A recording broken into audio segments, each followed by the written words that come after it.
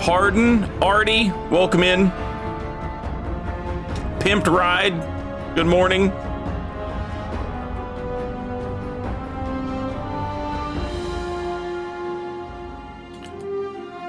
We have finally started the DLC for Fallout New Vegas. It's been, I don't know if I've ever played these, and maybe I've forgotten some of them, but I can tell you for sure, having started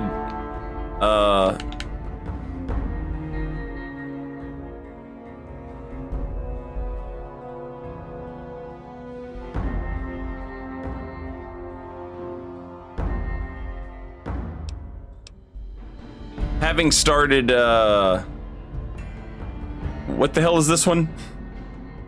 Honest Hearts? I know for sure I've never played this one.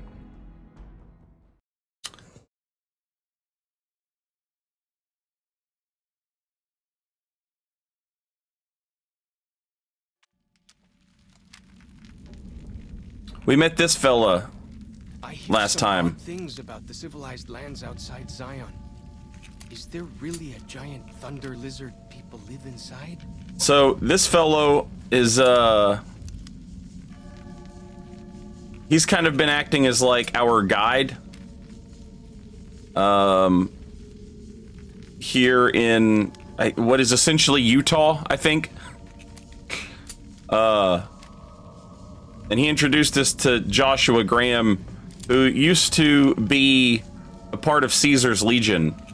And then they burned him and threw him into a hole. But he got better. But now he's the burned man.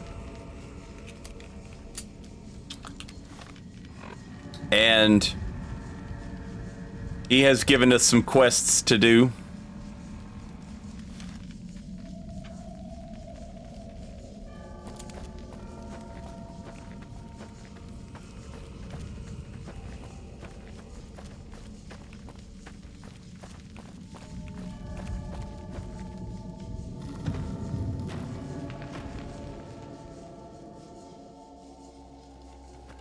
Yeah, so far Joshua seems absolutely badass. Mummified Kelsey Grammer.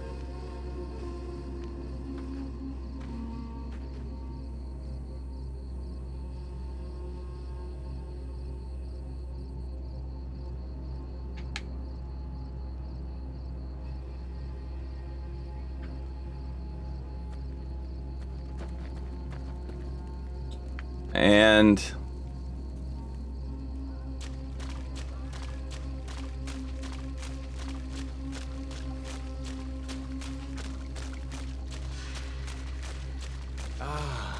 Eastern Virgin. What's the phrase? House, sweet house.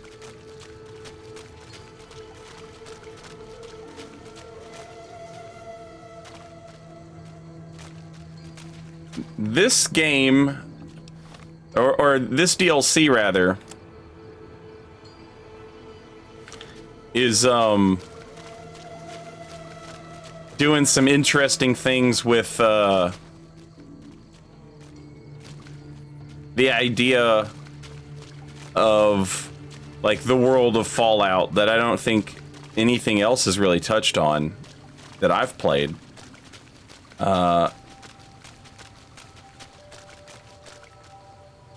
Like at a certain point, you know, it's been like 200 years since the bombs fell. And so for these places that are out in the middle of like literally nowhere, the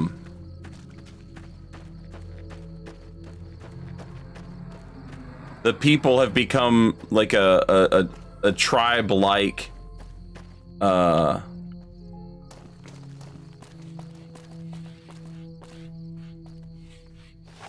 and in these places where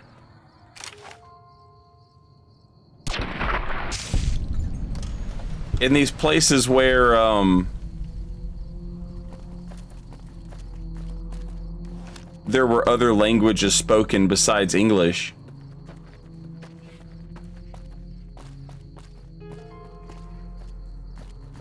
Fighting time. Ha!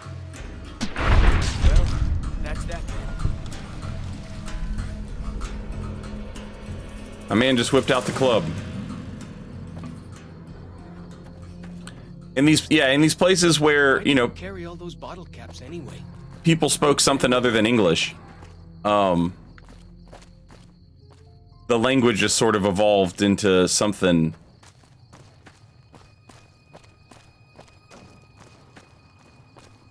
kind of a mix mash. Got him.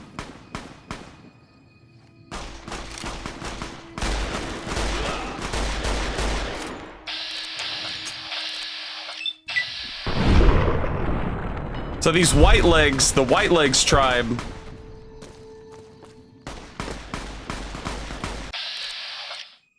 they want to join the Legion.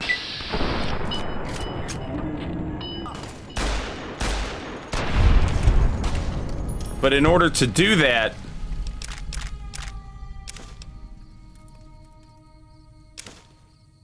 ooh, Molotov cocktails.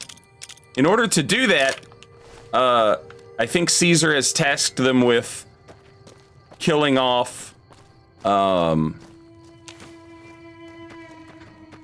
this tribe of people, that Joshua Graham works for, or with, rather. The idea of working for somebody is a little...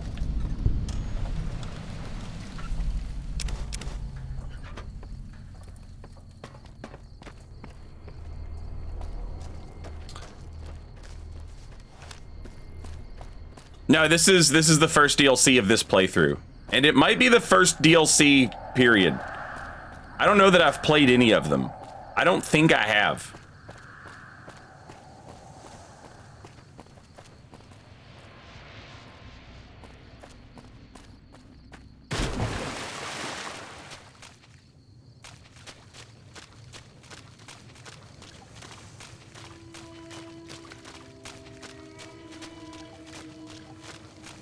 Creolization. Yeah. Whoa! Here we go! Alright, calm down, bud. It's just a gecko.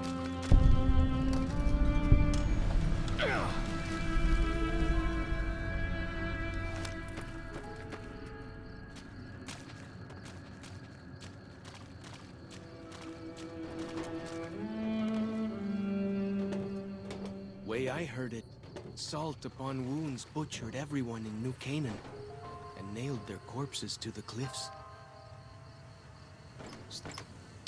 Still looking, but I got nothing.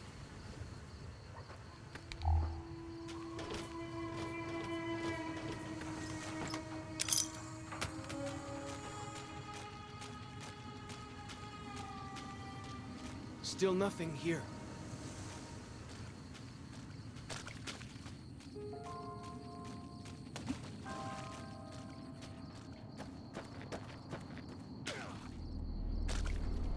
Still nothing here.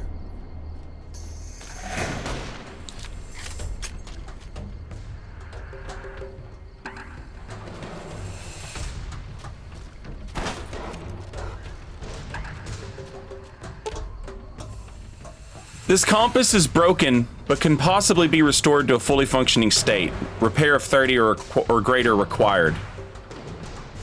I can repair this.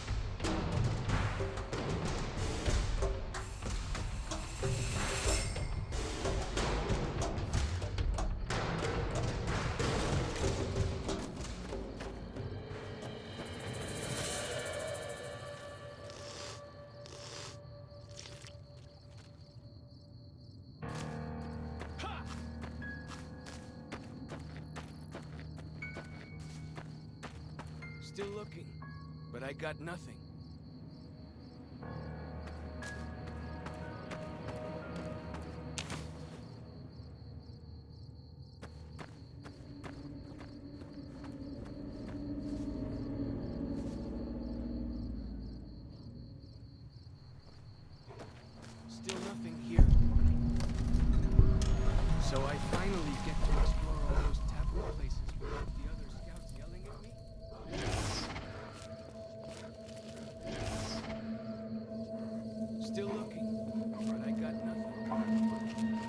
What are you still looking for?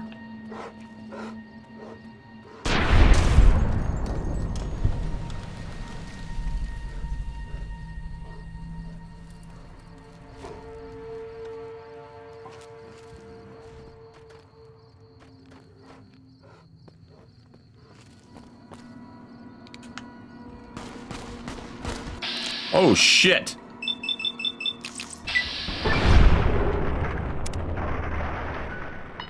I gained the animal control perk. Did they?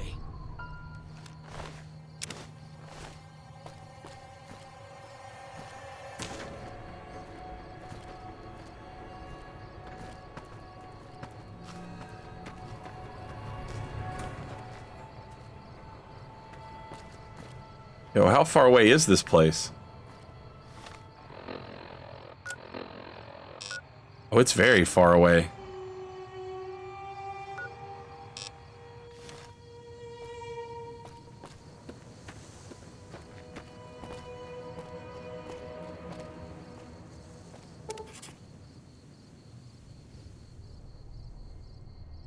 He said earlier that these handprints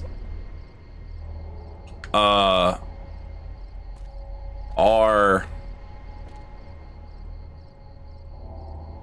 places where bad things happened, I think. And maybe they're viewed as like taboo.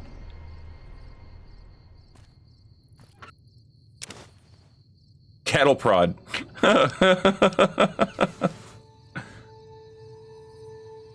Urban Spices, good morning and welcome in. And Metal Kaichin, welcome in. Velius. Anybody that I might have missed, good morning. Hope you're all doing well. Fighting time. Gotcha. Never stood a chance, did they?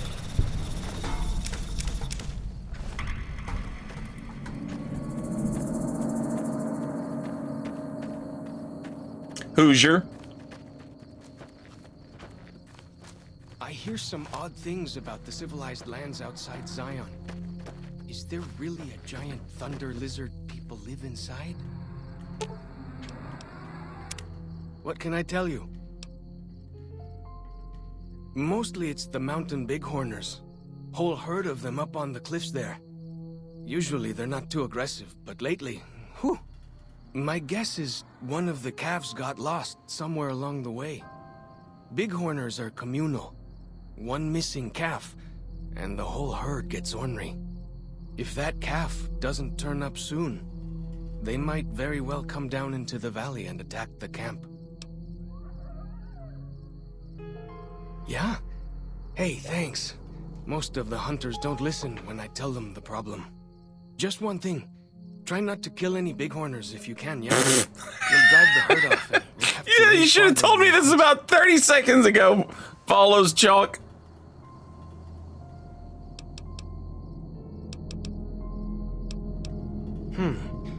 You might try luring the baby out with some banana yucca. These bighorners go crazy for the stuff. That's great. What can I tell you?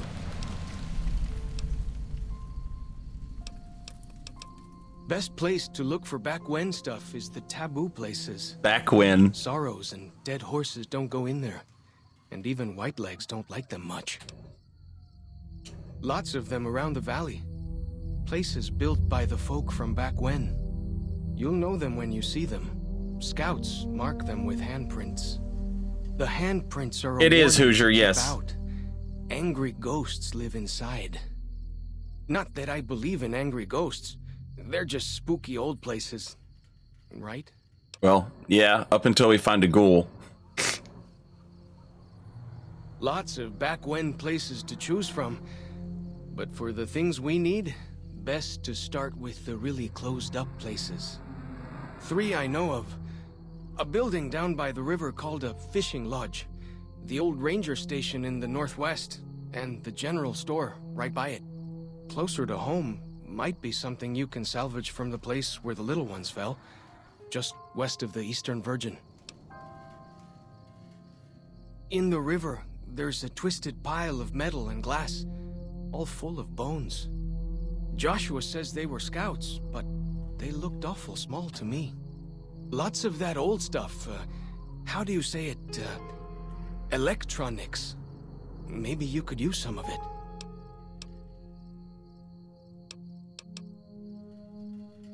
He's been the chief of our tribe since he came back to the valley. He went off to the civilized world years ago to fight a war. That didn't go well. Well, before he left, he didn't have those bandages all over his face. That tell you something? I don't know. He doesn't talk about it much. Maybe. But how can two civilized tribes fight over something as small as a dam?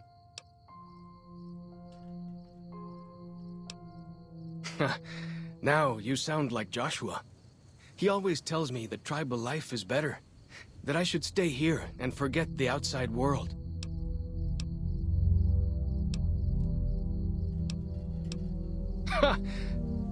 Really? That's... my gods. Must be some mighty civilized folks who built that.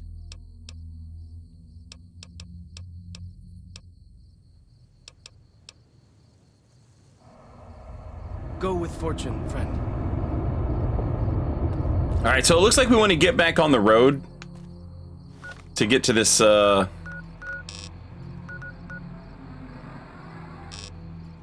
this fishing lodge. We're gonna get back on the road, and then I think this is like the forest, maybe?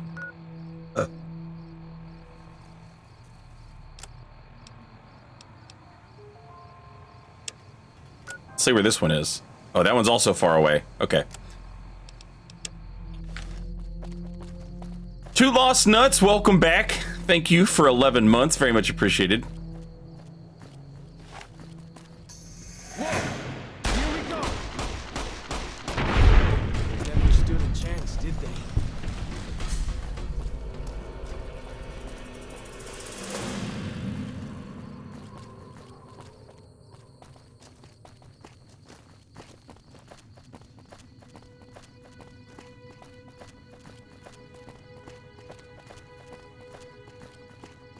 Not much, Sebo Cat. We literally just started. I found a crashed school bus full of boy or girl scouts.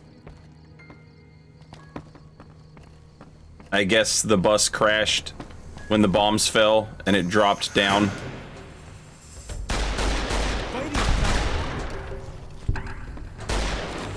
Whoa! What the hell is that? Poisoned mantis gauntlet.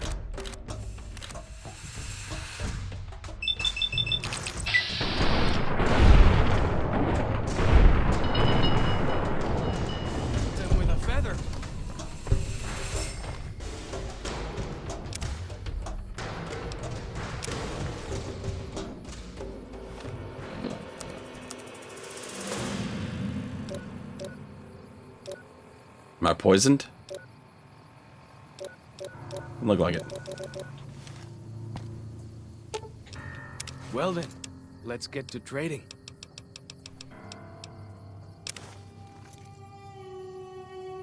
I don't know if he'll use that or not, but...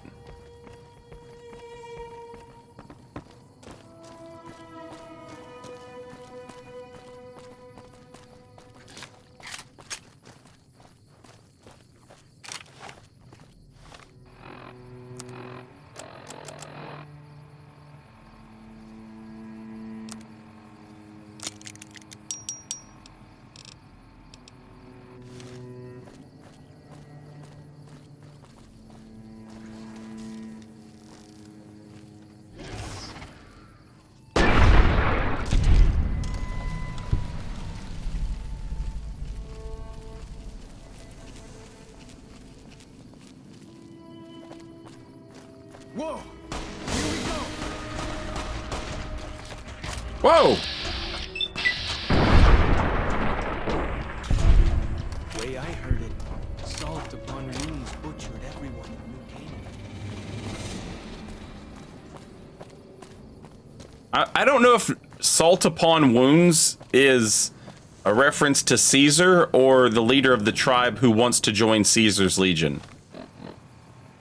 I imagine it's the latter.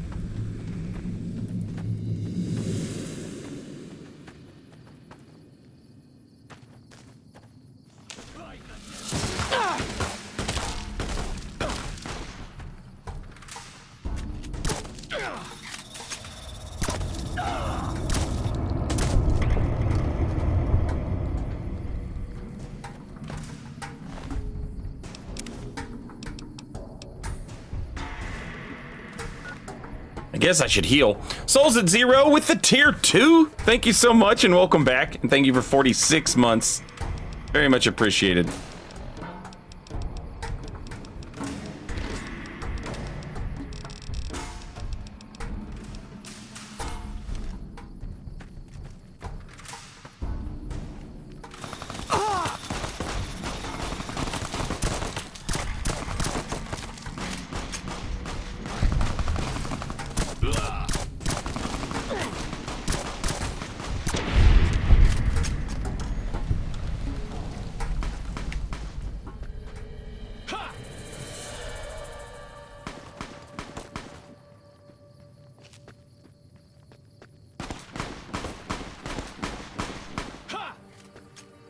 Why do you carry all those bottle caps anyway? They jangle like crazy.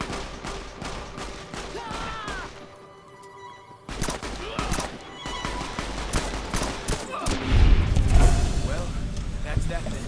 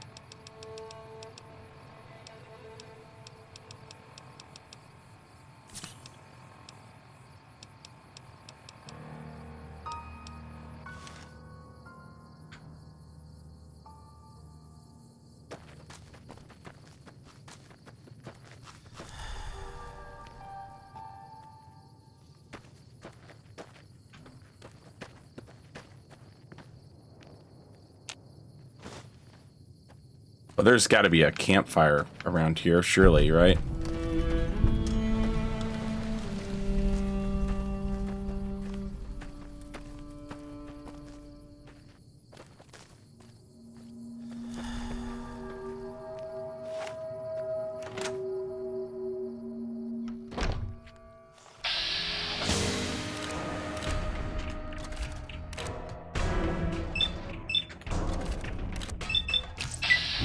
Another Dan, good morning.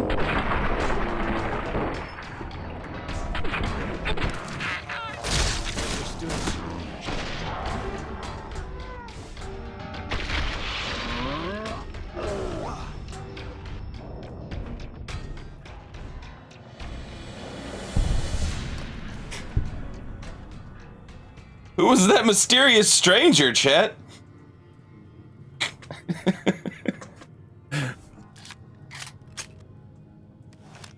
Thought he crashed my game.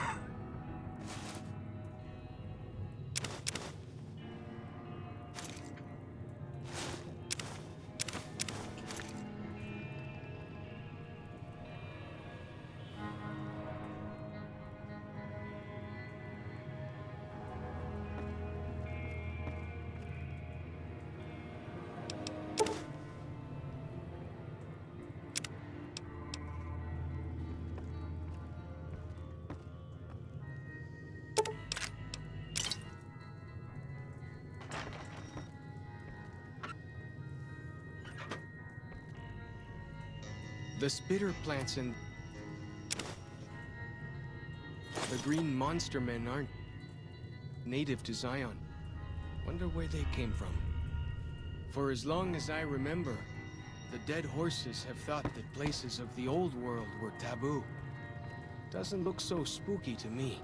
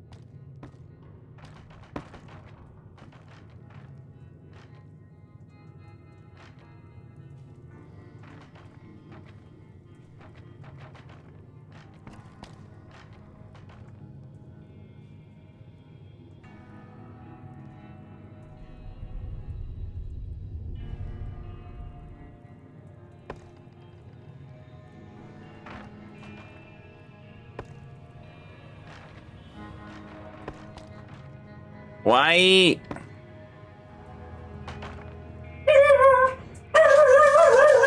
Oh, no one asked you.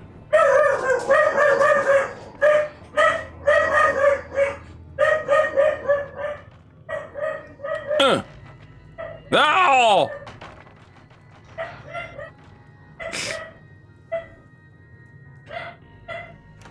Yep. Yep, an idiot dog.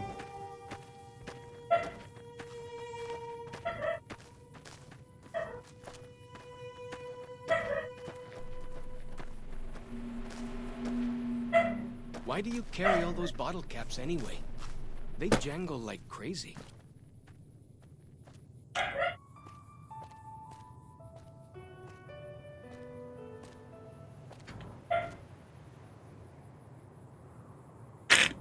She's so stupid. I can hear my roommate like, "Hey, stop." And she's still going.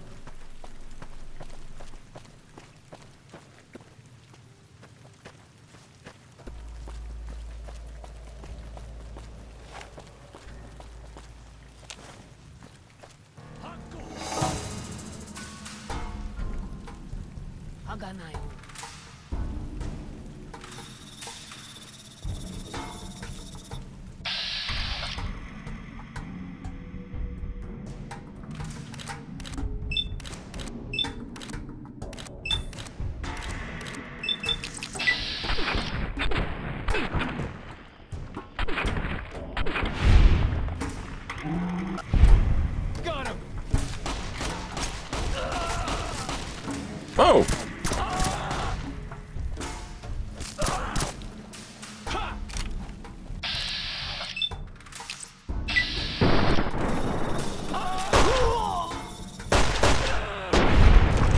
Jesus. Whoa.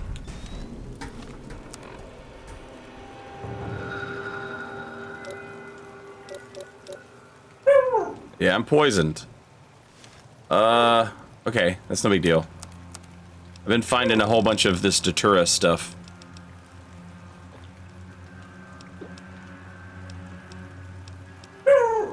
Sophie! Stop!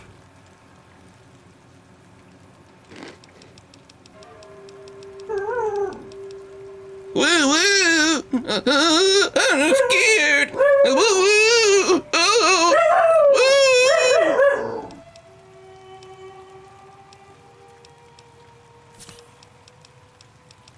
You should live in fear.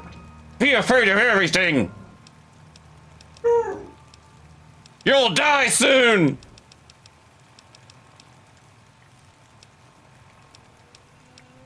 I mean, she won't, but...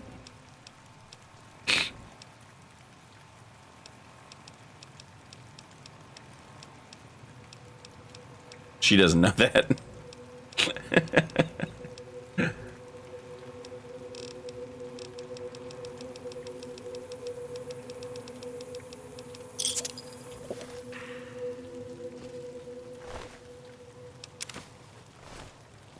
Guess I'm just jumpy.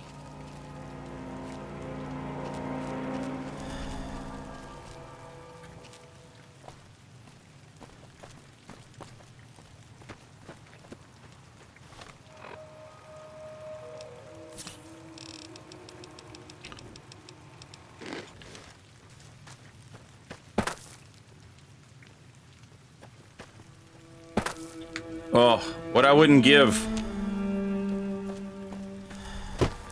to be able to craft some food.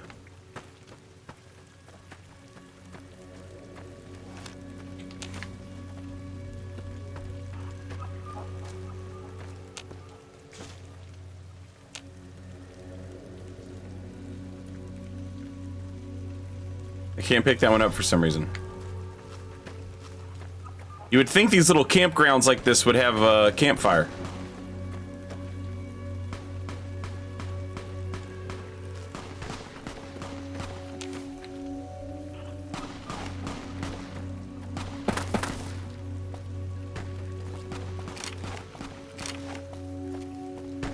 What is the homie shooting at?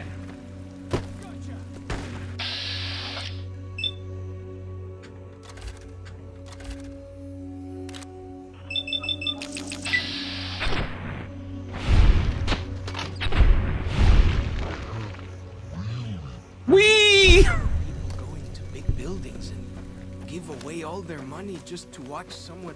Must have been nice. When Zion was friendly enough, folks could make camp wherever they pleased, and not worry about whitelegs and deadly critters.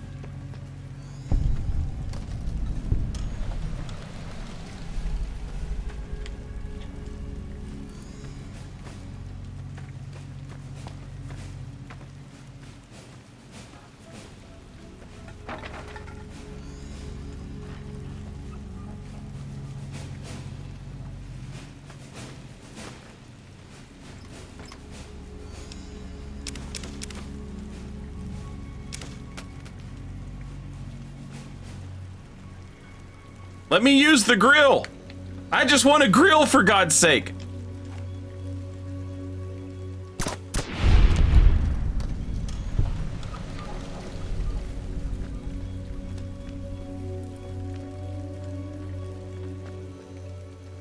Finny, good afternoon.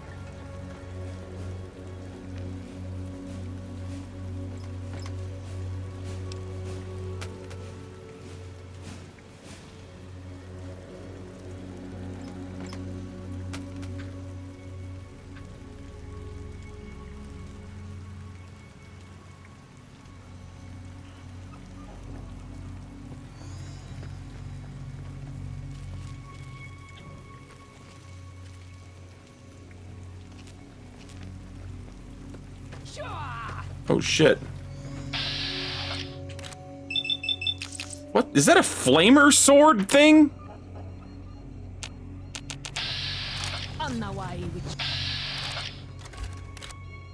Certainly looks like it.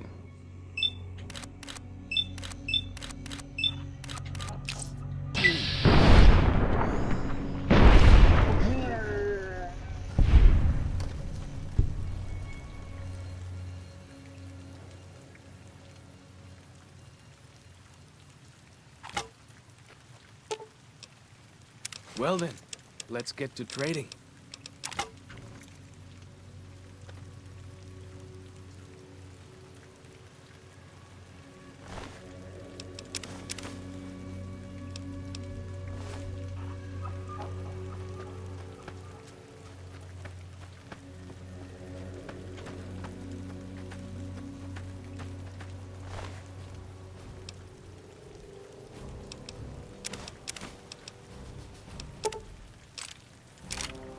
Why do you carry all those bottle caps anyway? They jangle like crazy.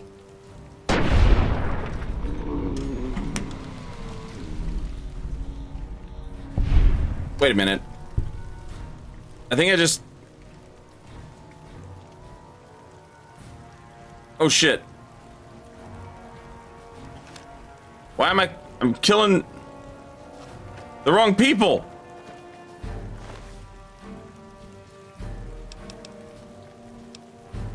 Why are you not yelling at me? Tell me not to kill your fucking people. Jesus Christ. I just got here.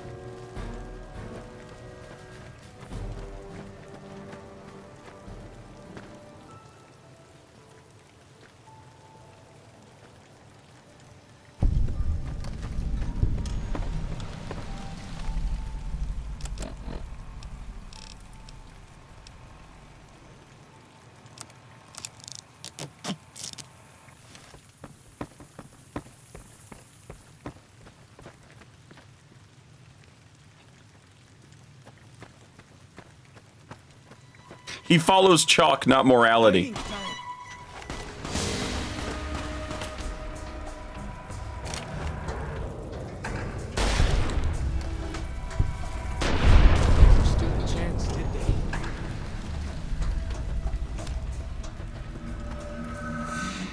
Whoa, holy shit.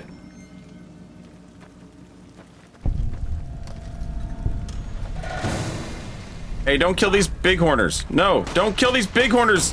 You're the one who told me not to kill them. That's that then.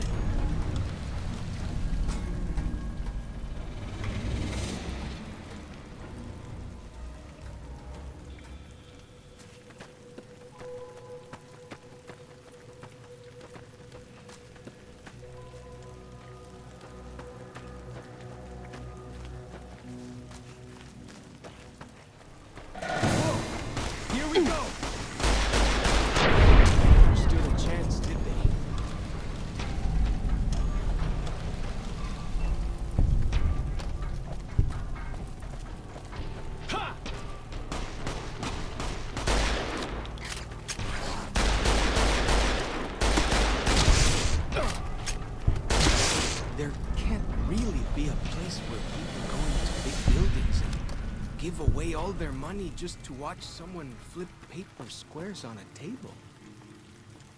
Not only can there be, but that's how I made my fortune.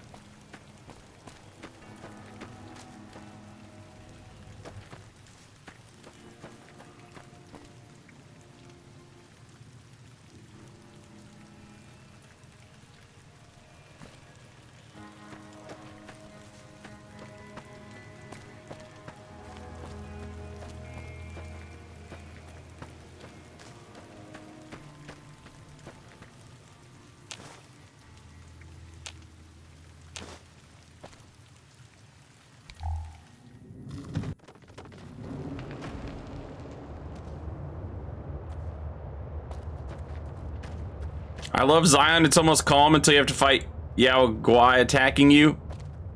There are so many of the white legs, though.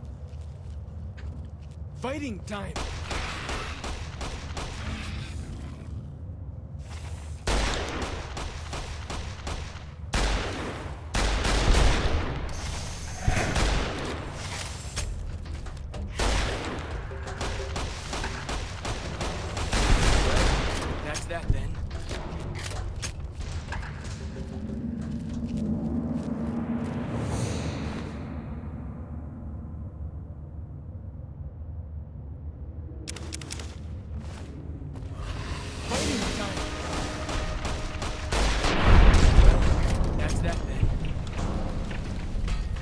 Say that's that, mattress man.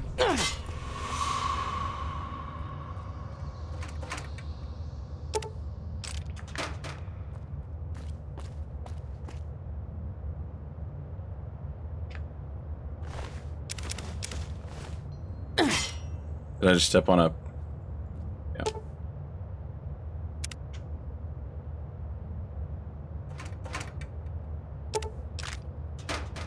That compass thing always knows where north is, huh?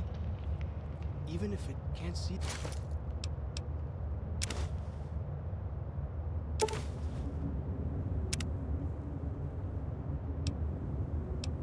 The stars?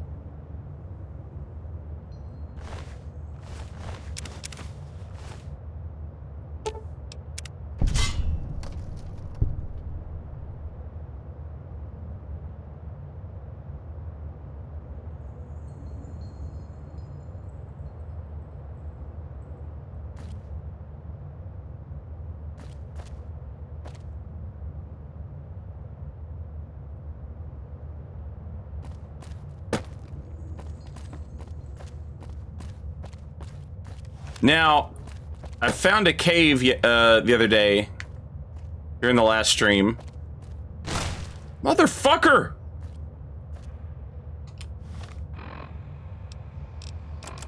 With a computer in it, and chat said to read the computers, you know.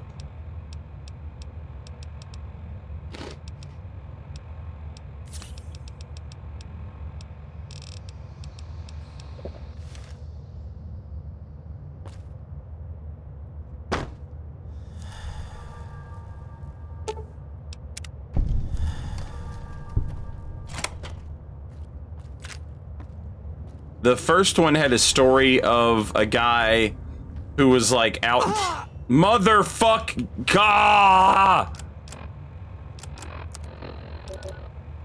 I better trap my death hole. I live in a death hole. I better trap it up. Here I go. Get out. Only me.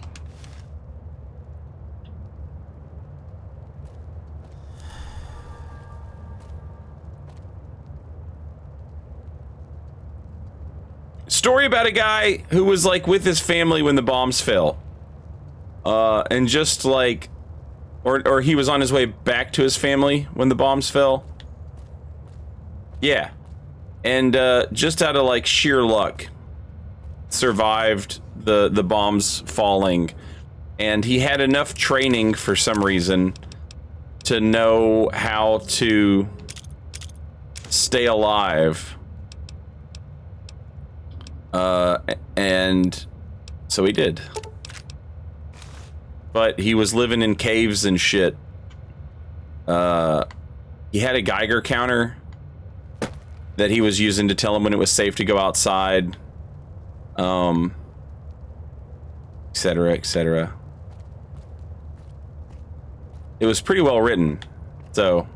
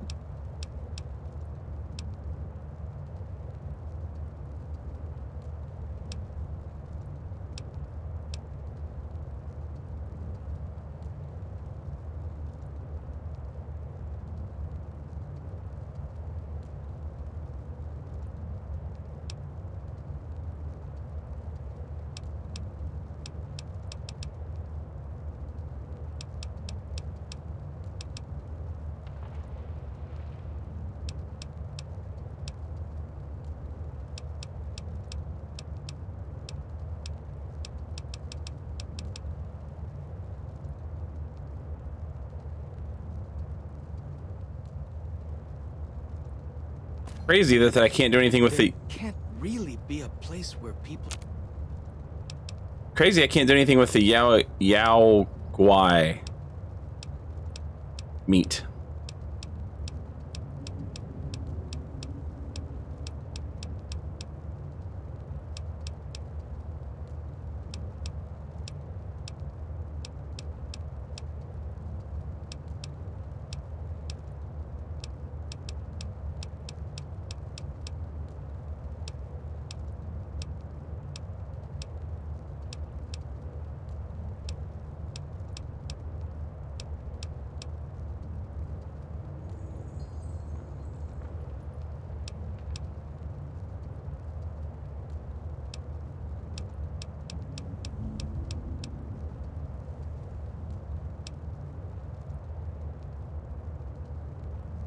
go into big buildings and give away all their money just to watch someone flip paper squares on a table.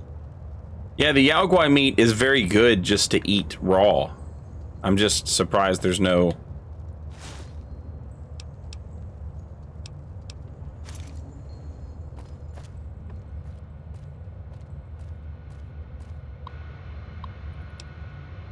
Year 2108. August 22nd. 10 sets of tracks, half-mile northeast of Canyon Entrance. Barefoot? August 23rd. Saw them through scope. Corpses walking around. Finally gone crazy. Dementia, maybe? August 24th. I'm not crazy. They're real. God damn it, they are real. Rushed me the moment they saw me. Snarling like animals. They look like corpses but don't smell rotted. I'll be putting them out of their misery. Doing for them what I never could for myself. September 3rd. The last of them. All gone. Happy birthday to me. Happy birthday to me. Happy birthday, you useless old dinosaur. Happy birthday to me. Happy 60th. What do you get a man who has everything? A bottle of whiskey and a 12-gauge slug through the roof of the mouth. Woo! Come now. What do I have to do to prove to myself that I've lived long enough? I'm a shriveled old man. White beard. Seen enough sunrises and sunsets. Saw the big sunset. Been hanging on through the long night 36 years now. Ridiculous. Not kidding myself into thinking there's anything on the other side of this. Fine. Things weren't so bad before I was born. Char and Alex, Sylvie and Michael who could have been. Thoughts of the beloved dead before dying. Goodbye, Zion. February 6th. Fucking didn't do it. Coward as usual. Maybe 2 bottles next year. Holy shit. 10 years passed.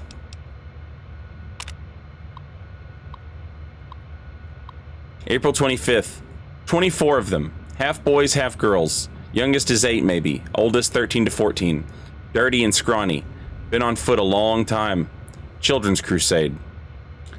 Struck camp on nearly the same spot as Los Mexicanos.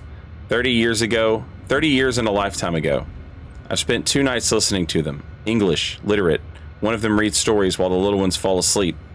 They escaped someplace called the school. They can't figure out where it was. When they want a little one to behave, they tell him to stop or the principal will get you. The principal better not show up or I'll blow his goddamn head off. I can still shoot straight.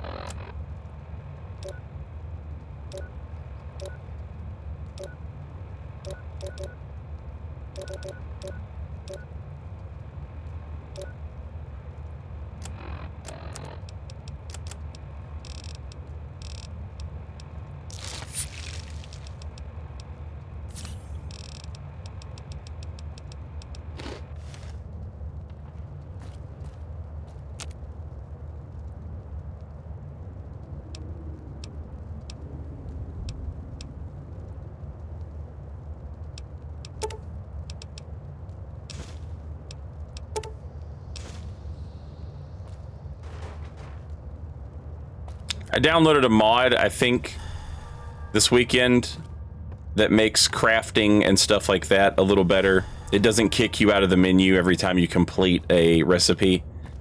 And man, that's nice.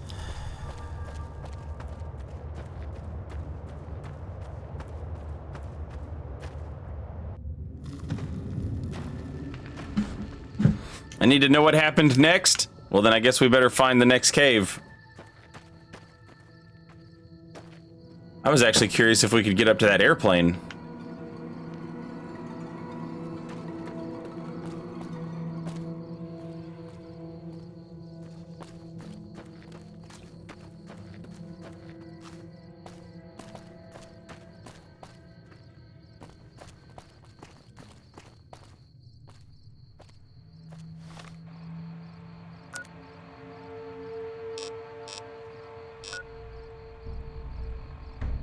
I wonder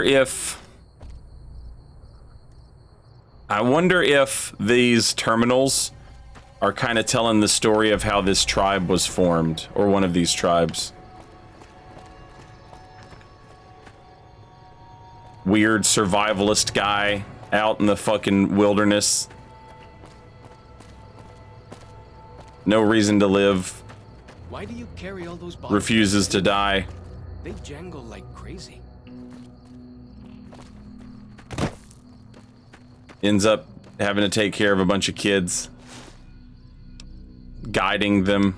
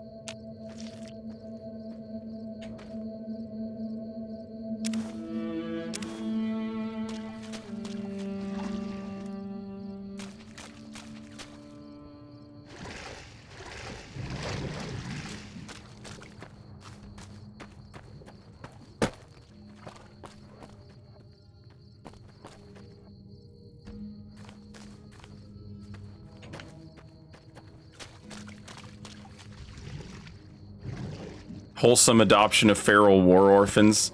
Well, it sounds like, to me, the language that the tribe speaks, Joshua said it was English mixed with something called Res.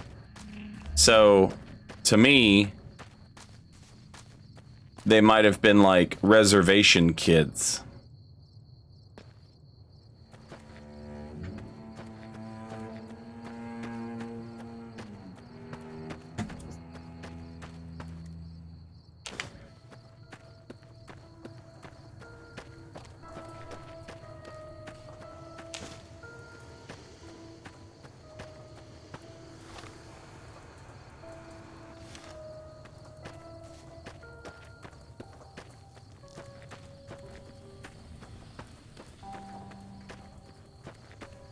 Shipping detail.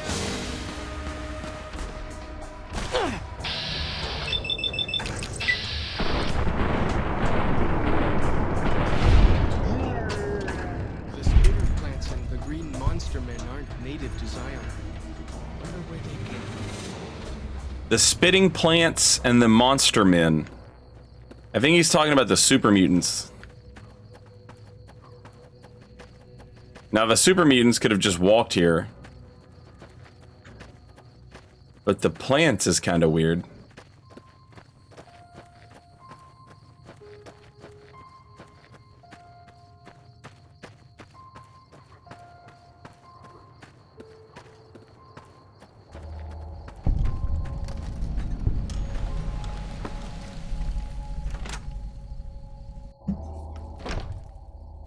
Fighting time!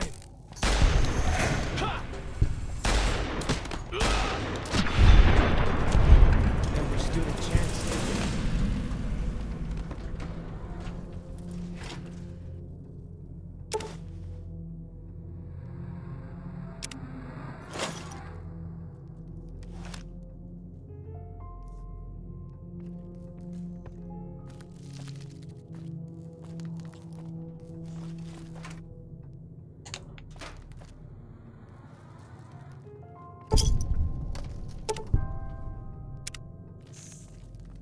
Got him! Ha!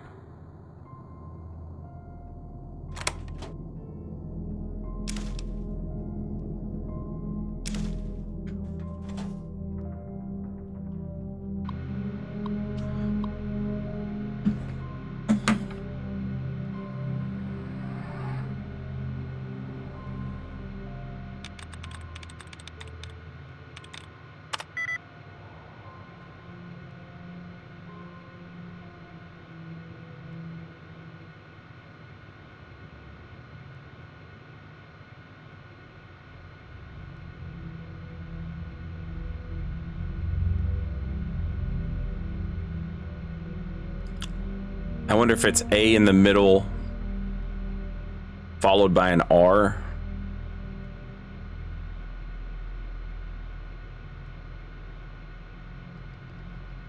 Or if it's the A at the start with another A in the middle. Sure, sure, sure.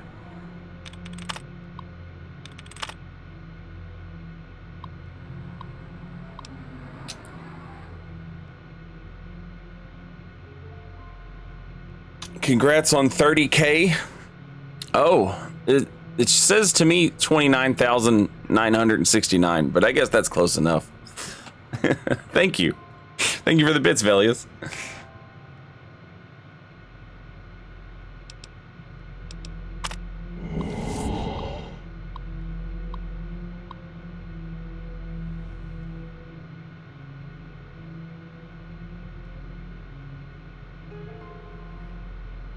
Hi, Mandy. This is Horace Applebaum out at the Zion General Store.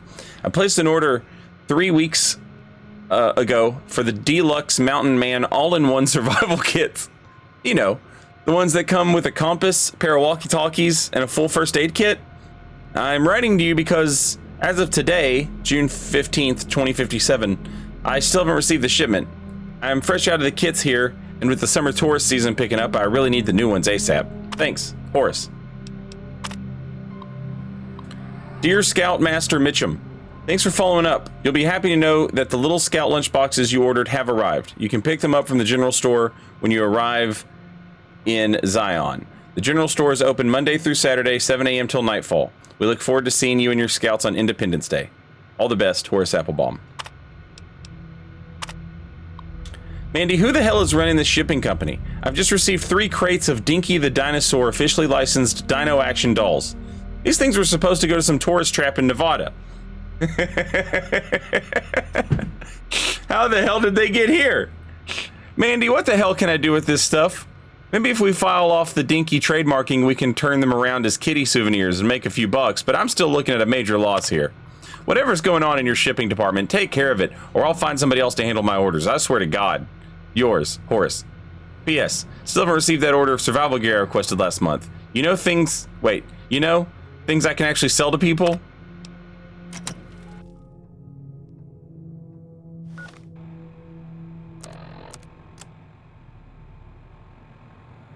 Oh, we need 5 of these.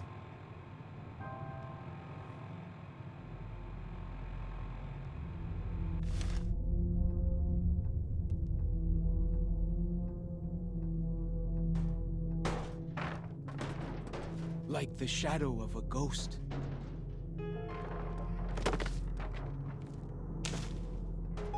Feels good to be doing some actual scouting, not just following.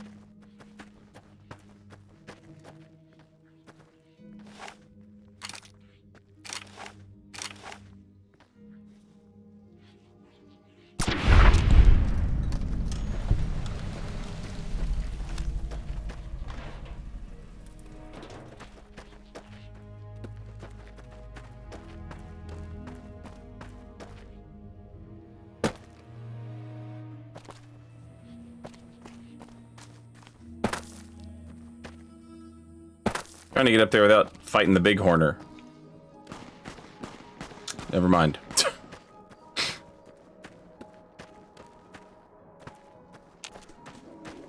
Feels good to be doing Oh, shit. some actual scouting, not just following. Never stood a chance, did they?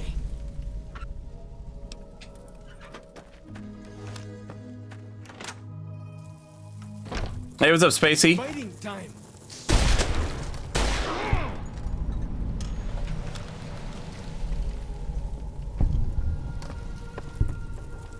Whoa! Here we go!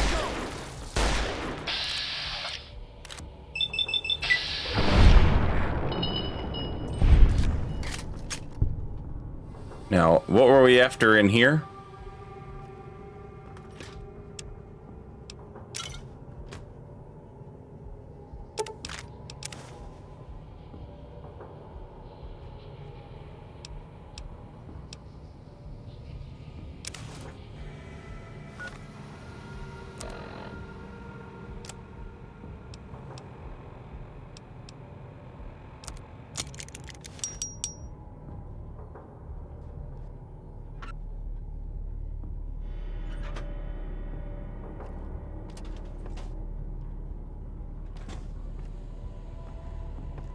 Contaminated medical supply kit.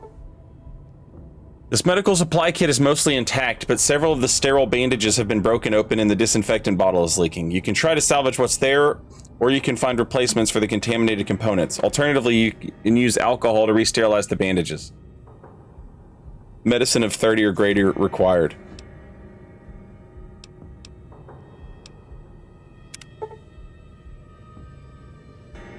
With some high-proof alcohol, you could sterilize the kit rather than replace the components. Requires a scotch, a vodka, or a whiskey.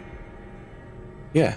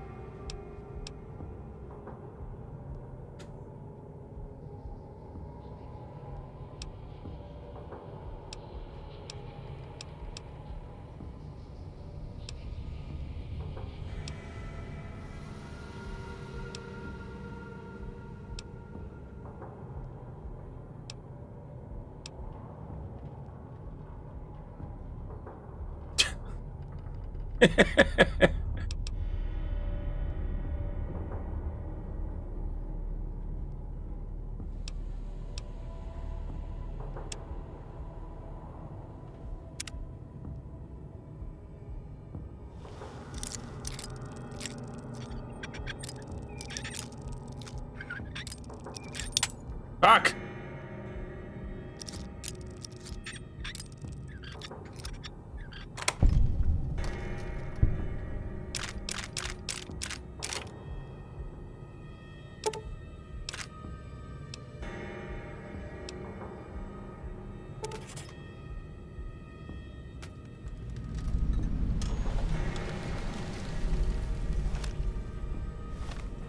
As deliverers of sorrow. Oh. Bring the supplies to Daniel.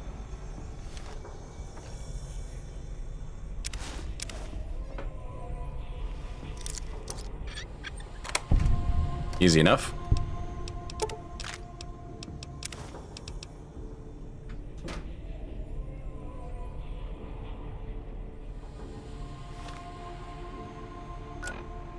Where's Daniel? God damn.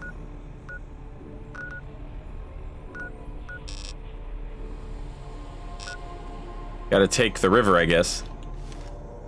The Rio!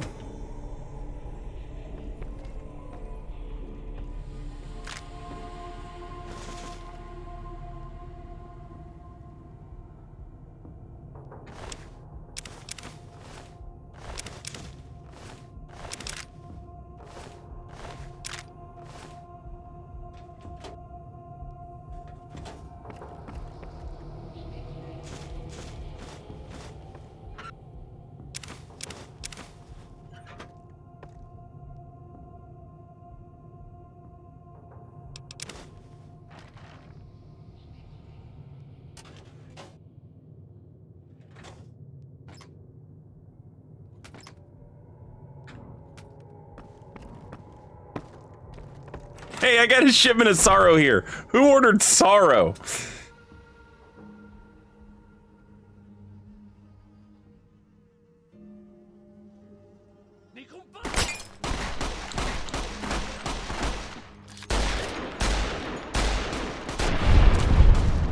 The spitter plants and the green monster men aren't native to Zion. Wonder where they came from. I wonder where this road leads.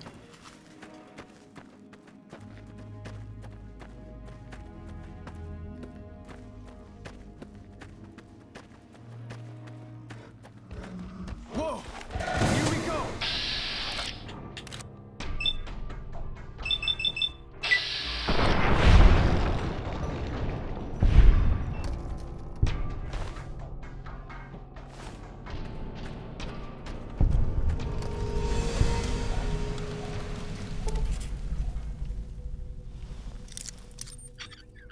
Hard?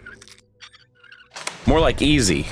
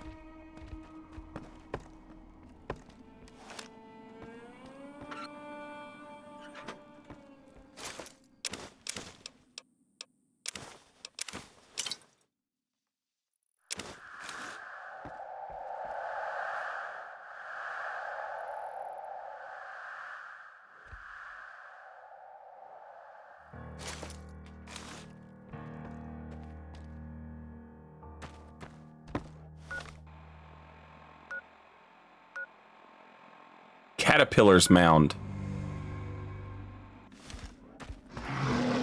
Leave us alone. Leave us alone.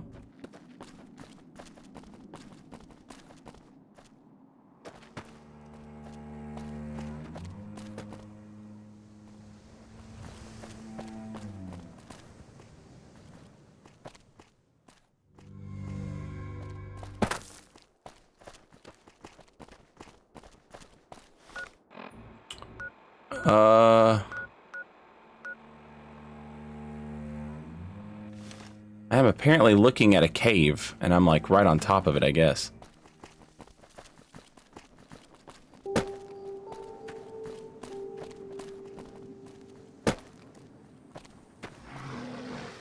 Whoa! Bet they don't have anything as nasty as Yao Guai out where you come from, huh?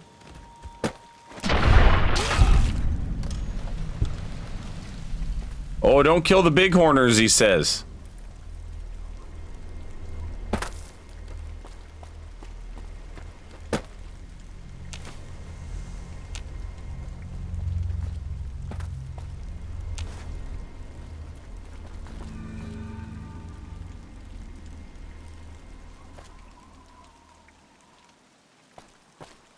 Uh-oh.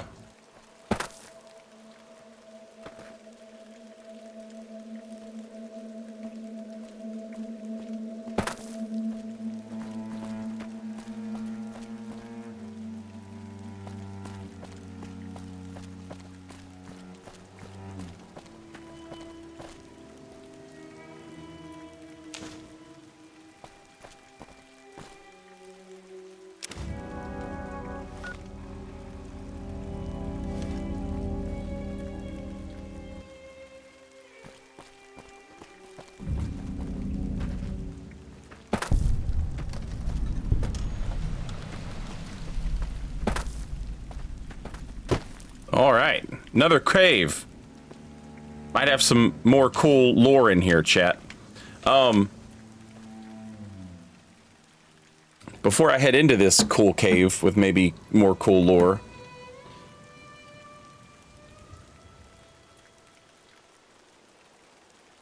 I'm gonna go get some coffee. It seems I've missed the meeting of Joshua Graham, the guy who's infinitely cooler than you. I can't even argue with you. You're just right.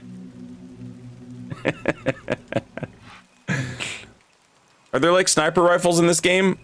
Or like other rifles than the varmint? Yeah, there's other rifles. There's one you can get off of NCR types. Lands outside Zion. Is there really a giant thunder lizard people live inside? Fuck. Soldier's rifle or something like that?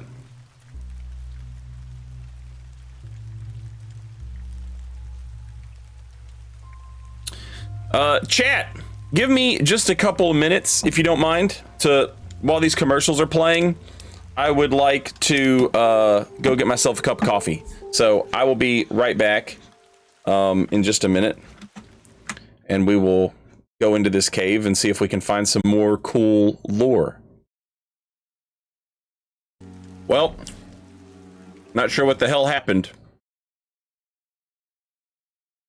While I was gone, Follows Chalk died, apparently.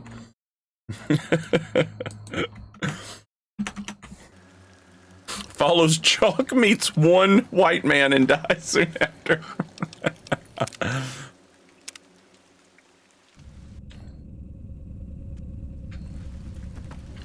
How did he die?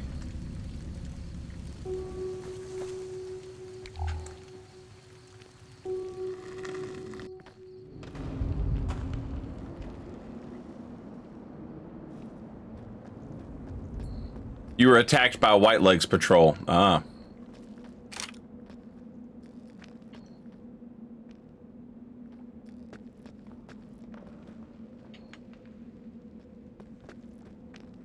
Whoa! Chalk, is this cave an illusion?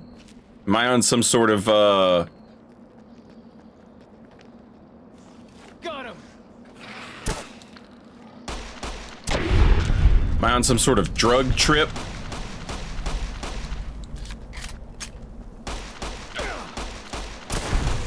Well, that's that then. That's that, mattress man. Say that's that, mattress man.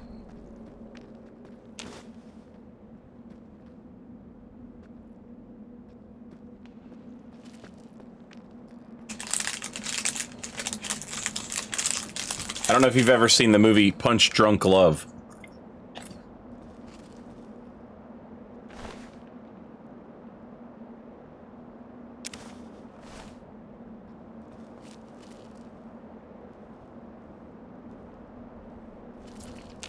Adam Sandler gets blackmailed by a mattress store owner who's running a brothel, I think.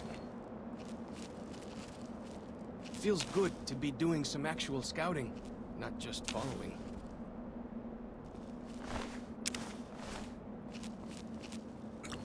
The mattress store owner is played by that really talented actor who died drug overdose. Kind of a chubby guy.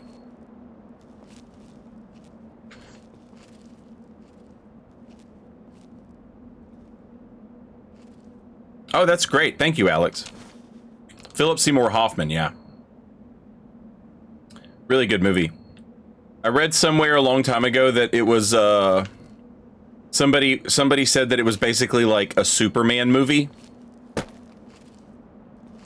So like people were talking about like the best comic book adaptations, and someone referred to Punch Drunk Love as a movie about Superman, and I was like, holy shit. I love that. That's one of those fun wackadoo theories, you know?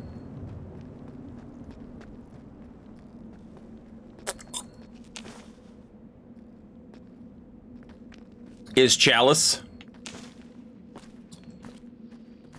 Good afternoon.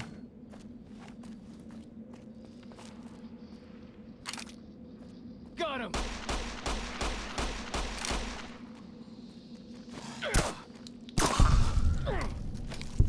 Hope you've got medicine better than some sticky herbs. You okay?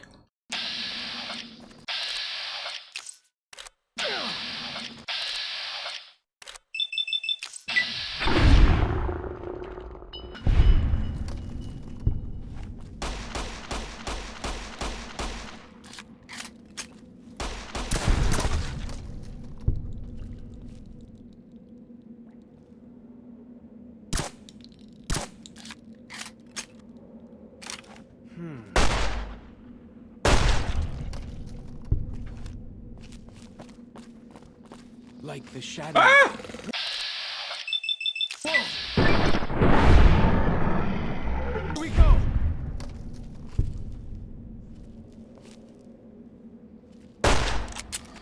Got him.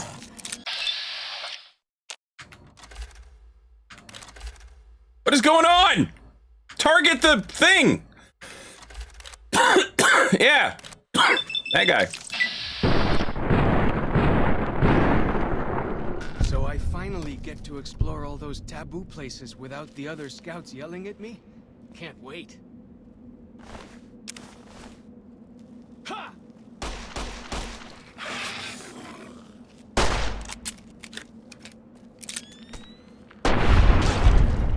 Well, that's that then. Anyway, there's a scene in Punch Drunk Love where Adam Sandler says, he says, "That's that, mattress man." Say, "That's that, mattress man." And now anytime I hear that's that, it immediately has to be followed with mattress man. Got him.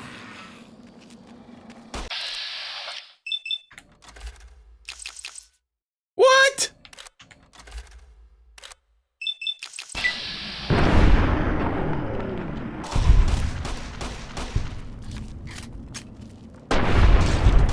Well, that's that then.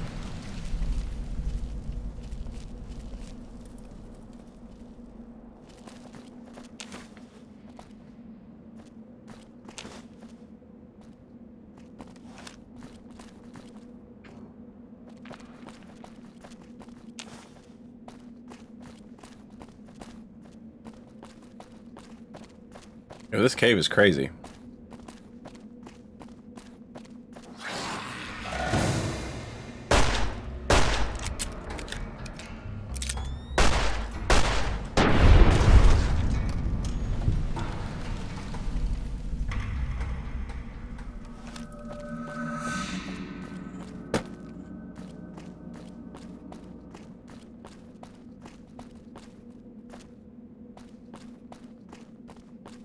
My controller is buzzing. I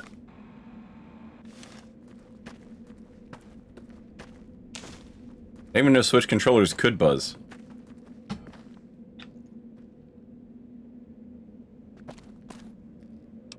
that normal?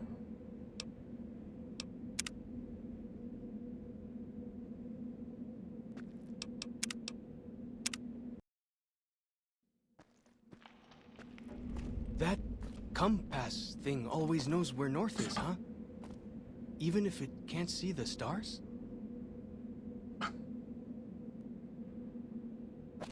For real, why is it buzzing?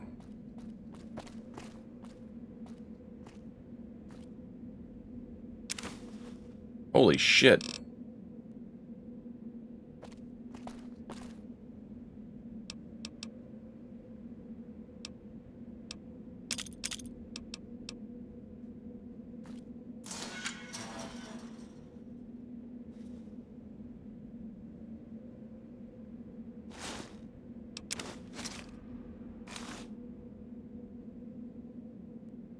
Magus, hello.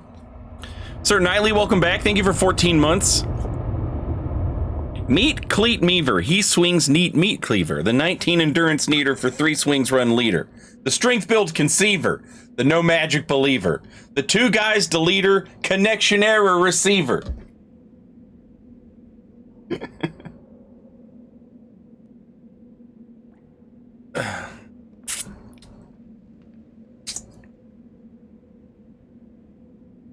One of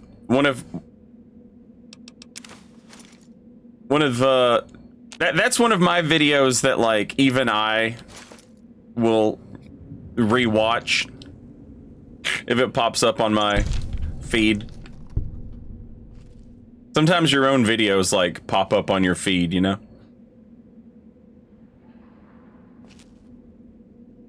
And you know, most of the time it's just kind of like, oh, look at that. But if it's that one, yeah, I'll watch it.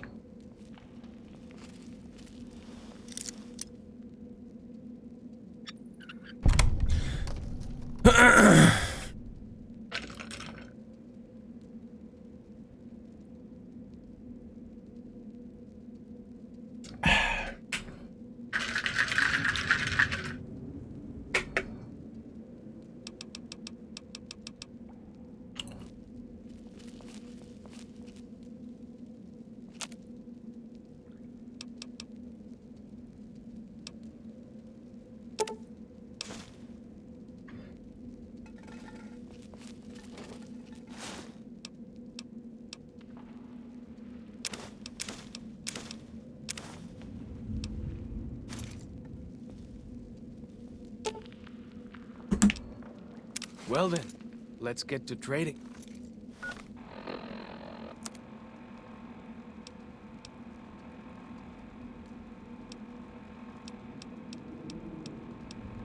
What's the difference between dirty and grimy?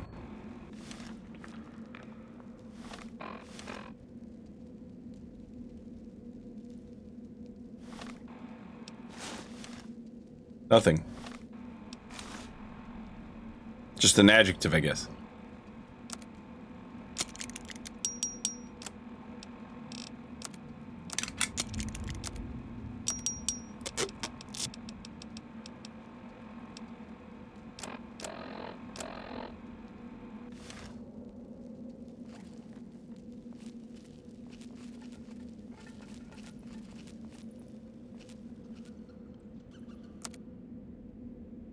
A satchel charge.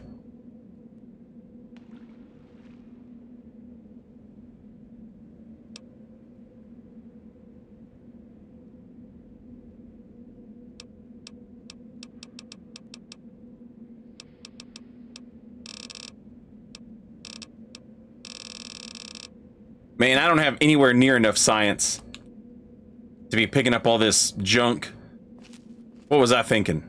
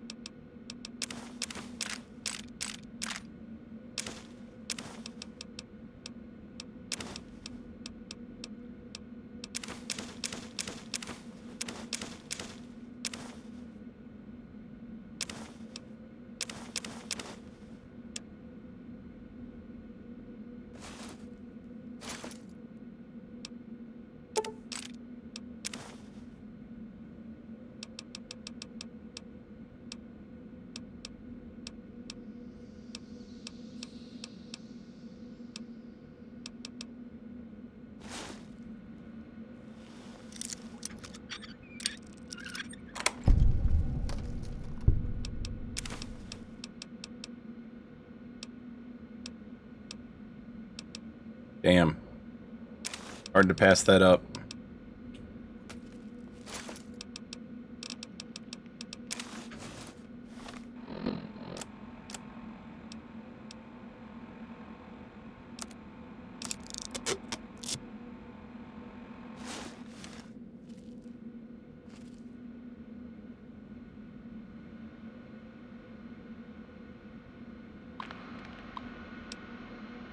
Year 2097.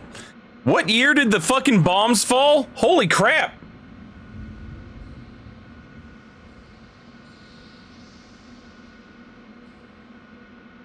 Carrying Inspector, good afternoon.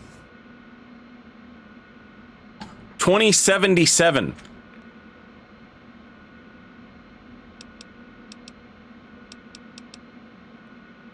This man's been out here for a minute. The coffers are gone finally. All 34 that still lived. Ate their dead for strength, then struck out southeast. Victory. 10 months of killing. All I feel is cold. They deserved every goddamn bit of it. Thought I was dreaming, but the screams were real.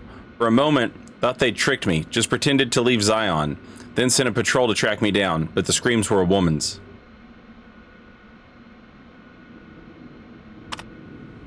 Edged around corner and passageway to have a look. One vaulter, ankle deep in bear trap. Leveled my SMG, but the way she was crying stopped me. How she screamed when she saw me. Been their boogeyman for a long time. Named Sylvie. Claims she ran away from them. Calls them evil people. Children of the devil.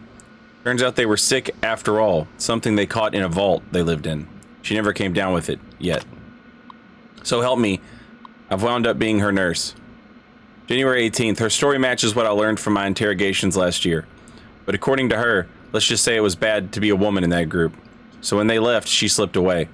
She knows next to nothing about living outside a vault. Says she wants to learn. Never been so scared in my life. Canada wasn't scary, just sickening. The criminality of it. The end of the world wasn't scary. When I knew you and Alex were dead, I didn't have anything left to be scared about. I just went on for some reason. I wasn't scared fighting the Vaulters.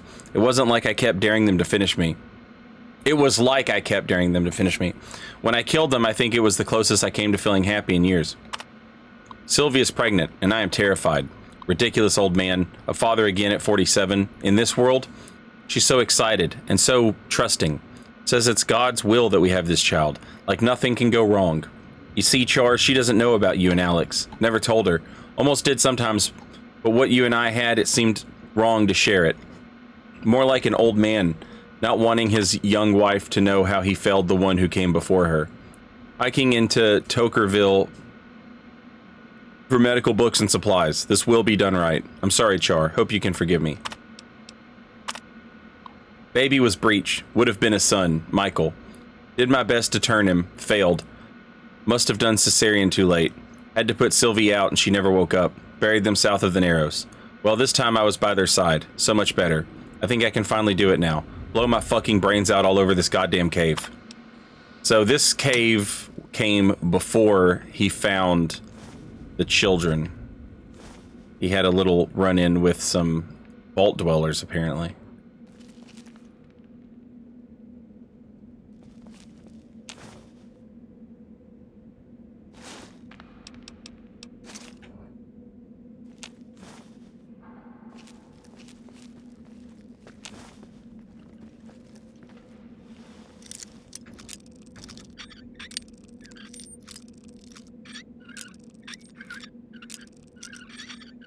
Way I heard it, salt upon wounds butchered everyone in New Canaan. Nailed their corpses to the cliffs.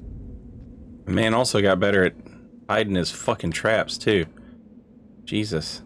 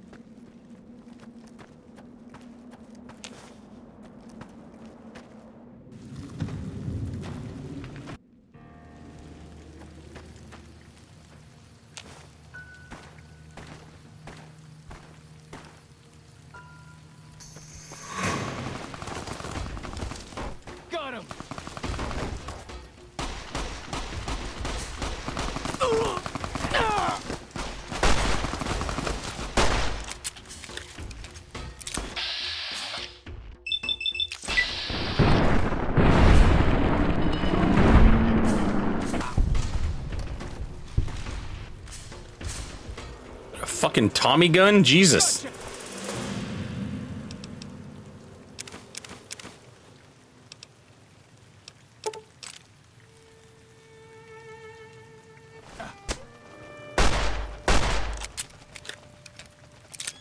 Well, that's that then.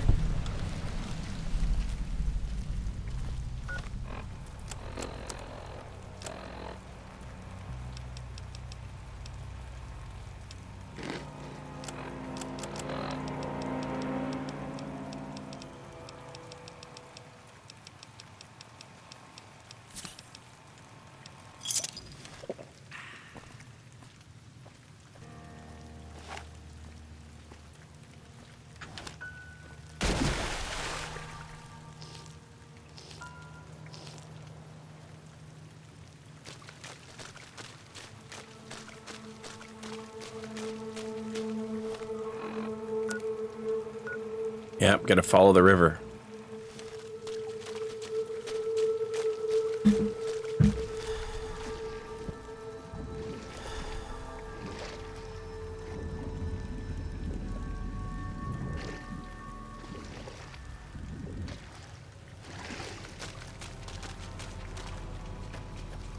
So I finally get to explore all those taboo places without the other scouts yelling at me? Can't wait.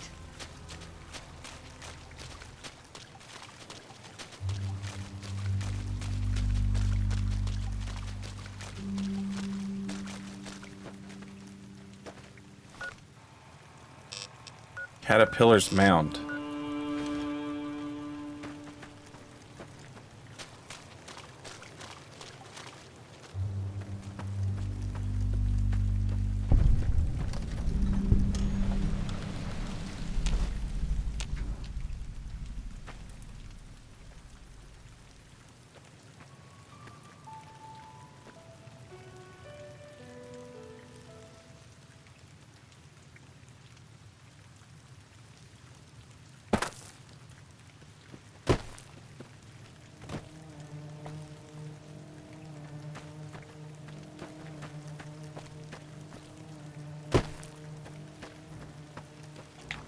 What is up with this place? Is it just a landmark? Not a destination?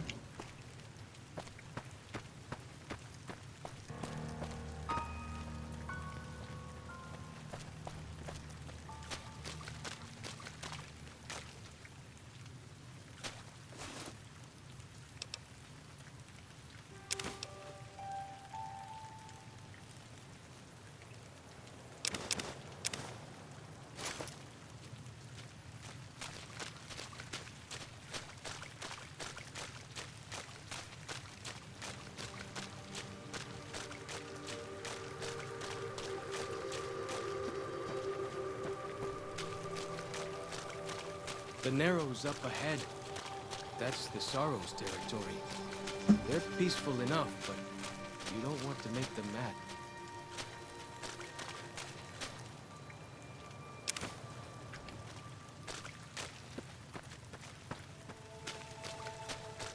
I wonder why they're called the Sorrows.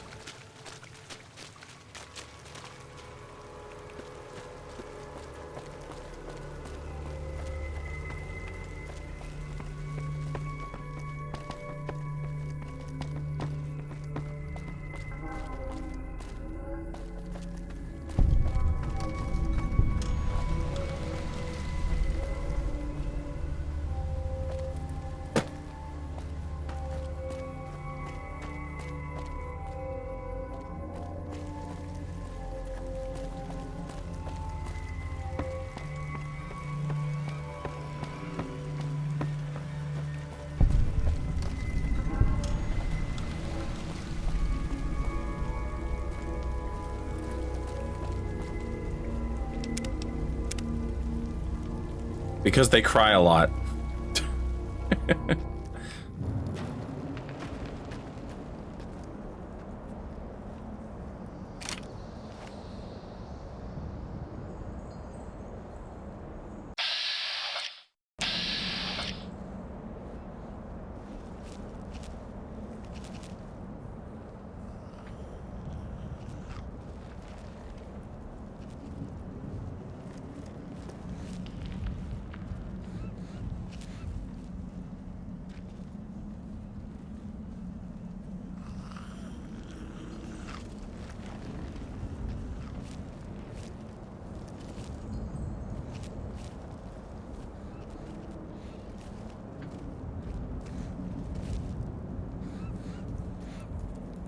Whoa! Here we go!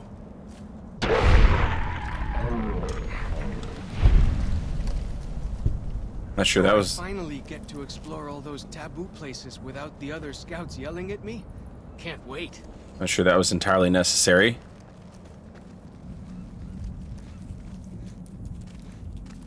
Whoa! Here we go! Good!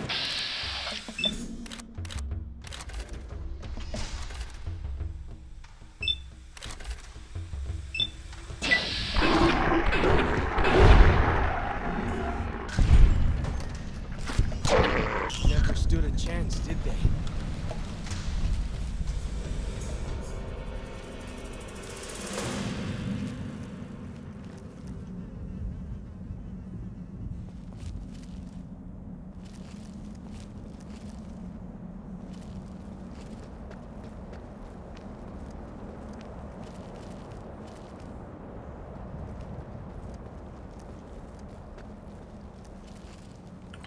Well, somebody stayed here, but I don't know if it was our boy. John Survivor Man.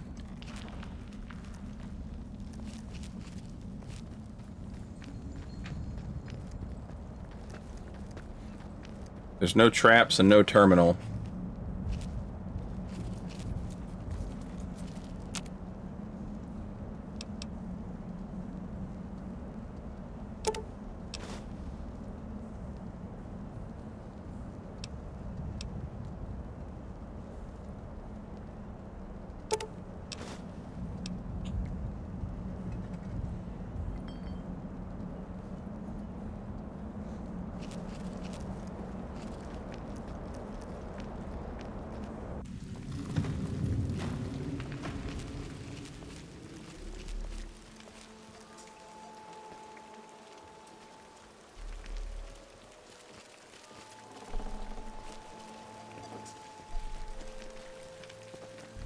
You are the one Joshua Graham sent to us. Blessings of the Father in the cave on you. Daniel is waiting for you. I like your bear glove. Where can I get one? Asaro's Yaoguai fist is a sacred symbol. It shows that we belong to the tribe and have willingly undertaken a dangerous quest to aid the tribe. Each sorrow makes his own. And only after hunting and slaying a Yaoguai that threatened our people. Our shaman, White Bird, oversees the rites.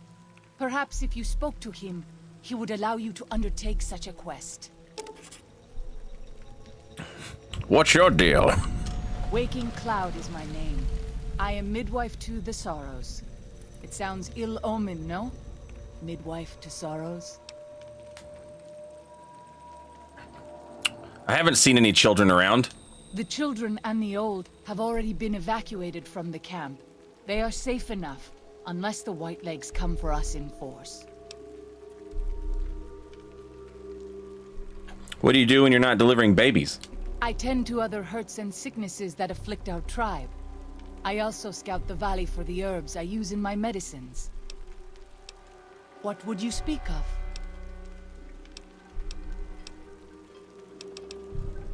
Daniel is a wise man and a great friend to the Sorrows. He taught me to speak the language of New Canaan, the English from the holy books. Yes, the language of the New Canaanites is the holy tongue, for it is the language their sacred books are written in. The Father in the caves brought it to them after the judgment, but the ancestors of the Sorrows sinned against him. They were denied the true tongue. I wonder if the father in the cave is this guy we've been reading about. 6 years. He attended the birth of my third child. It was a hard birth. The river nearly carried my water to the father, and my child's with it. Daniel knew the ways of New Canaan's medicine. He stepped in and saved both of our lives. After the birth, I asked Daniel if he would teach me what he knew of childbirth. He agreed, and so here I am. What would you speak of? Have you not heard of the god of the new Canaanites? He is our protector and our judge. He helped our ancestors find their place here in Zion. He gave us many gifts, but we are not to seek him out. His caves are forbidden to us. Those who seek them out are taken from us. It doesn't sound like what I've heard about the new Canaanites. Perhaps you do not fully understand the new Canaanites. I have seen the Father's images. His holy bride and holy son were given unto the world to save it. They dwelt in the caverns of the mountains, caverns which can still be seen today. The people sinned against him and were punished with the end that came in fire and the loss of the holy tongue. Only the new Canaanites were spared. I see. That's fascinating. I'm sure Daniel could tell you more. His knowledge of the Father is greater than my own. We have dwelt in the Narrows since the end that came in fire. When the Father in the caves punished the world and made us forget the Holy Tongue. We have had good relations with the other tribes in the valley. At least before Salt Upon Wounds brought his white legs here. We have Daniel to thank for our continued existence.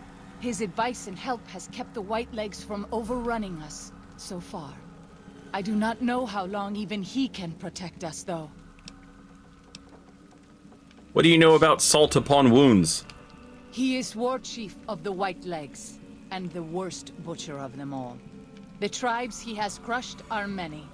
The warriors he has slain, countless.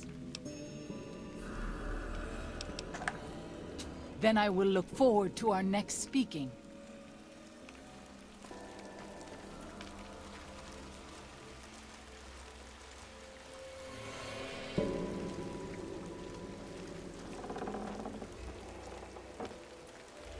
Yeah, Salt Upon Wounds goes hard as a villain name.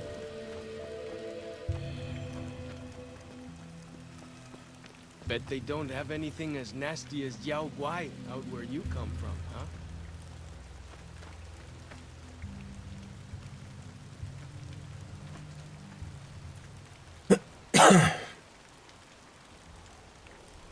The dead horse has told me details about the attack on your caravan.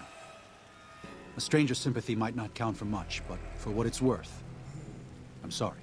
The Sorrows will mourn your friends too. They mourn everyone, even the Whitelegs. They have sensitive souls. Innocent, if there is such a thing. In spite of what's happened, I hope that Joshua and I can help you out of here. But to be frank, we need your help too.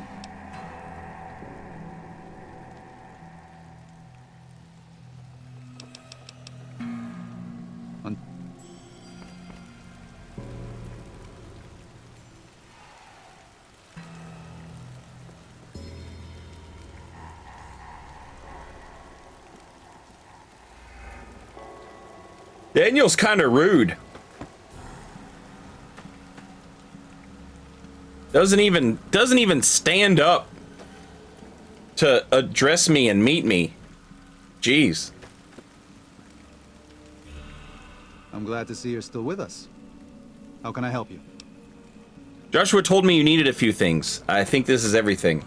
Well, I'll be.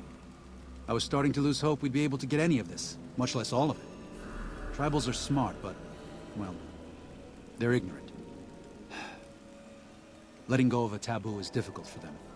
So I knew it would have to be one of us. Turns out all it took was a Gentile, or, no offense. These supplies are a godsend. But if we're going to evacuate Zion without drawing more white-leg attention, I need you to go back into the valley. Specifically, I need you to scout out some locations for white-legs and try to recover a map of Grand Staircase, a wilderness area to the east. There's also the matter of the roads.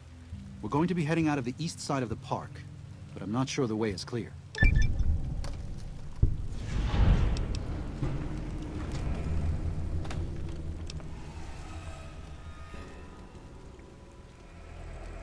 If it'll get me out of here, sure. Listen, I understand that you want to go home, but we didn't ask you to come to Zion. As far as I'm concerned, you're an uninvited guest. In better times, I'd drop everything to help you out. But I have to ensure the safety of the Sorrows first. And don't think you're alone in this. One of the Sorrows, Waking Cloud, has volunteered to help you in the valley. She's an experienced hunter and has a special gift for staying out of sight when she needs to. Should make things easier for you. After that, all that's left is to evacuate the Sorrows safe and sound. I'll give you a map and supplies, everything you need to get back home. Daniel has given you some pre-war mining explosives and a special detonator for them. They aren't useful as weapons, but could be used to collapse certain caves if that proves necessary in your exploration. Daniel said that I was to travel with you until you have completed your scouting. Is this pleasing to you? Sure. Certainly. While Waking Cloud is in your party, it is much easier to sneak by the White Legs.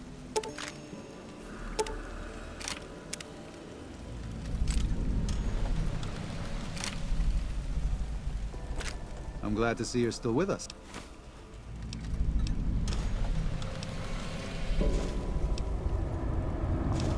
I should be able to address most common problems. What's the matter? I can provide medical assistance. I can even use supplies that we have here. But I can't just sell what we have. I need to address problems as they arise.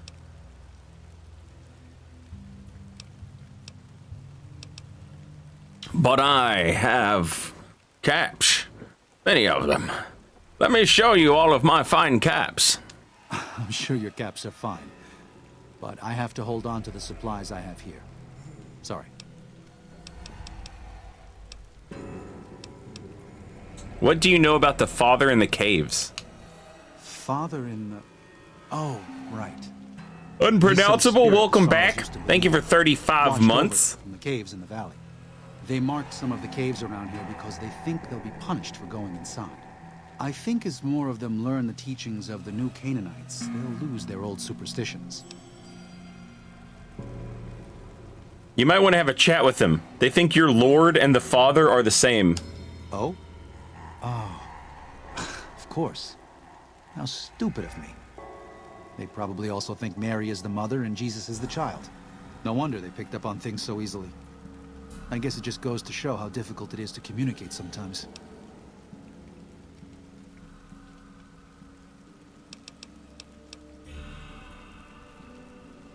Until then. If something of mine will help you, take it. I hope you would do the same for me.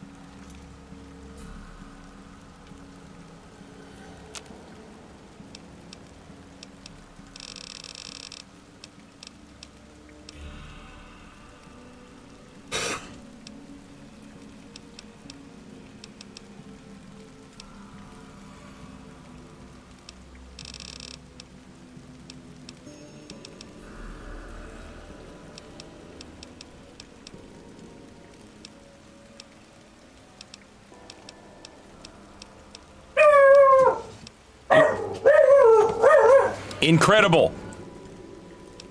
Incredible dog noises.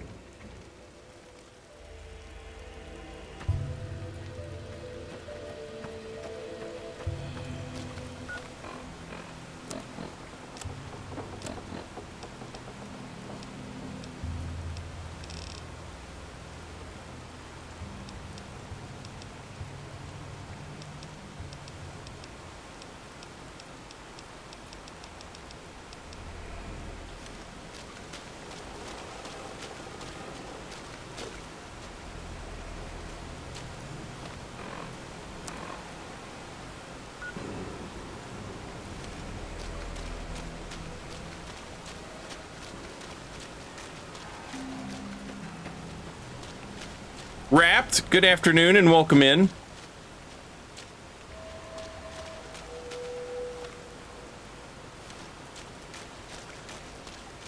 I'm curious about this father cave guy. And it looks like there's a cave up here.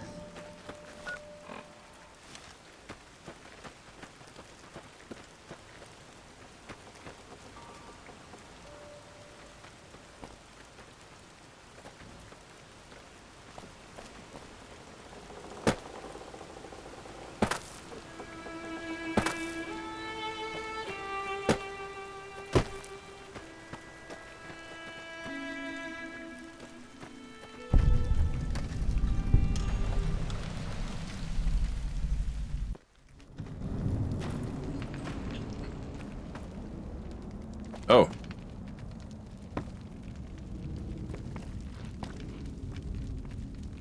Hola, outsider. Welcome, child of omens. You come to receive visions of truth? What? I don't know what visions of truth means. Take drugs, kill a bear. Seek medicine plant. Return with sacred datura root.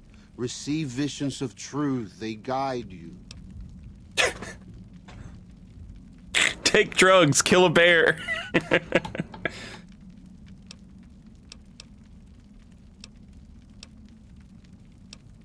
I've already got the roots you need. These roots make sacred vision tea. You drink, you see path before you. Ready? All right, let's do this. Drink. Tea is strong. Tea is bitter. Wisdom is strong. Wisdom is bitter. You see? You go to cave, find ghost of she, lay ghost to rest. This your quest. Bring peace where was strife. Go.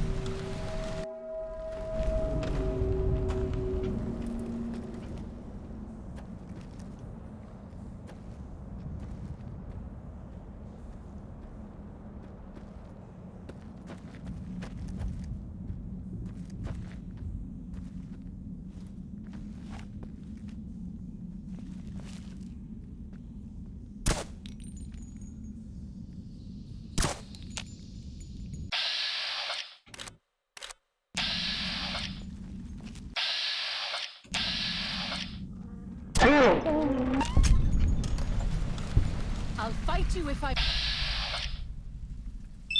must.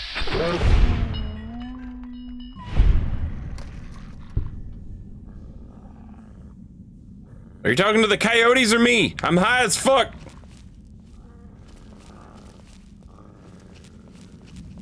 You leave me no choice.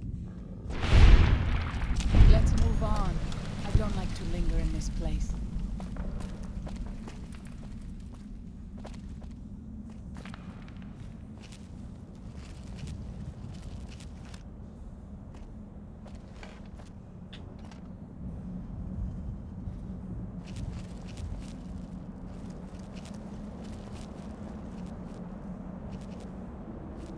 What the hell?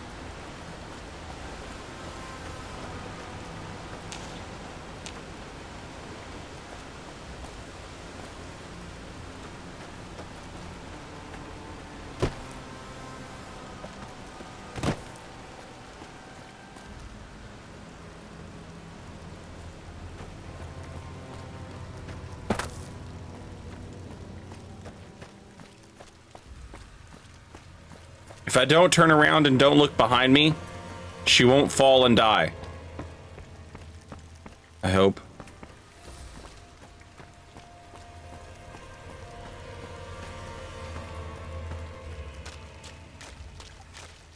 By the rivers of Babylon, there we sat down.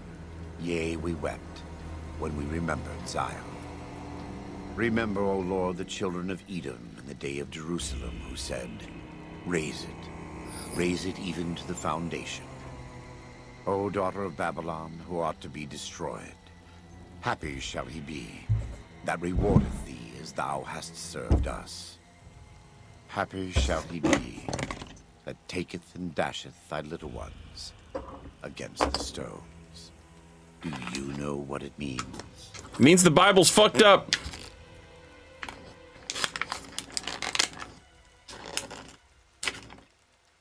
Nightmare, nightmare, nightmare. Joshua, please, I'm on drugs. Is he even really here?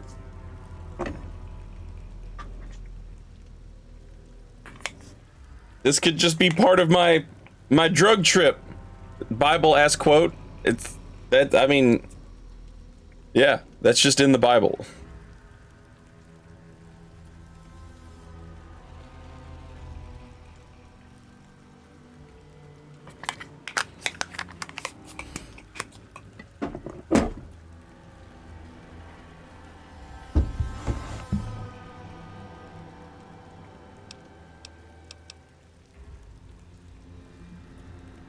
You don't want to leave Zion? You'd rather kill every last one of the Whitelegs?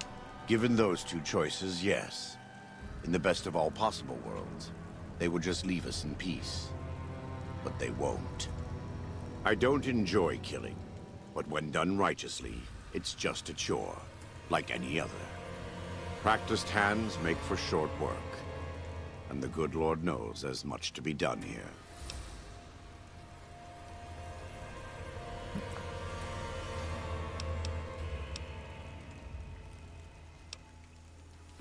This conversation just got pretty dark. What was that about happy dashing the little ones?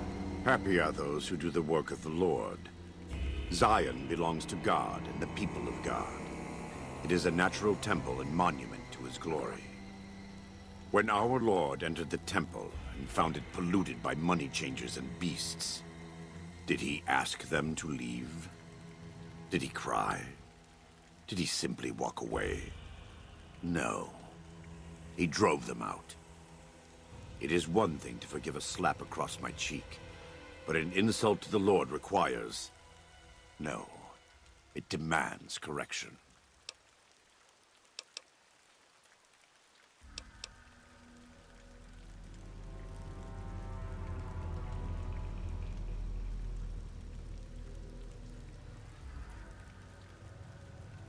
Fair enough, I guess. I and the dead horses are prepared to do what must be done to protect Zion from the Whitelegs. And though Daniel won't accept it yet, there are many sorrows who are also prepared. They may not be warriors, but this is their home. If you have a chance to speak with Daniel about this, ask him to consider defending Zion instead of abandoning it. He has good intentions. But I fear that if we evacuate the sorrows from this place, it will be lost to them, and us, forever. Why don't you just go talk to him, homie? He's right over there. And what are you doing out walking around like this? Aren't there like 4,045 that need to be maintenanced? I am always a little sad to leave the Narrows, and happy to return.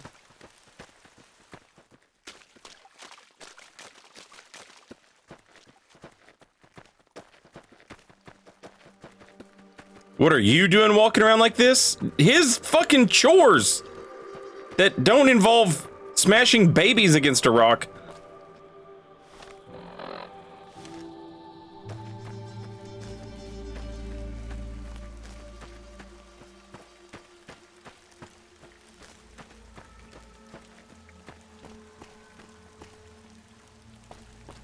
I'll go get your little compass and your walkie-talkie, but I draw the line at baby smashing.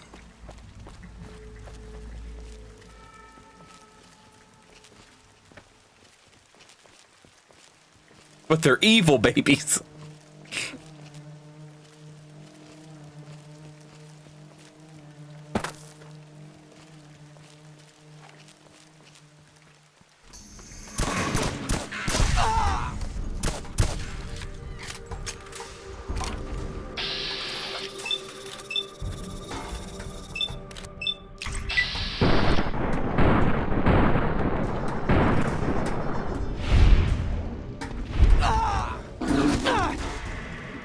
Thank you, Misfortune.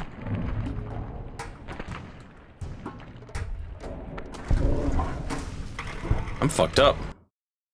Oh, my game crashed. Sad.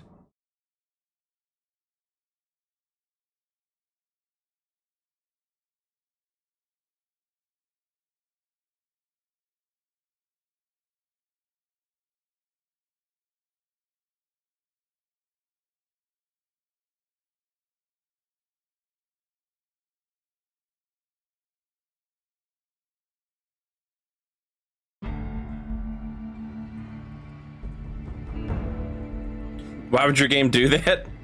Because it's Fallout New Vegas, baby.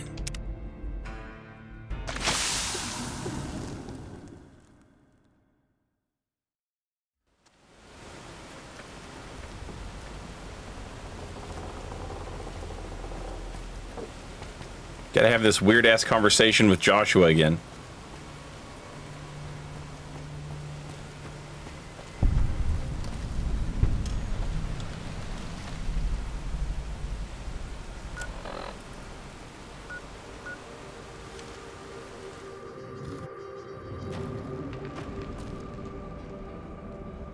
The hell?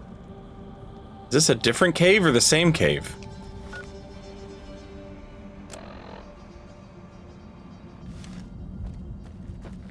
I'll fight you if I must. Oh shit!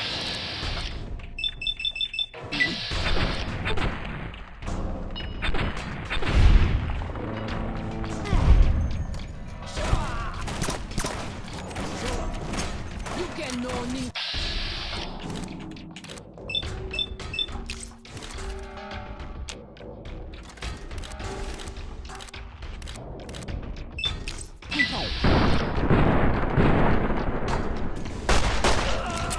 Are you sure this weapon actually works? There are you!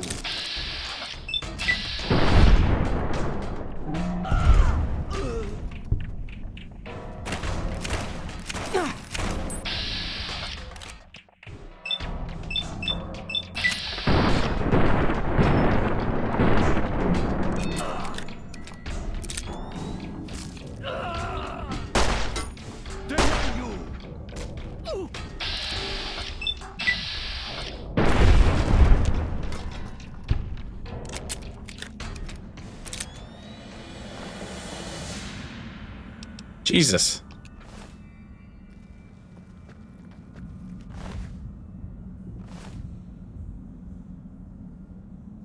Did her head become a TV? What am I looking at? Oh, it's the shish kebab.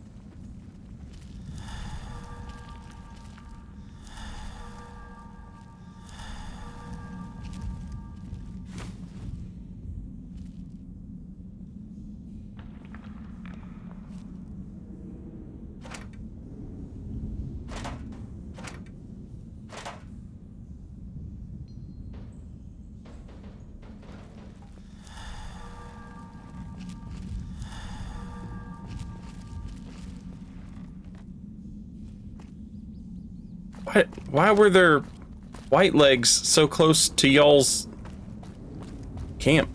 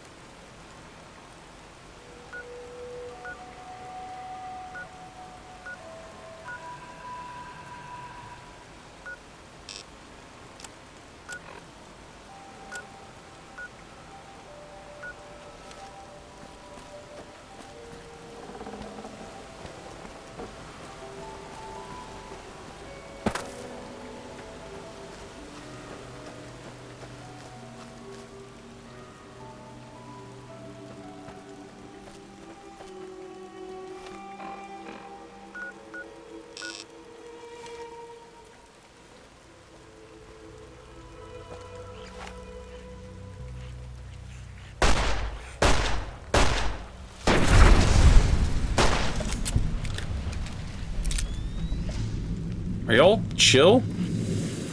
Y'all are just chill? What the fuck is going on?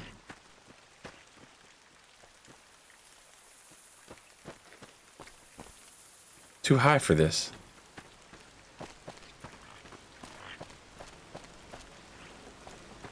Also, why do none of you stop me from killing things that are chill? Be like, hey, that guy's chill. I know that guy. I know that gecko.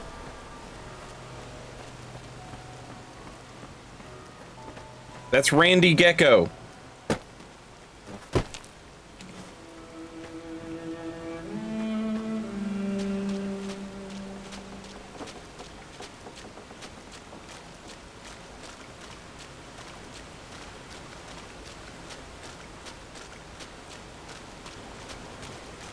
I'm glad to see you're still with us.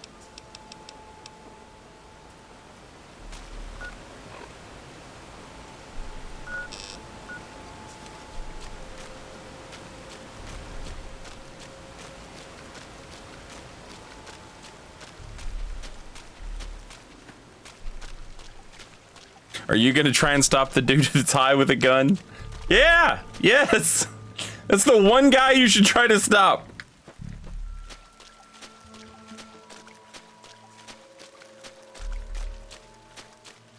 By the rivers of Babylon, there we sat down. Yea, we wept, when we remembered Zion. Remember, O Lord, the children of Edom in the day of Jerusalem, who said, raise it even to the foundation. O daughter of Babylon, who ought to be destroyed, happy shall he be that rewardeth thee as thou hast served us. Happy shall he be that taketh and dasheth thy little ones.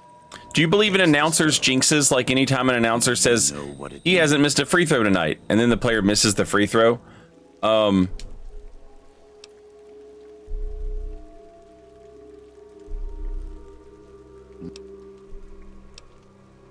You're not so certain. Blessed are they that have not I'm aware of it, obviously, have but believed. I don't know that I believe in it. But you can be a Thomas for now. Fight the white legs enough, and you'll see the truth.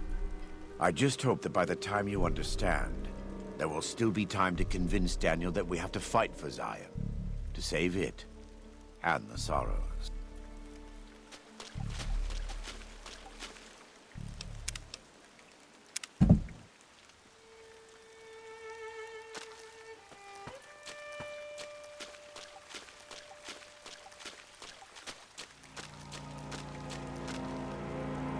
I feel like this passage of scripture seems a bit disjointed out of context. I mean, even in context, it's not super hype. It's not gonna get the people going. But I think obviously, you know, that's good scripture to pick if you're trying to like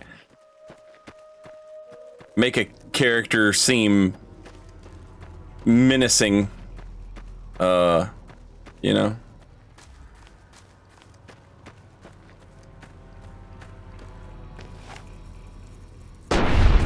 and goal-oriented. The hell does being a Thomas mean? Doubting Thomas was one of Jesus's disciples, and he didn't believe that Jesus had risen from the dead until he saw the holes in his hands. I'll fight you if I must.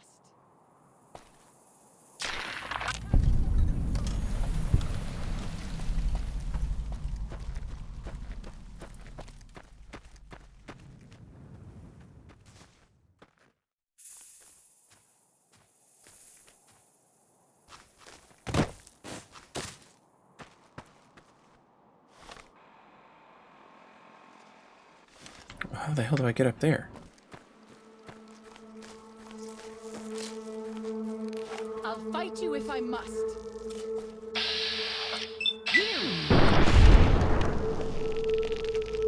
Messy business. I am glad it's over.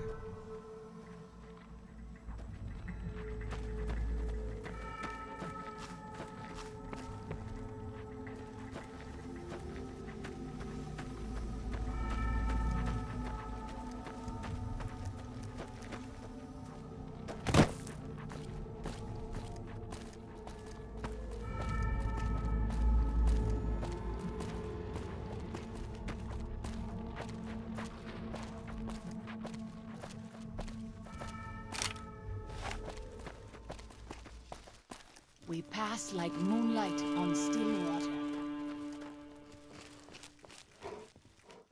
I'll fight you if I must. Holy shit. Holy shit.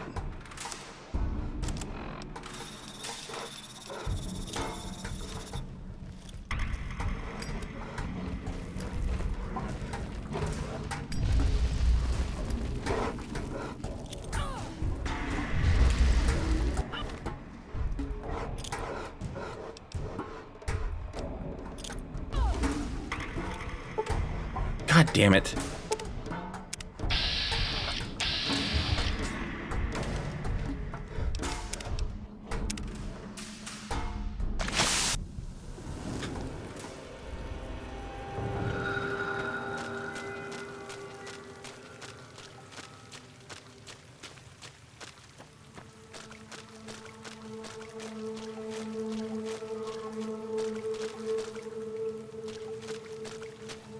I wish companion AI was a little better at differentiating between like a rad scorpion and 8 Yao Guai demon bears.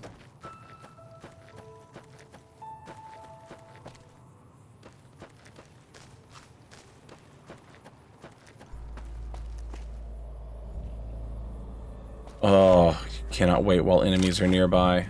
Furious.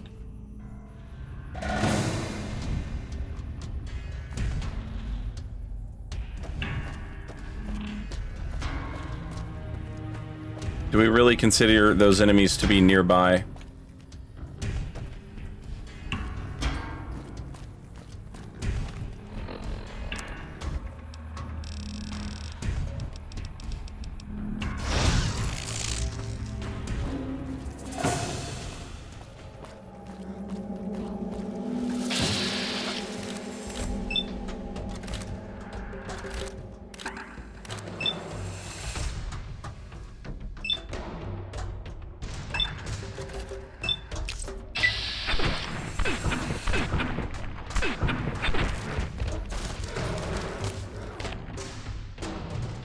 Get their ass, Misfortune.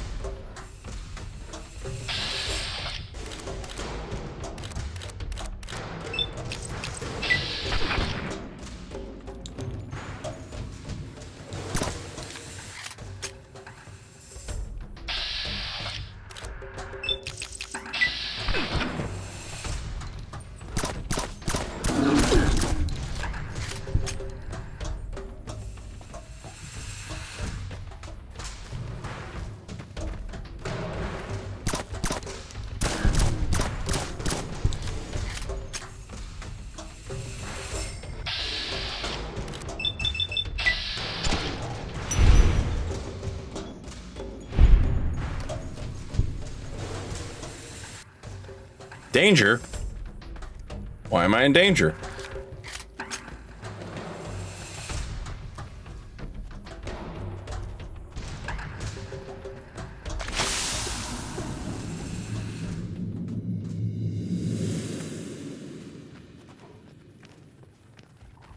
Holy shit.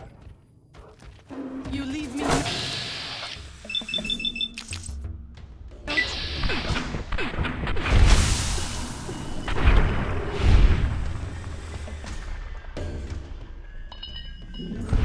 You leave me no choice.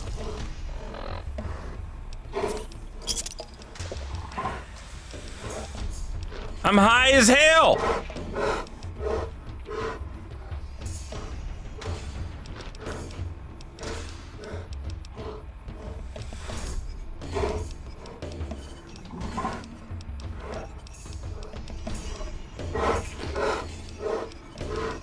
I'm as high as hell, and you're about to get shot.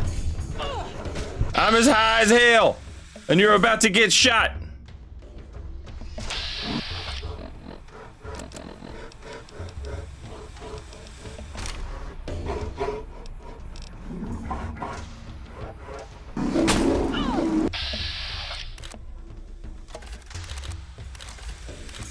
How many ghosts of she can there be?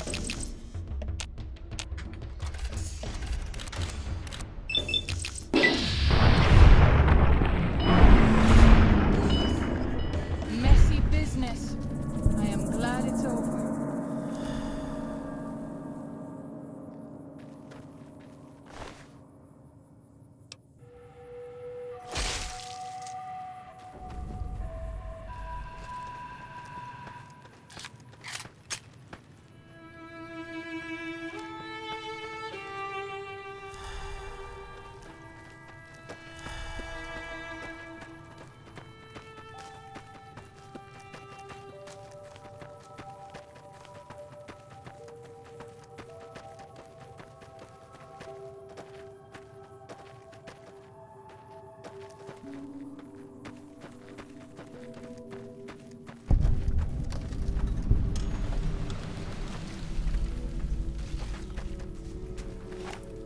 You leave me no choice.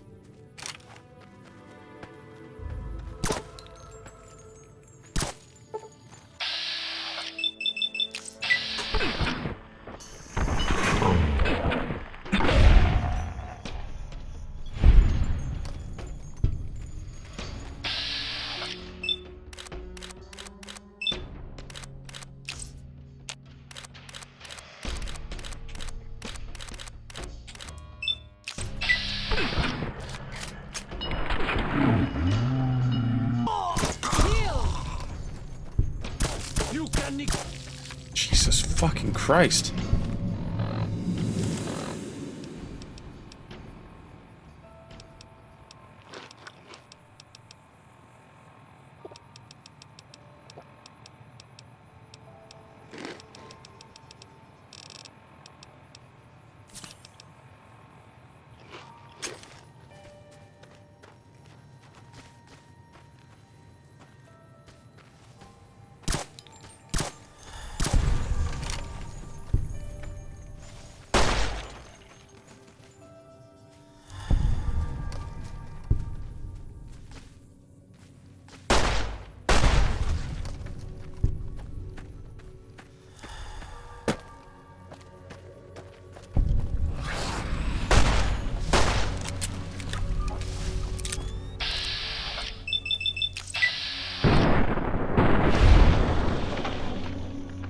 Messy business. I am glad it's over.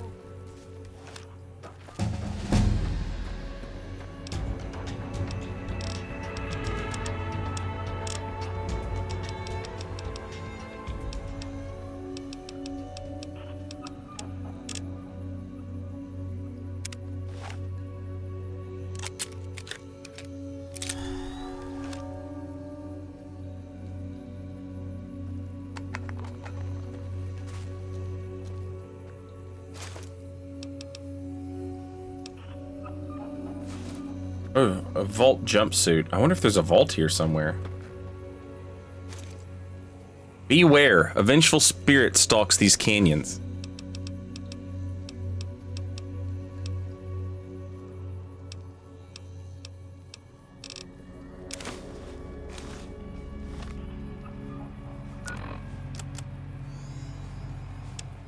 If you are reading this message, then do yourself a favor and turn and run straight out of this canyon.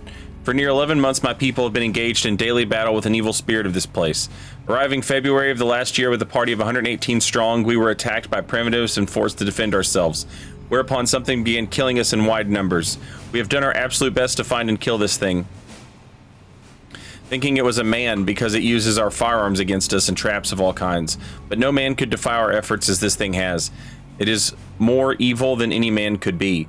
We have been reduced to just 34 of our number. We have lost 6 overseers before me. So, some have perished from the sickness in their lungs we carried out of the vault. But that number is small next to the count of friends this thing has murdered. Now that I am finally made overseer, we are leaving straight away and will not return. If you have come to this seeming paradise seeking the fresh water, abundant game, and shelter you suppose you will find here, do not be deceived. You will find only death here. Leave at once and put miles between you and this place. May God have mercy on us all. J. Hendricks, Overseer, Vault 22 Expedition. These are the sick vault dwellers that Cave Daddy was killing. And he I Am Legend them.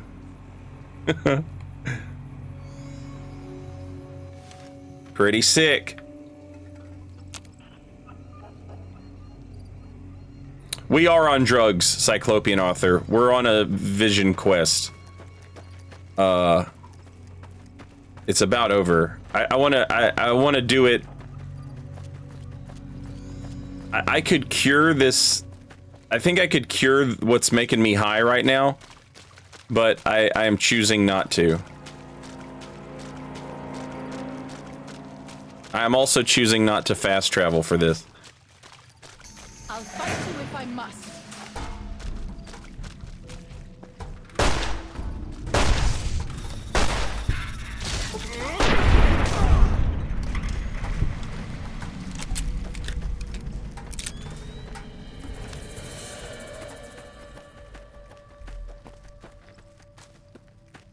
Vault 22 deserved it. I'm interested to learn more about Vault 22.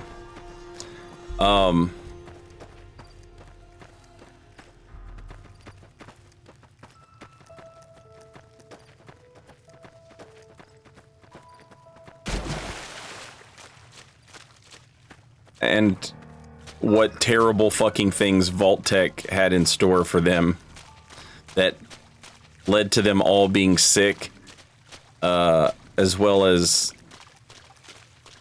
seemingly gross. Cave Daddy mentioned that they weren't great.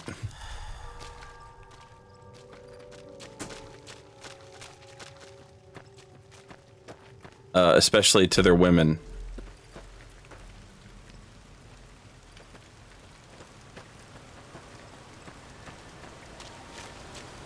You've already been to 22. 22 was the plant vault. Oh shit. So they're all coughing because of the plants, and that explains how the plants got here.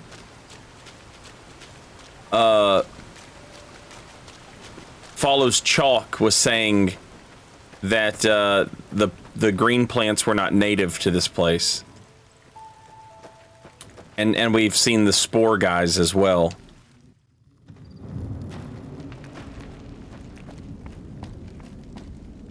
Those are the old vault dwellers. Does Ghost of She like quiet and grave? It's done. Then visions of truth are at an end. Will you learn from truth? Maybe yes, maybe no. Only for you to decide. Here, take. Gift to remind you of visions. Use well, or sell to cure your trader. Either way, says much about you.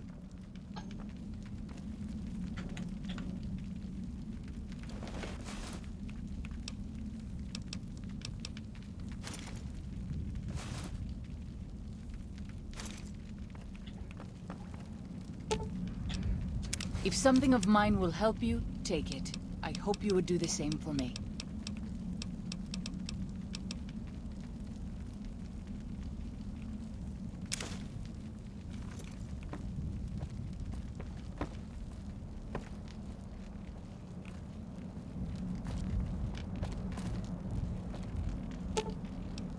If I gave you something that of mine will help you, take it. I hope you would do the same for me. I give you that sick-ass glove and you don't want to use it? Veronica will love it.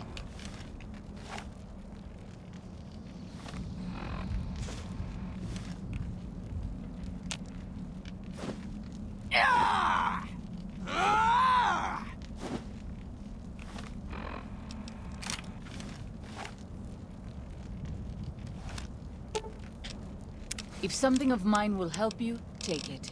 I hope you would do the same for me.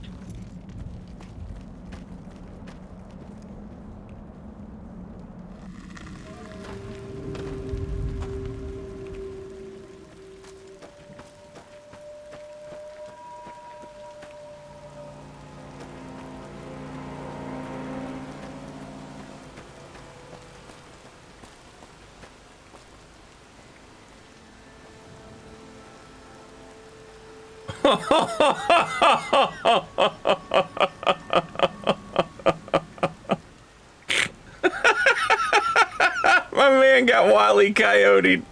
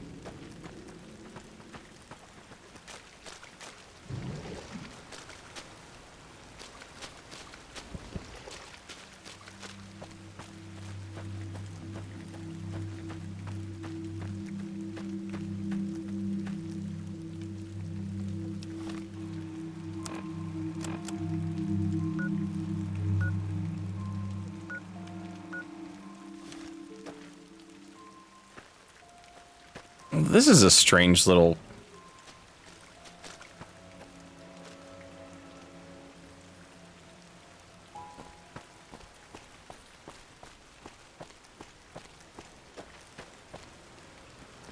tunnel system.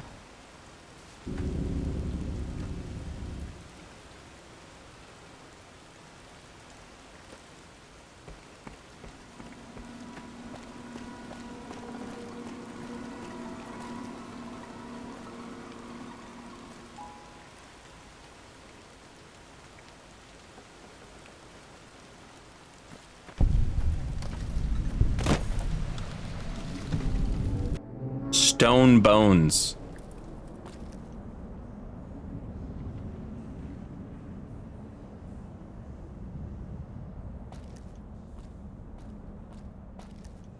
What were the Vault 22 weirdos doing to the ladies that had Cave Daddy so pissed off?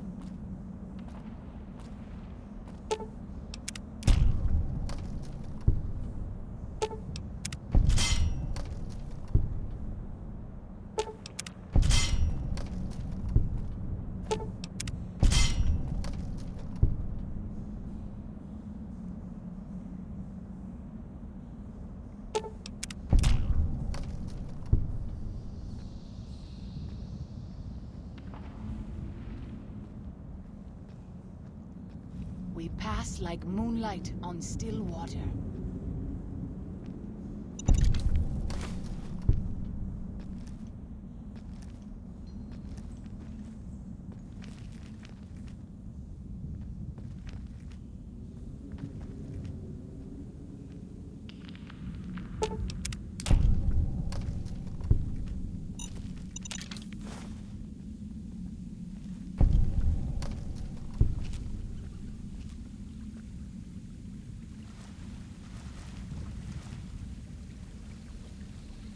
The hell?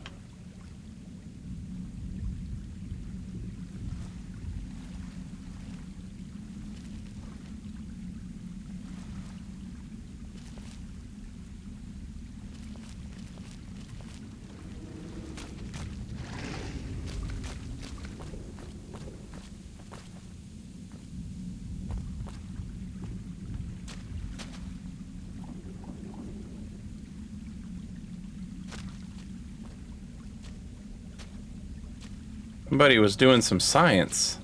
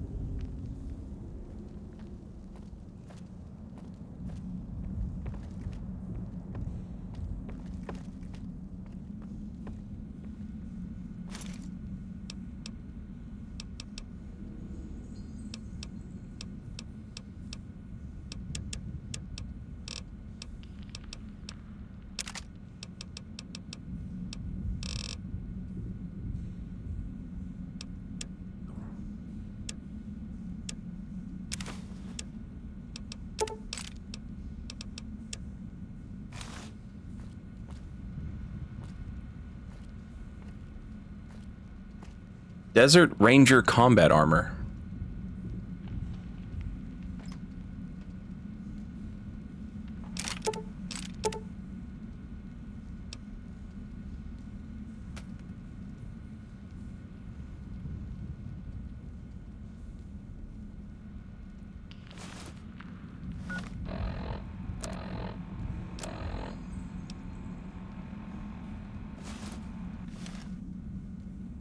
Oh shit! Oh shit! No, I was John Fallout! What the fuck? God damn it!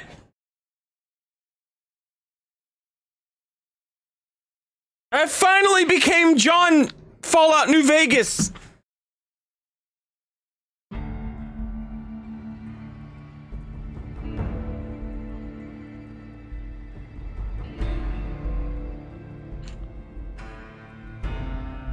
That guy! I was becoming that guy!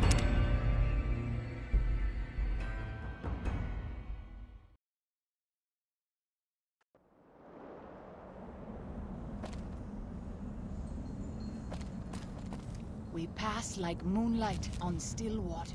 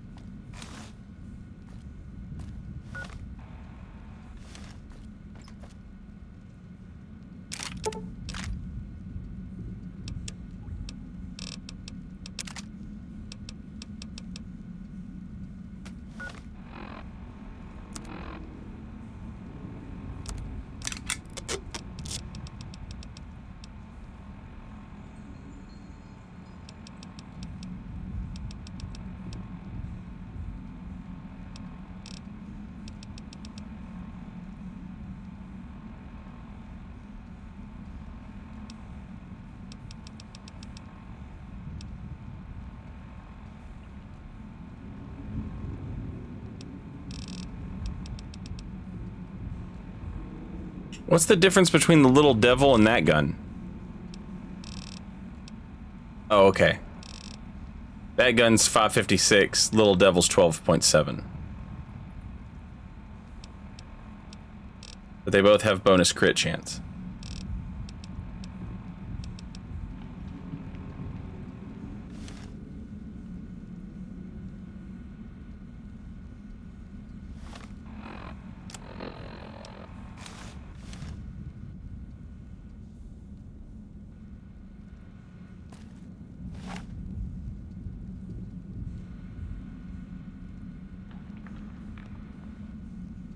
For some reason, holding this button should allow me to turn my camera around.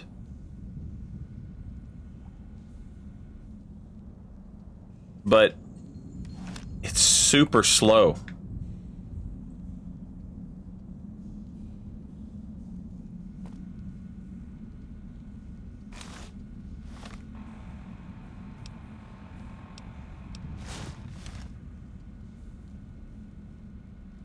It's almost faster to just go AFK and let the game turn the camera around, you know? I wish there was an armor as cool as the Desert Ranger set in Fallout 4.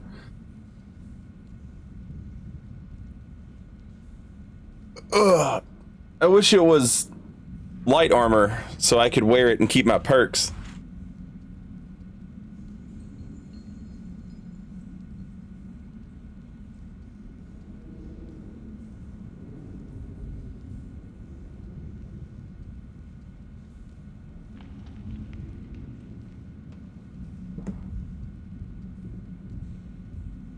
Hey, actually, I'll tell you what, chat. Twitch is going to play some commercials in a minute anyway. Let me go ahead and play the commercials, stand up, stretch my legs, and move around a little bit. And when I come back, hopefully the camera will have our little spinny thing going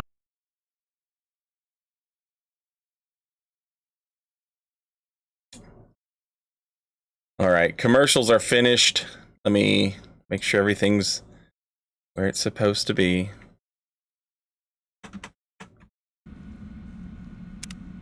Rocking the Forgive Me Mama hat.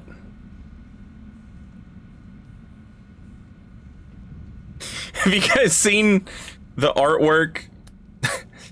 It's like a I don't know where the idea of it came from, but like it's the courier and he's wearing this armor and there's a bullet hole in the helmet and it says Benny was here.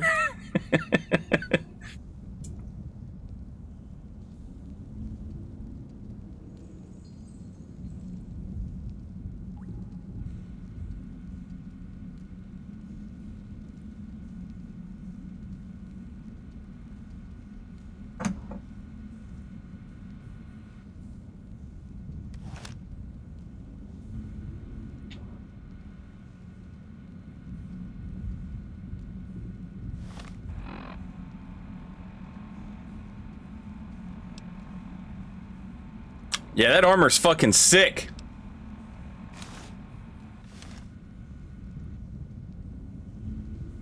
I only wish that it wasn't heavy, so that I could rock it. If something of mine will help you, take it. I hope you would do the same for me.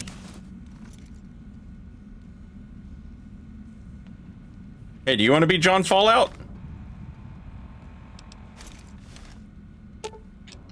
If something of mine will help you, take it. There you go. Now I'm always traveling with John Fallout. Sergeant Vickers.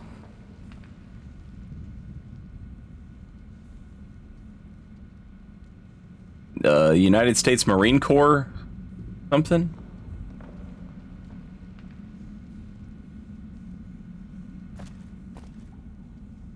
I'm hanging out with John Fallout, chat.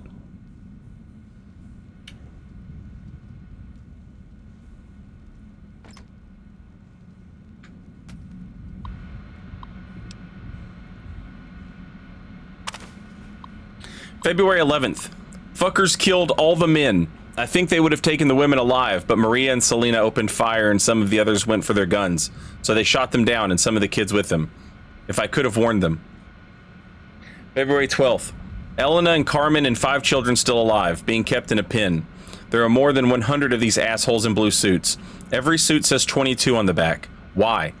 Armed to the teeth with submachine guns, pistols, estimate 60% male. Everyone seems to follow the dark-haired guy, but can't get close enough to tell. Assholes are disciplined. Patrols, sentries. They mean business. Say I go in at night and get the women and children out. Where to next? But I have to get them out. Have to. February 13th. Recon during night. Well organized. Sentries along most approaches, but stream not covered. Are they sick? Lots of coughing fits. Tuberculosis? Women and children still in a pen. We'll try to infiltrate by stream tomorrow night. February 14th. They ate them. February 19th. Ambush along Riverside Trail. 6 males killed. Heard their coughing a mile away. Used their grenades to booby-trap bodies. Kept half. Secured 6 SMGs, 500 rounds, 10mm. 6 frags. February 20th. Ambush along Riverside Trail. 2 males died checking bodies. Killed 2 more with rifle. Shot 1 through calf and let asshole crawl off to spread message. Coughed like I'd shot him through the lungs. February 23rd. Ambush half-mile east of the coal pit. Swash. 8 males killed. February 28th. Ambush in the Narrows. 6 males killed. Took a 10mm through thigh, steel jacket, missed femoral. Lucky. Used tourniquet to make sure no blood spattered on rocks back to cave. I've set traps all along entrance passage, but if they find me, it will be a matter of time. Still, 24 confirmed kills in 10 days. At least 1/3 their combat force. Not bad for an old man.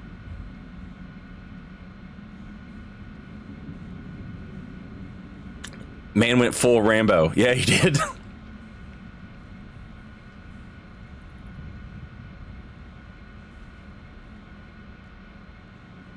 Lucky, lucky, lucky, lucky. Patrol was small. 3 men. Screaming woke me. Point man caught under deadfall. Panic fire ricocheted into the cave. Almost hit me. Crawled forward and killed them all with SMGs. Nearly used frags. Stupid. Finger and pin when remembered ricochets. Leaving at once. No other patrols in area, but they'll be searching Narrows for these 3. Taking as much food as I can drag with me and heading to Cave South.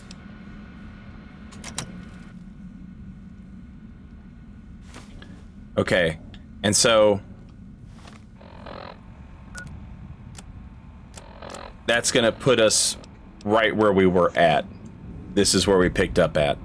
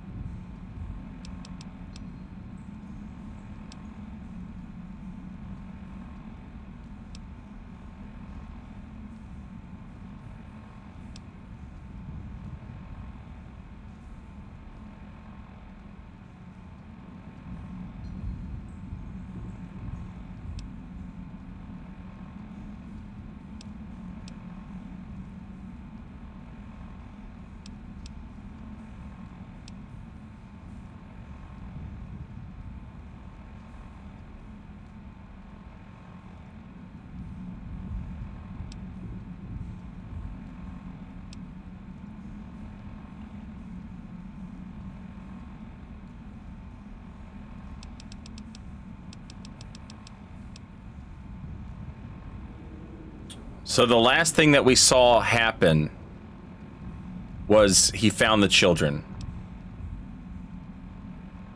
So the bombs dropped, he hid in a cave.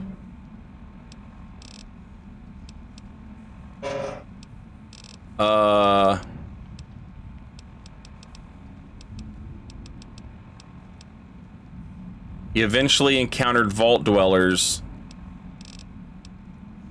from Vault 22. He killed them off.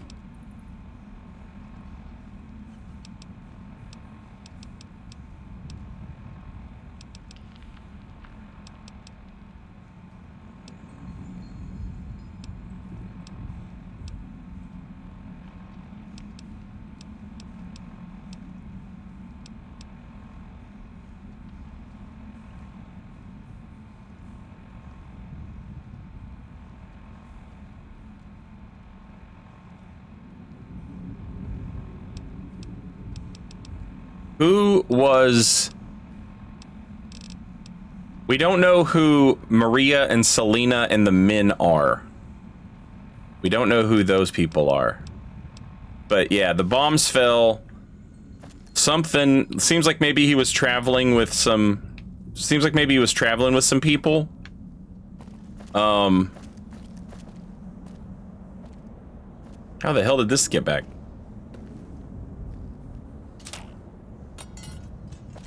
You idiot.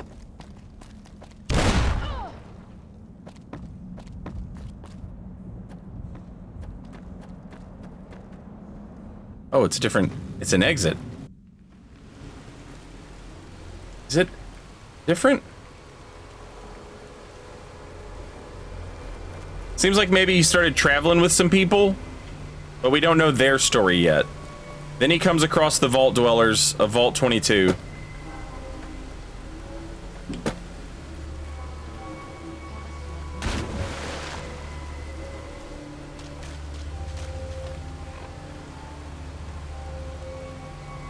Deals with them, finds a survivor, a woman, travels with her, she gets pregnant, dies during childbirth with the baby.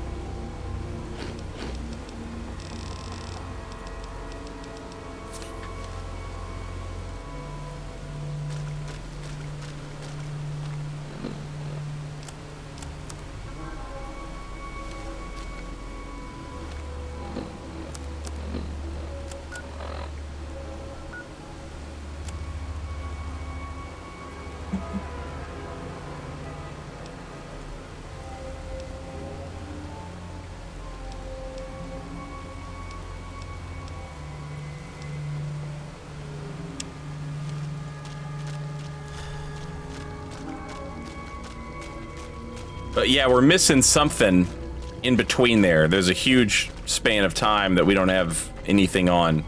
But apparently he meets some men and a woman named Elena and Maria.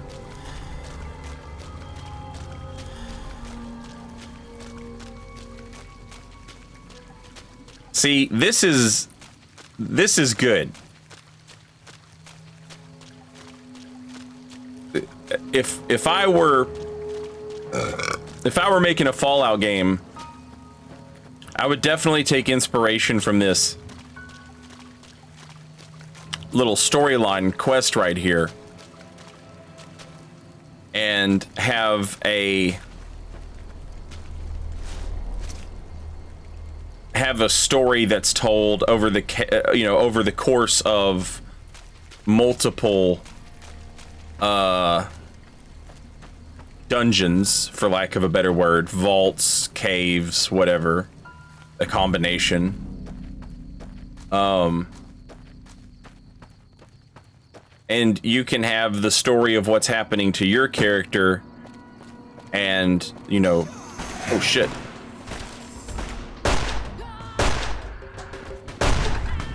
And the current inhabitants.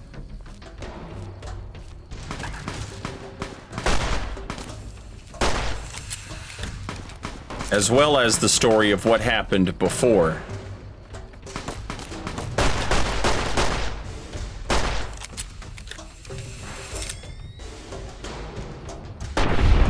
That way you're giving some flavor to history while telling a story as well. You know, you're telling two stories basically. But in a game like Fallout, where so much of what's important is what happened in the past,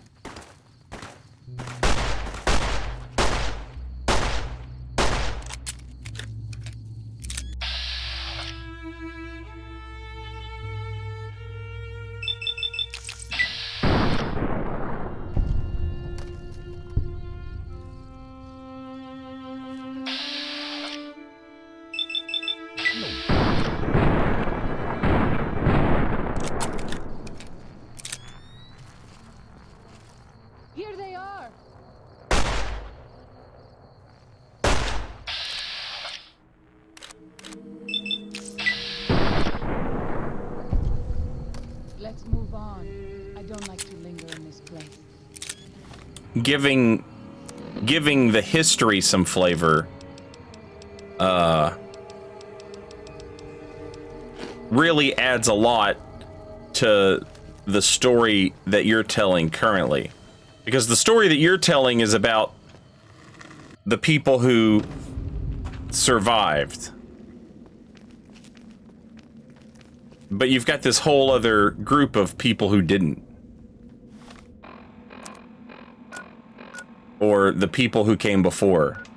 Have we already been in this cave? It seems like it.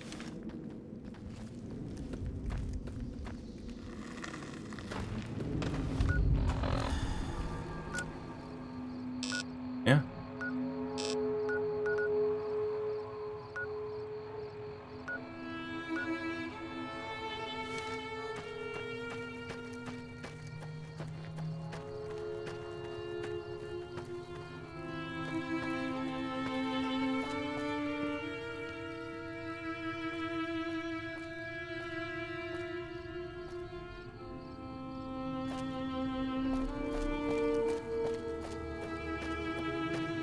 Because war never changes, baby. Yeah. And that's really what you're looking for, right? You know, cook up a story and then tell it twice. Once through the player and once through the lore.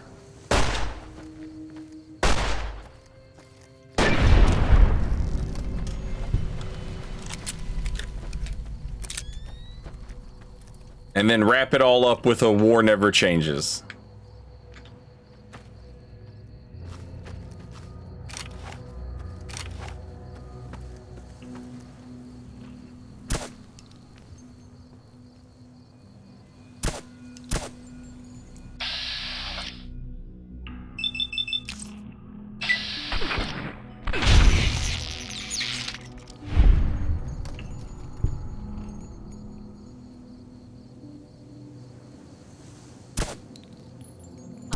You if I must.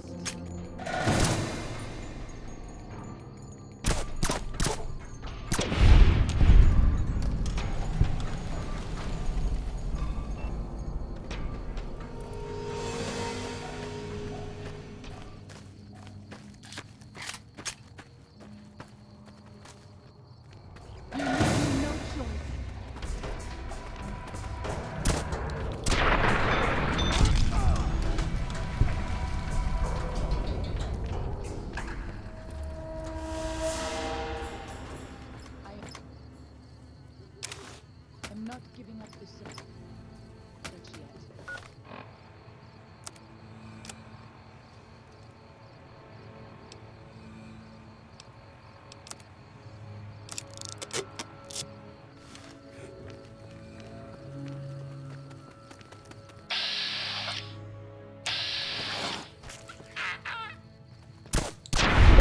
Move on. I don't like to linger in this place.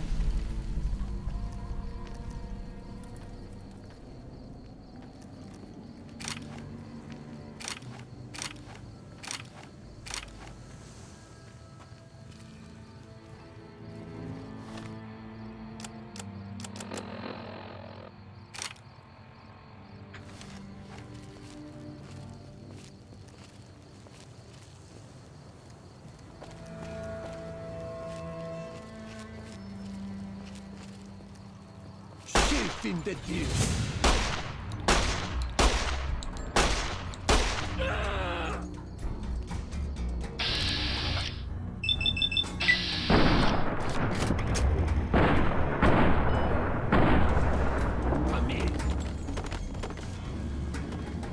What the fuck is going on? Take these! Ah!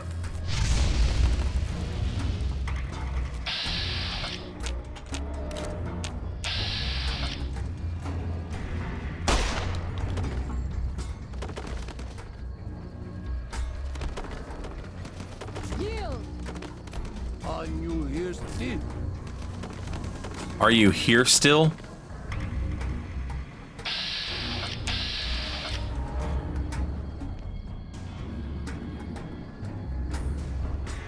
I'm still panicking. I'm still looking.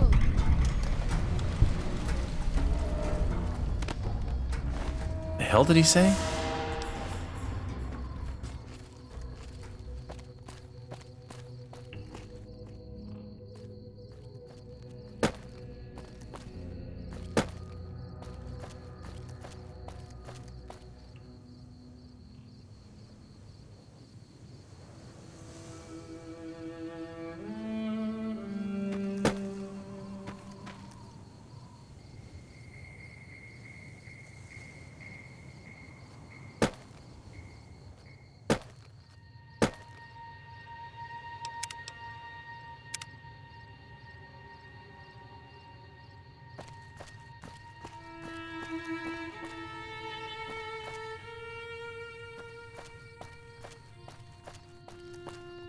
He was living in harmony with the land. Too much harmony, if you ask me.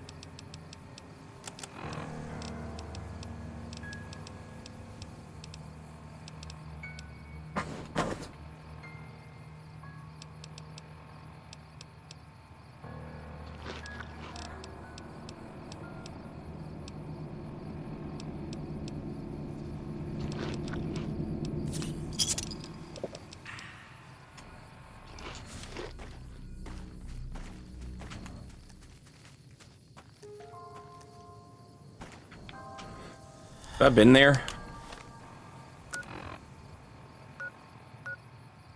I haven't.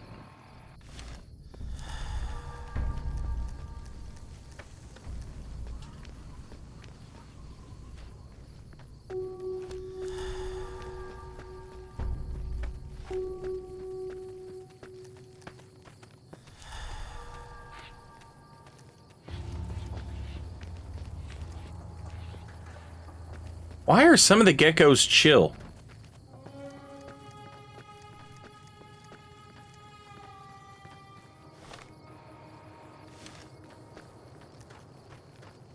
Are we sure I haven't been to this one? Okay, no, I don't remember this one. Looks like the other one, though. But, I mean, why wouldn't it?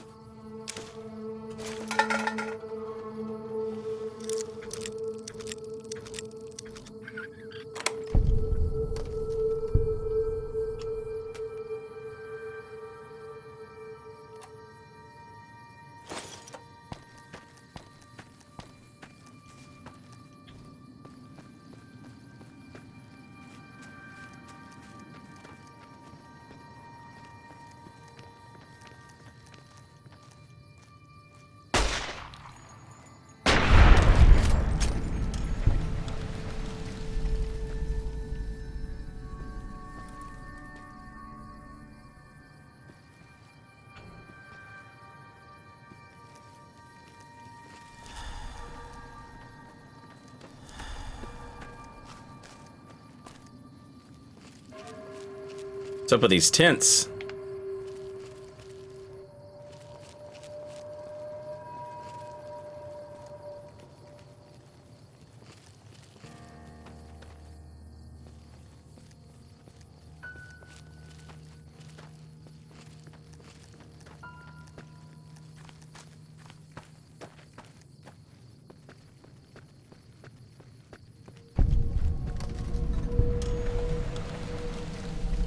Oh shit.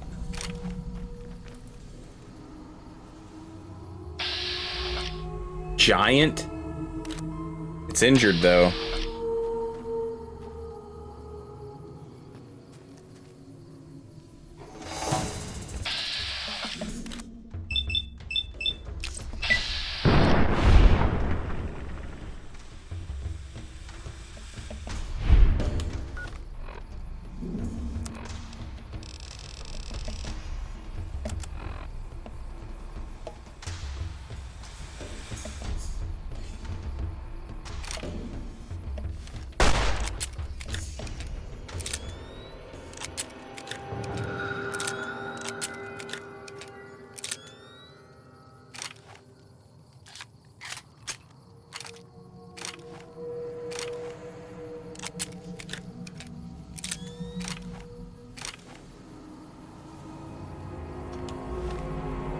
That's not a very good shortcut.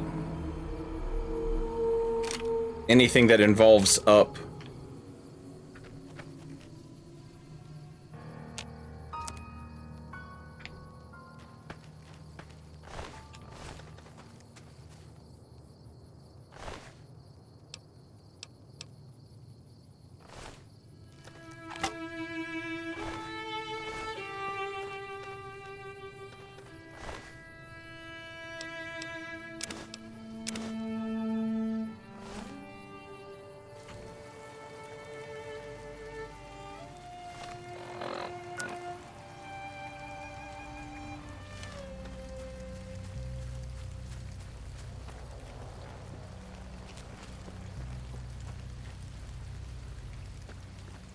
Void art, I can't use my keyboard right now. Not to talk in chat anyway.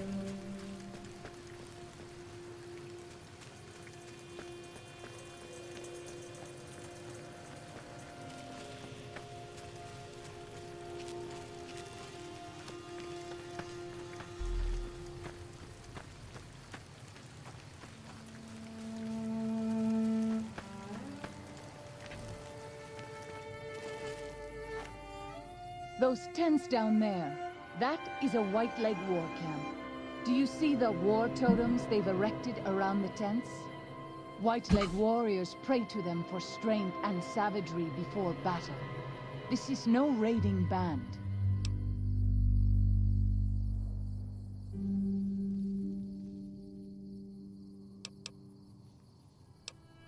Yes, if their war totems were to disappear, they would likely lose the will to fight. You might rush them and take them by surprise. We would be badly outnumbered then, though, and these will be strong fighters. We might also use their superstition against them. White Leg warriors believe that to lose their totems on the eve of battle is a terrible omen. I will follow your command.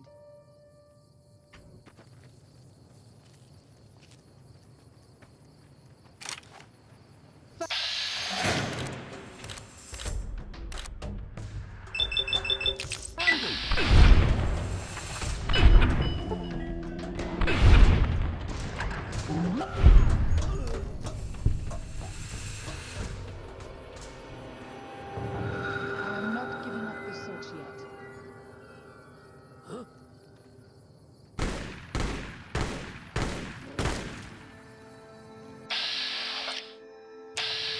Wake up, good friend.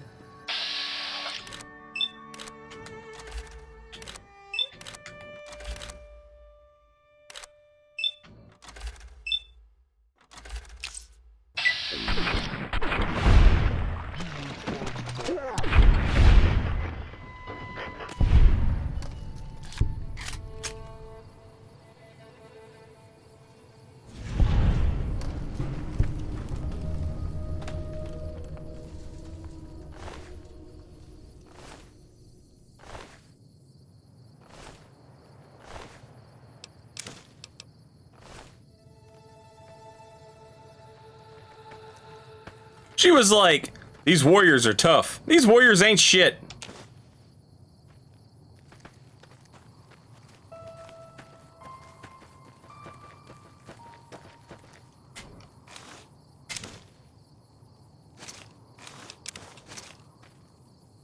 She forgot I'm him.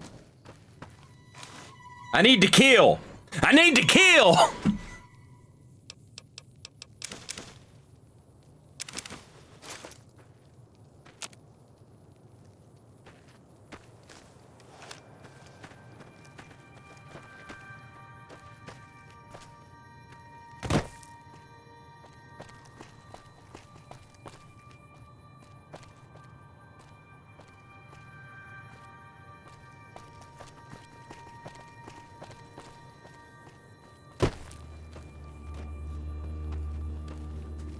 The worms are back.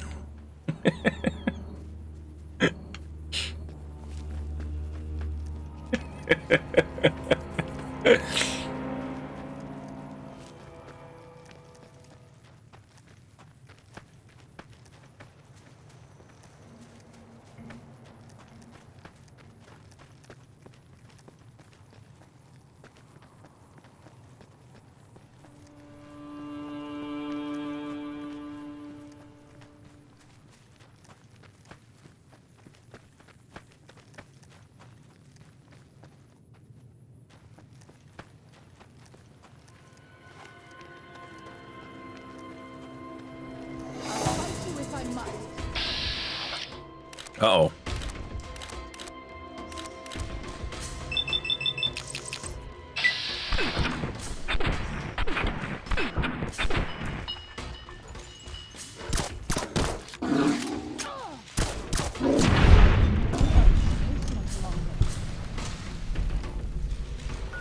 Jesus.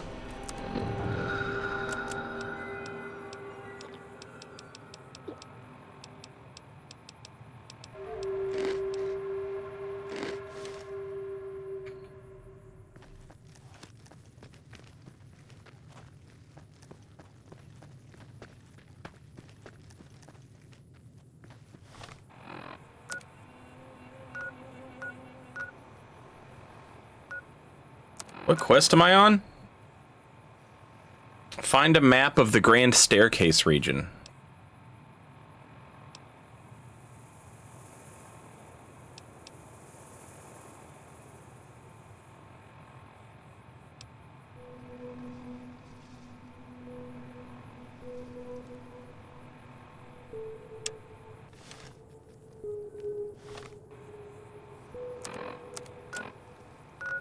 Oh.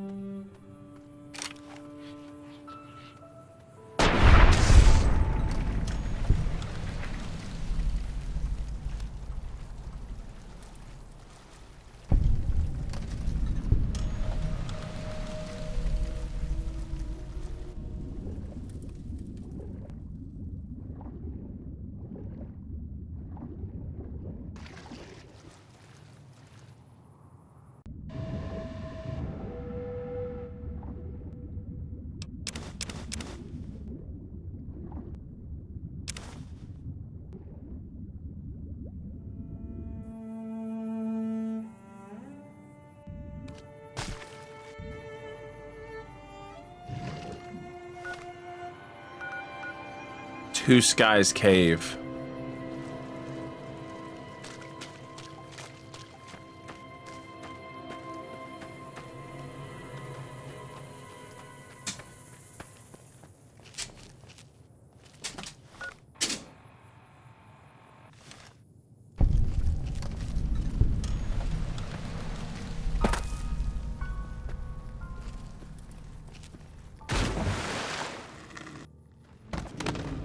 the only sure path from the Narrows to Pine Creek.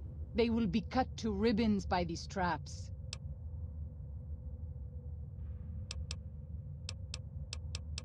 I would suspect you are right.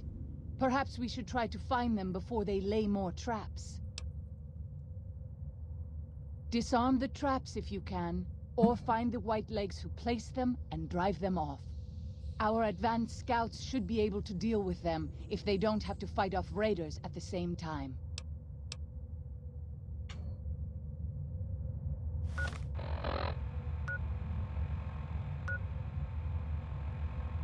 So I think I have a choice here.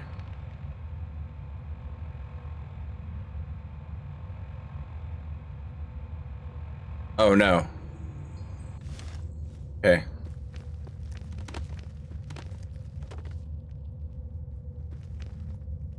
I thought the traps were being set by... I thought these were like traps set by Old Man Cave.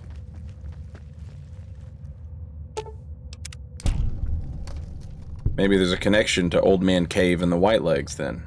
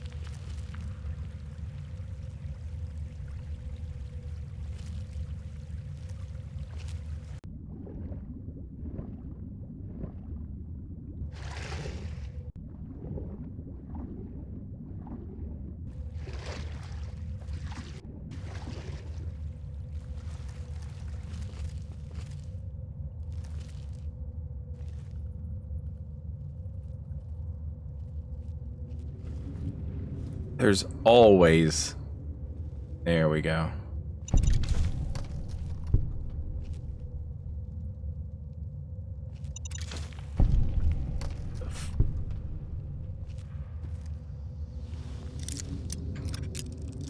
Average? More like open.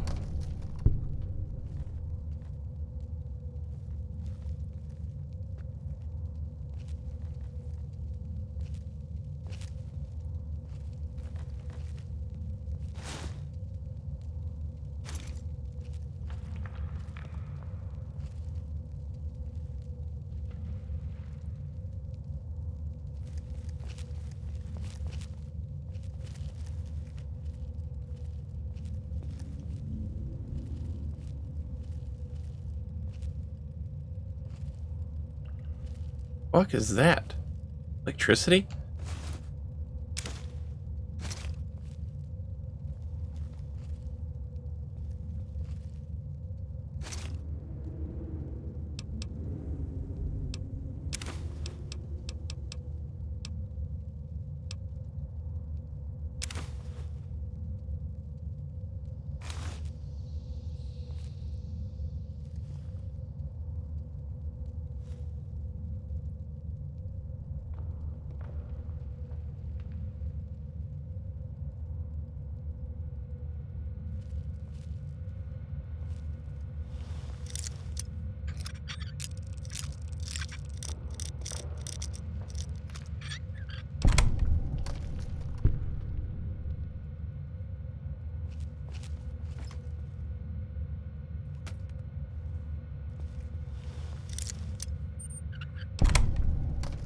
Very easy.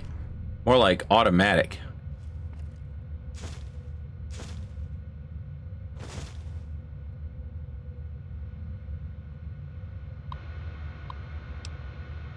Ah, here we go. This is some of the missing years that we... The comeback goes on Add prickly pear to the list of survivors with honey mesquite and banana yucca. Odd nodules, mutations, but safe to eat. Harvesting, oh so careful. Never take more than a fifth. Mouth waters every time I'm about to eat something that isn't from a can. Clouds of those stinging flies near fallen tree I call the napper. Little flashes in the cloud. Something dragonfly-sized that zaps them mid-air, then scoops them up. Something new. Bighorn sheep. A family. Ram, you, and little one. Fucking goddamn it. May 20th. The sheep were different, brawny. You had curved horns just like the ram. Seen some tiny lizards, but this is first time seen animals that big. Fingers crossed. 5-10 years breeding. Fresh meat, hides, horns. I know it's time to go back, Char, when winter has passed.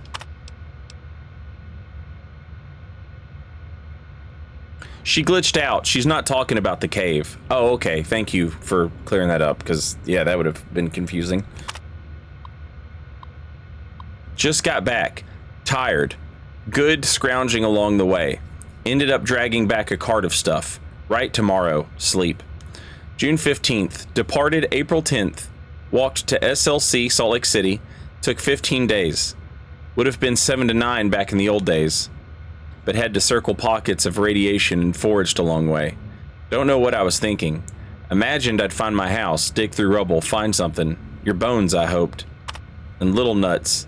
Would have buried them. Here in Zion, maybe. SLC is mostly craters. Warped steel girders where high-rises sat. Mounds of bricks. Never found our house. Didn't even find a street. What wasn't a crater was scorched clean. Want to believe it was fast. A flash of both of you vaporized. A flash, both of you vaporized. Lies to make me feel better. I'll never know. Which part of my city got hit first? Northeast, and you both died in a blink? Farther away and you burned alive, screaming? Or the blast, broken glass, and bits of brick and wood splinters shredding you like hamburger? Look at it, coward, and listen. Don't turn away, face it. If you'd been brave, lucky man, you would have found a spot and blown your brains out. If you would have been brave, lucky man. Okay. But not you. You took your time walking back. Made a shopping trip of it. Scrounger. The truck was still there on 77 north of Spanish Fork. The Chrysalis too. But no sign of the old couple's bones. Outside Nephi, I caught a trail. 3 men. Tracks heading toward Fountain Green. Thought about following, but didn't. Stupid fantasy of friends, more likely cannibals. June 20th, took 2 days to build door and electrify it. No soliciting, assholes. Home, sweet fucking home. I count 28 of them. 11 adult males, 8 females, 9 children aged 2 to 10. Some rifles and pistols in bad repair. Old world clothes. Ratty. September 22nd, got close enough last night to hear them talk. Spanish, I think, from Mexico. Heard them say Paradiso a bunch. Think that means paradise. Here to stay then. Seem harmless. Seem. October 5th. The one I call Maria is pregnant. Think of the father as Jose, but she spends a lot of time with Pablo too. Pedro ran out to pee in the stream and would have seen me if he looked to his left. Too close. Need to give them space. Jose broke his leg chasing a bighorn. Too far from camp for them to hear. Told myself to leave it, but couldn't. 300 yards from their camp. Did my best. Jose screaming imitation until a bunch of them came looking. Oh, he did his best Jose screaming imitation. So he tried to scream like Jose would to get them to come to where Jose was. Then strung them along to the crest where they could hear the real Jose. Probably useless. Compound fracture. Broke the skin. November 11th. Infection. So many goddamn words, nearly the same. Think I might be fluent. But anyway, Jose's leg has got it, so he's going to die. Nature for you. Of course they're giving prayer a try. November 12th. Left bottle of antibiotics on a rock outside their camp last night. They thanked God, Dios, of course. As though that asshole saw fit to burn the world, but still cared enough to leave some medicine on a rock. November 15th. Jose will always limp, but otherwise he'll be okay. Good deed for the month. Will they make it through the winter? So he did sort of become like God. He kept these people alive. Well, maybe not these people. Seems like the vault dwellers got them, I think.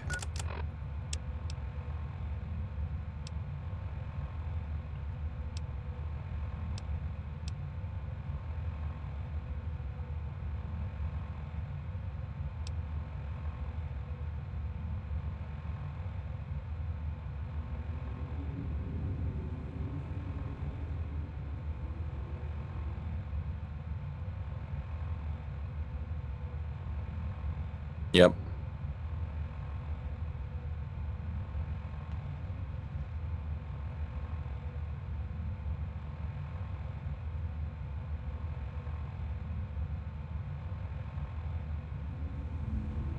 Yep.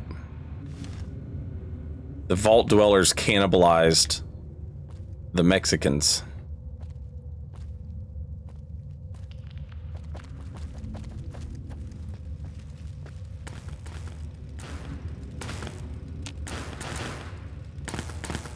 Requires a key.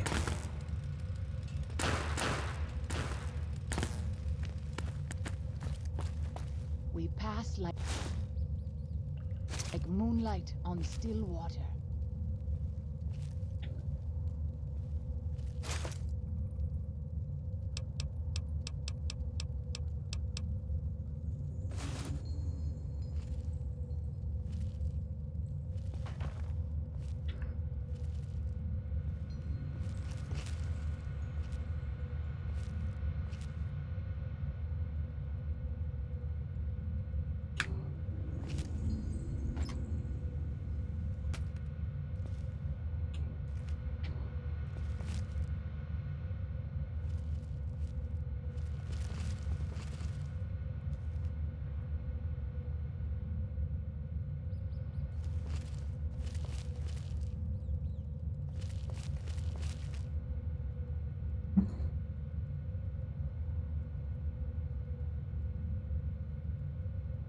I did do Vault 22, yeah. Vault 22 is the, I didn't put it together. Somebody in chat told me. Vault 22 was the plant vault.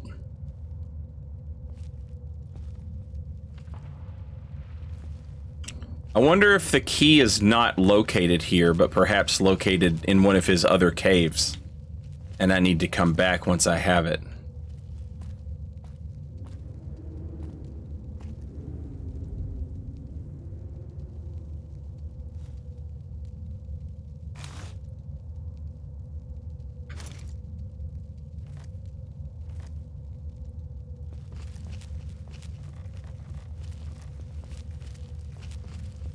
Man, Cave Dad story rules.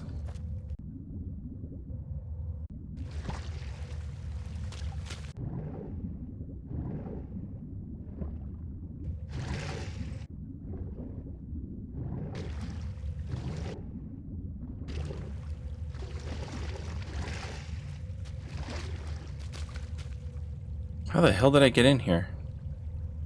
So I'm in through a tunnel.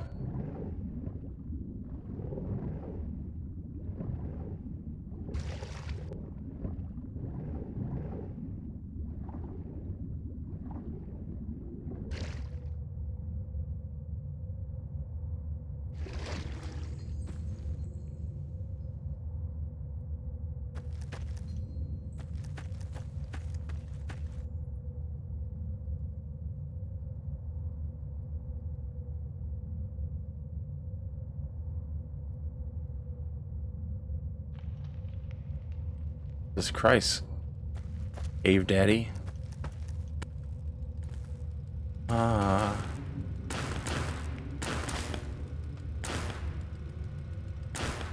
It seems...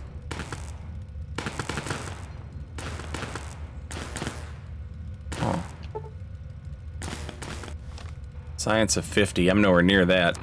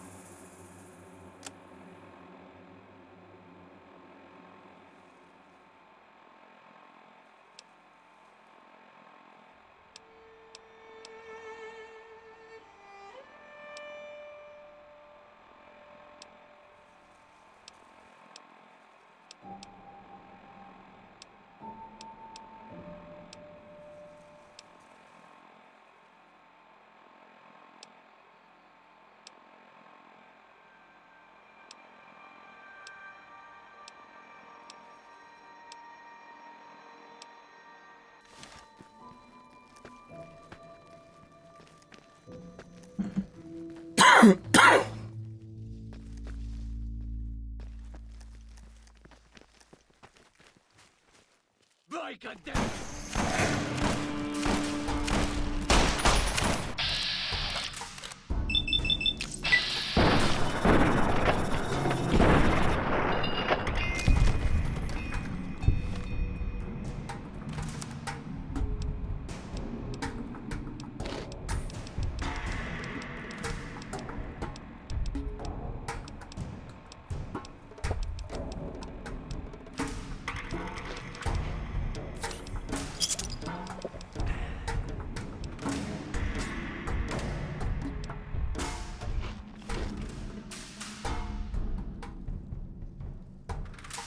I'm in danger.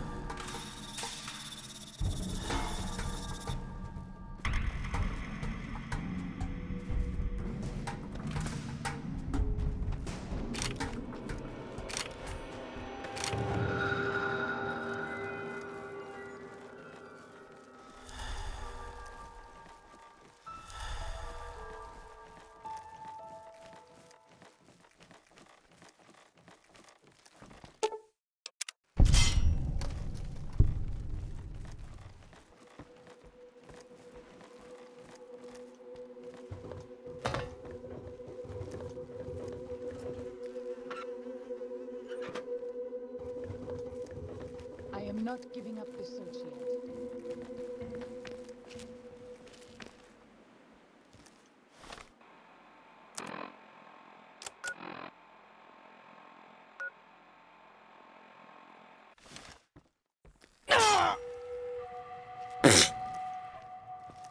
Well, that's one way to turn off a trap. Stay cautious. Here they are!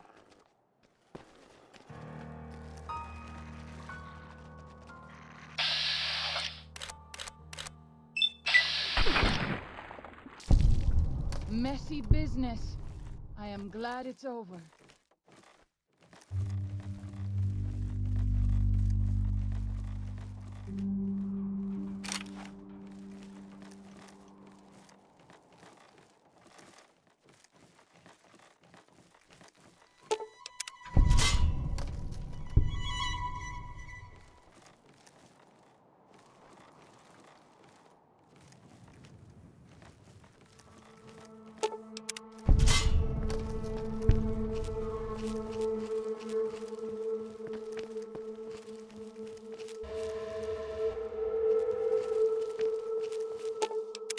You leave me no choice.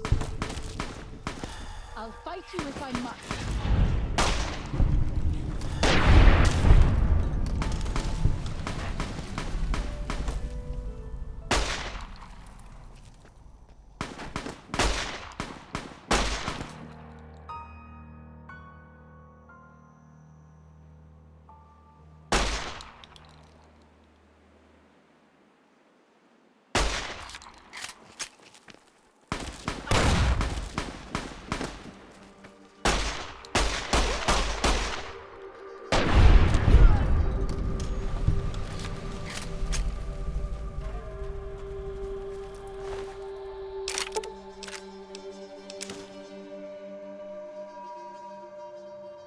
God damn, that thing is insane.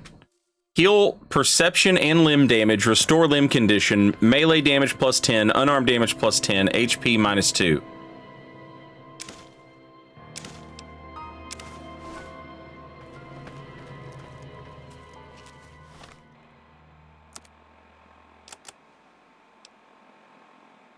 Okay, that one's in pretty good shape. That one's in pretty good shape.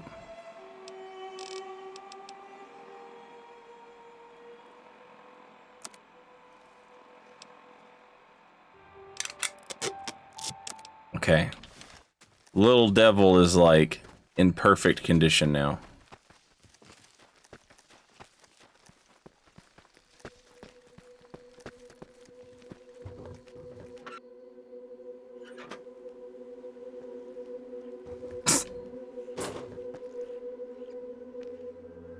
A man was not wearing a seatbelt, chat. You leave me no choice.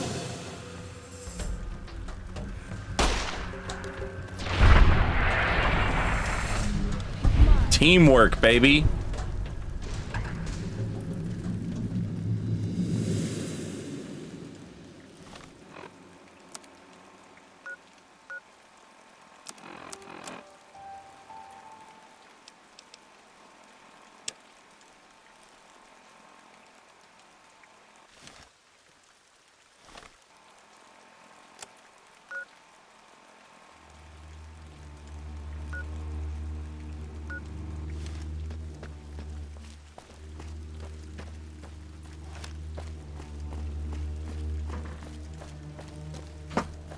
The geckos remind me of something out of Ren and Stimpy. Yeah, they run like Ed, Edd, and Eddy characters or something.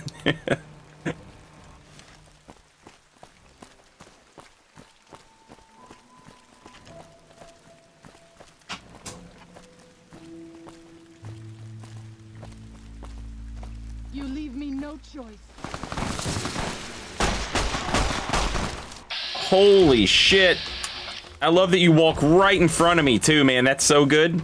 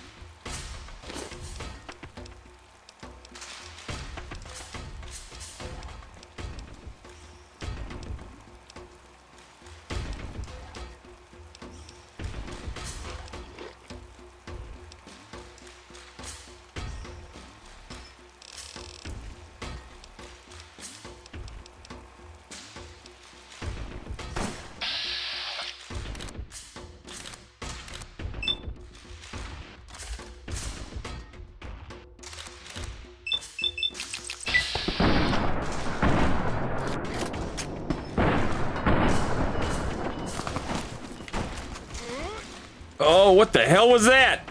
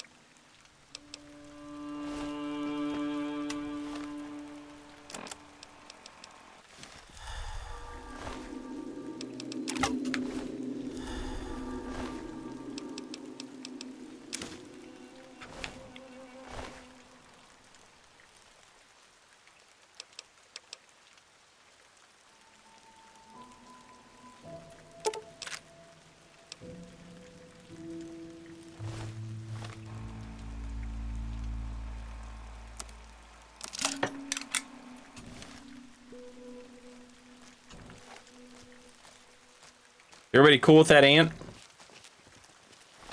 I mean, I don't mind if you guys don't mind.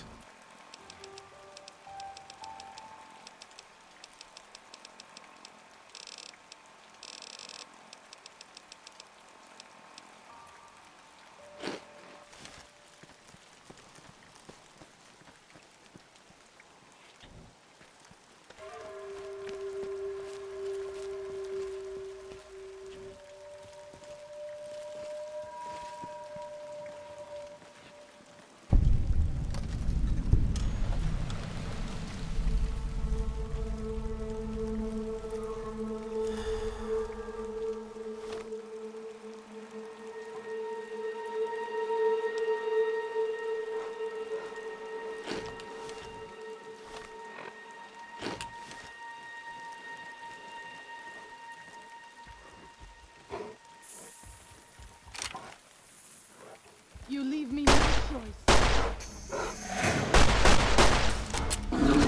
Oh, God.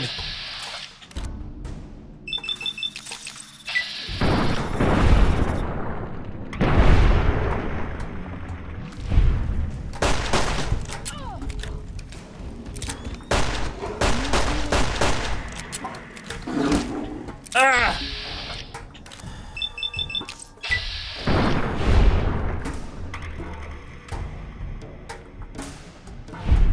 Bye. Get in that hole. Get in that hole. Your house where you live.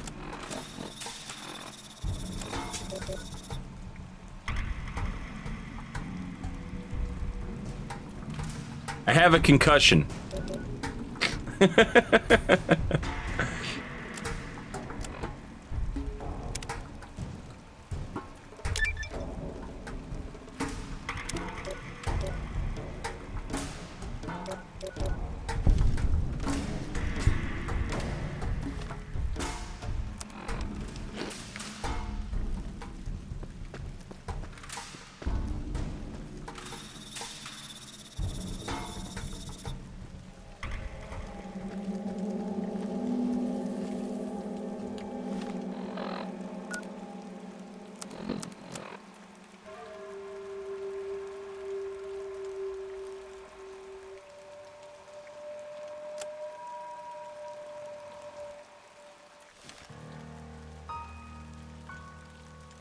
There you are.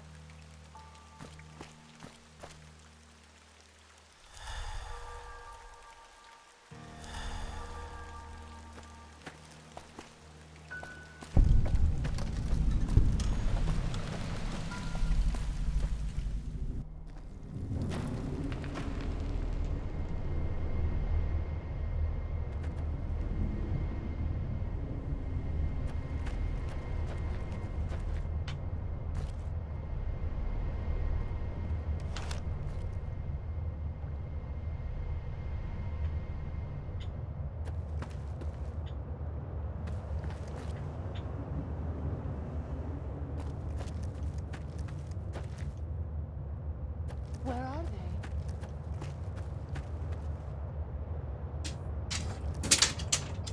Do you see them?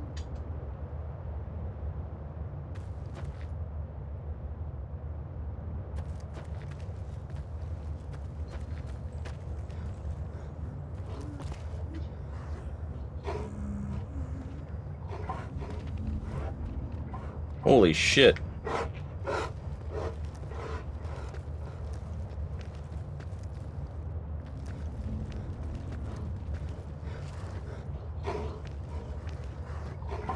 Where the hell am I supposed to plant these bombs?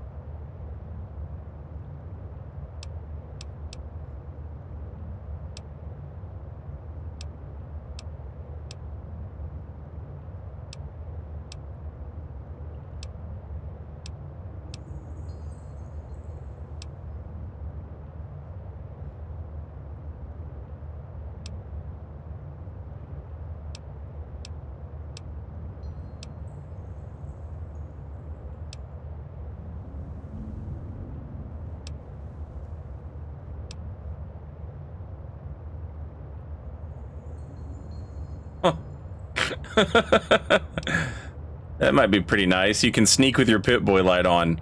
I just always forget to turn it off. Ain't like that now. Maybe you were bad once, but you ain't like that now. Your karma has been reset to 0. You regenerate AP 25% faster. Your attack speed is increased by 20%, and you're immune to criticals. It requires bad karma. So you hit level 50 with bad karma. You take off the black hat. You put on the white hat. I ain't like that now.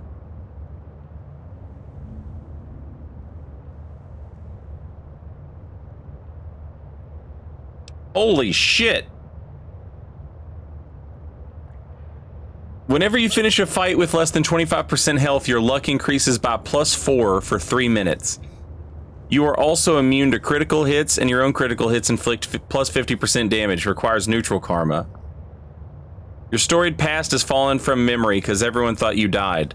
Your karma is reset. You inflict plus 10% damage, and for every 100 points of karma, you gain 10 health. You're also immune to critical hits. Requires good karma.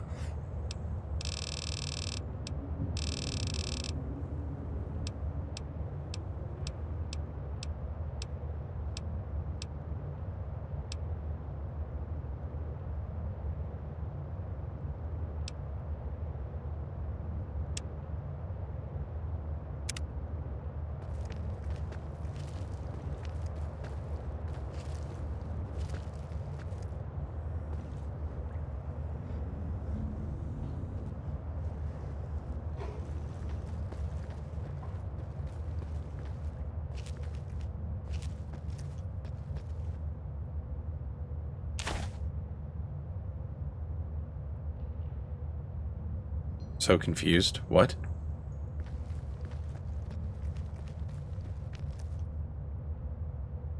Not sure if I should have picked that up, or is that where I set an explosive?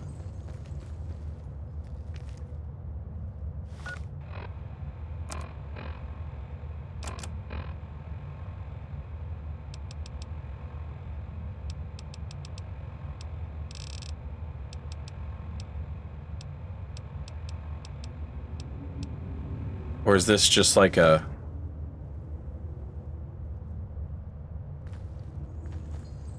I'm not sure what I'm supposed to do with that.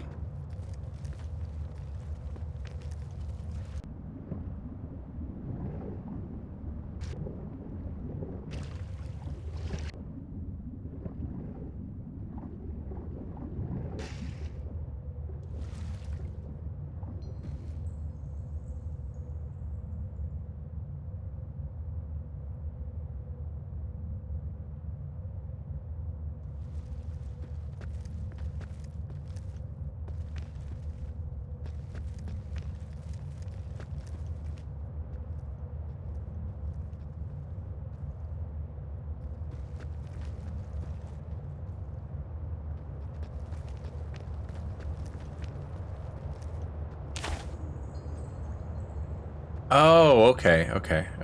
See what's happening. I think there's just one more. Excuse me.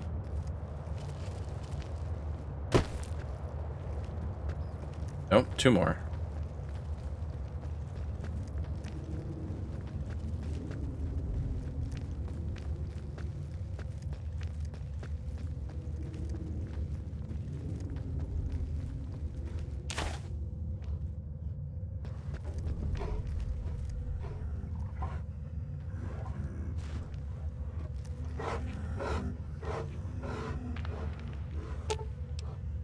As you wish.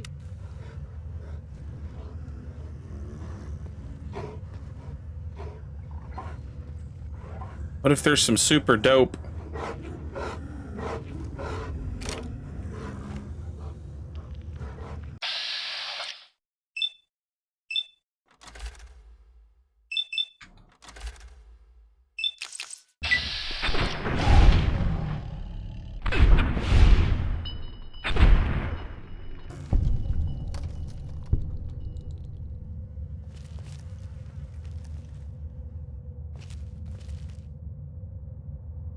Center of mass? More like kicking some ass.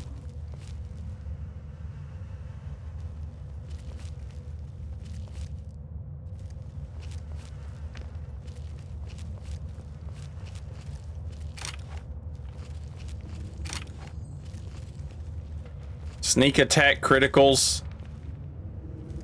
Better criticals. Finesse. 10 luck.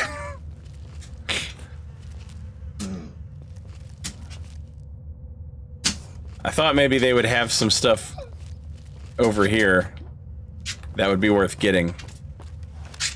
Apparently not, though.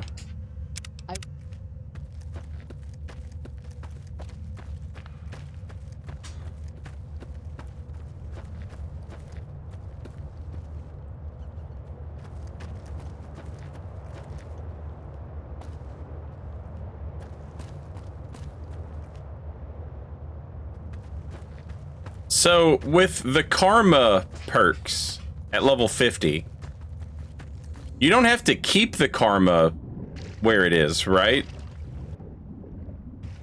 You just... That's kind of like the price of the perk, is that you had to have bad karma, and then it reset your karma to 0.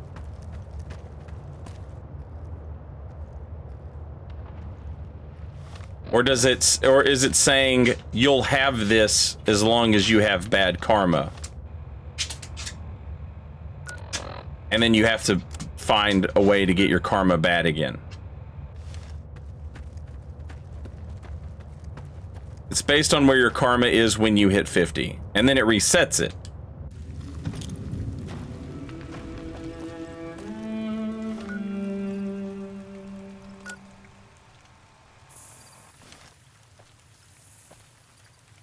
I'm confused. It said I was supposed to leave the cave, and I did.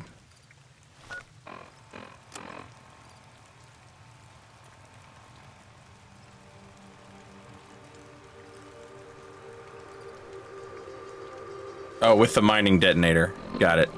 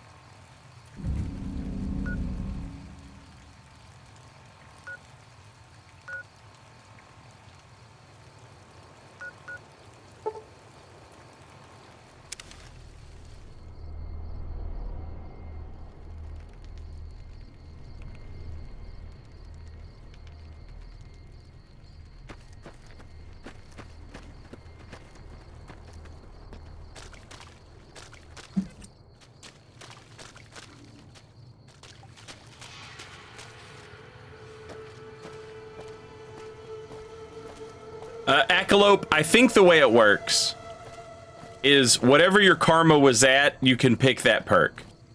So if you had good karma, you can pick the good karma perk. If you had bad karma, you can pick the bad karma perk. If you had neutral karma, you can pick the neutral karma perk. Once you pick it, it totally resets your karma, but then you get to keep the perk that you picked.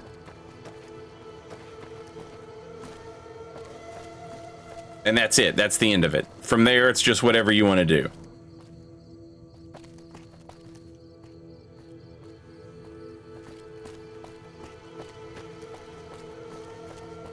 We pass like moonlight on still water.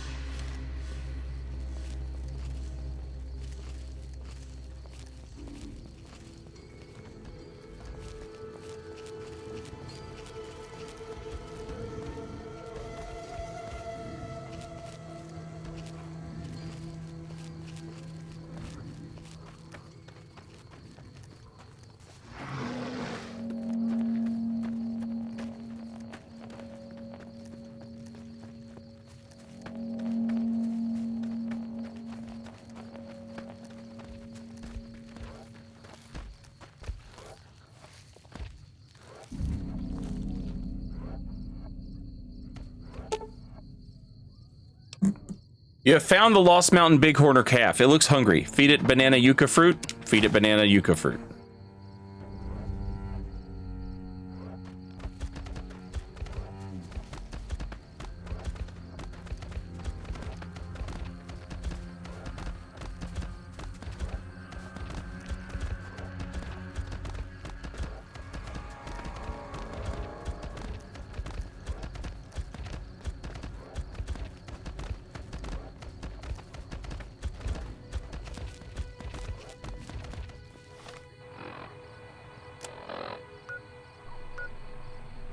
Holy shit. His mom is so far away.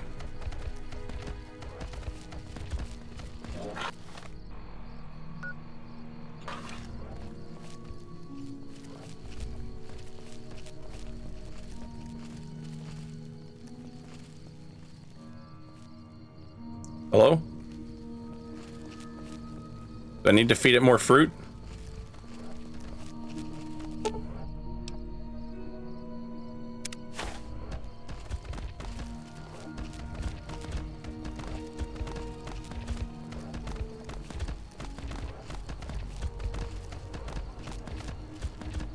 Yeah, for real. Do they come out with those horns? Because Jesus Christ.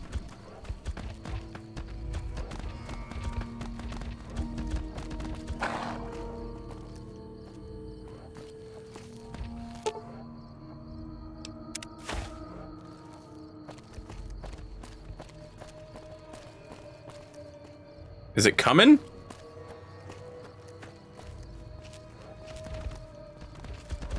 Do I need to sneak the whole time?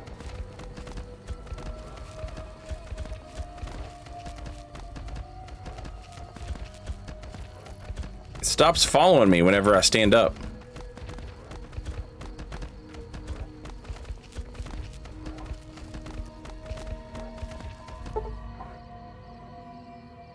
Yeah, return the calf. Why in the hell would I keep it?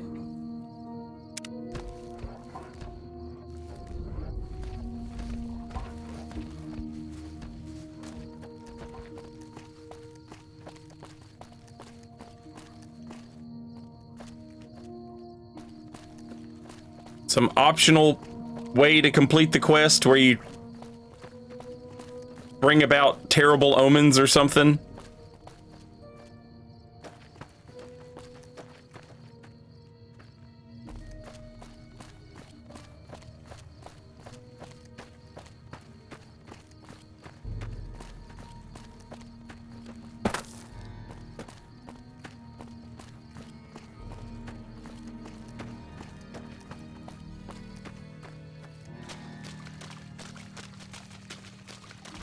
Maybe there's some anti-Joshua Graham in this DLC somewhere who's like, hey, let's fucking fuck these people up.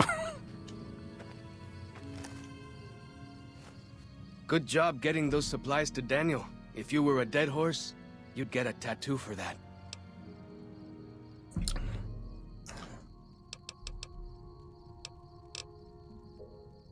Well, I returned the calf to its mother and didn't even kill any of the bighorners.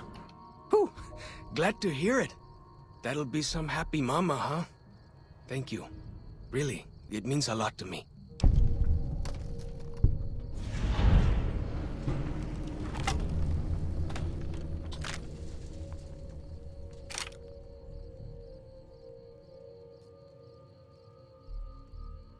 What's with this obsession you seem to have with civilization? Let me tell you a story. When I was a boy, a man came through the valley with one of the caravans. Tall man, big mustache, carried a guitar. I asked what he did for his living, and the interpreter told me he was a singer. What is that? I asked. The man explained that he went from place to place and sang for people, who gave him food and shelter and care in return. I couldn't believe that there was a place in this world where a man could do that. I promised myself then that one day I'd explore that world myself.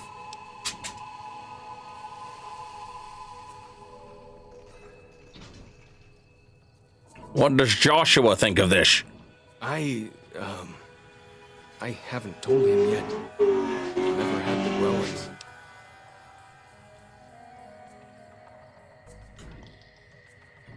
Maybe I could talk to him about it for you. I wonder if he can leave the DLC. You'd do that? Sure. Sounds smart to me. He might not get so mad at you.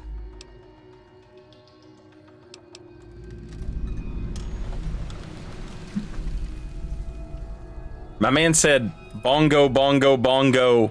I do want to leave the Congo.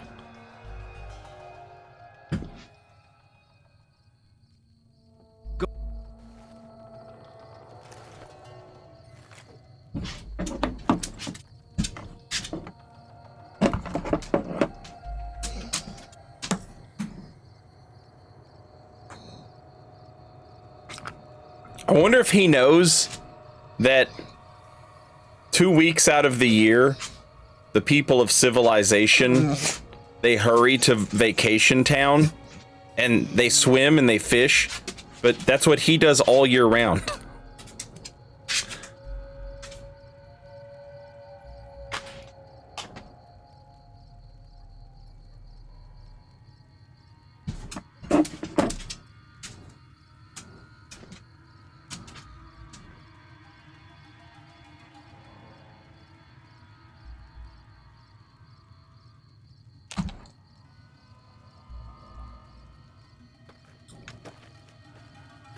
Chat.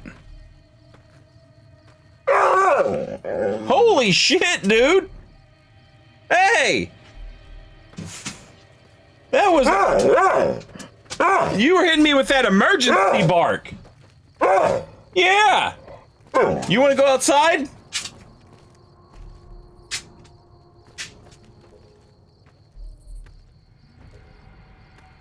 Jeez.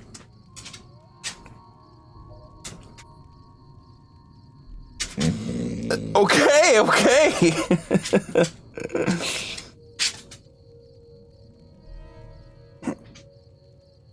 Chat, let me play some commercials. Let the dog outside. I will be back.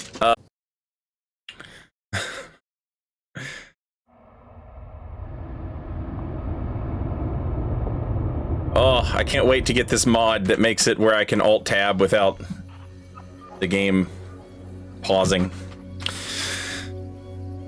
Dory K, welcome back, and thank you for 10 months, 4 in a row. Much appreciated.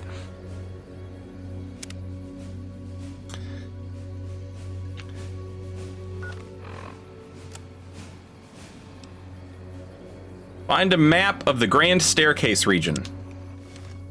All right. Let's go back to that Yao Guai cave. Because that's where we were before we interrupted that.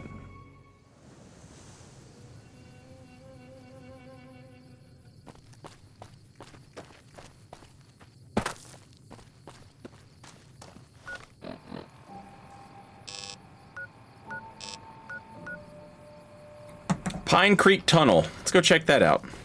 You leave me Holy shit. God damn!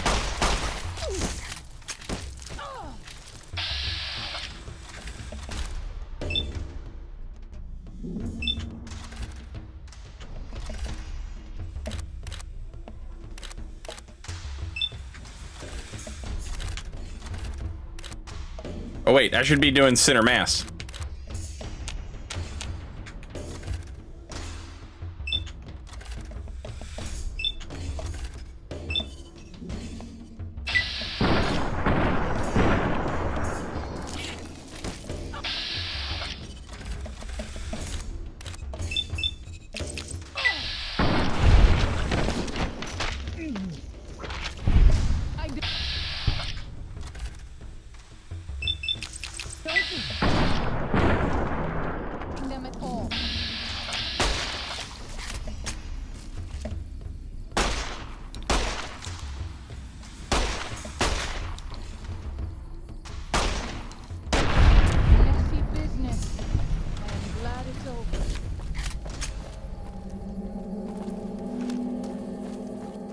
It just occurred to me that the reason that Joshua probably went to the other village was so that I would have access to a vendor. One of the only ways out of Zion Valley.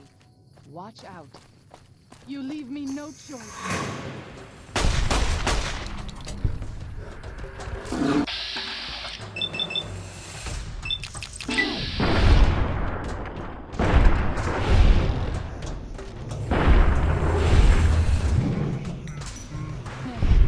I am glad it's over.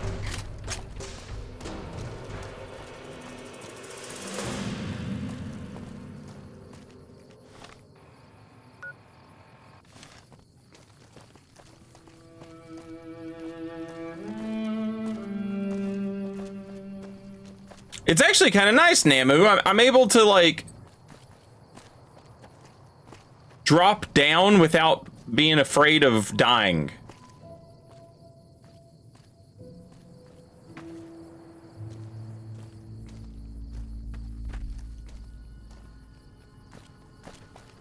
In a lot of places, it's like, oh, you found yourself up top somewhere.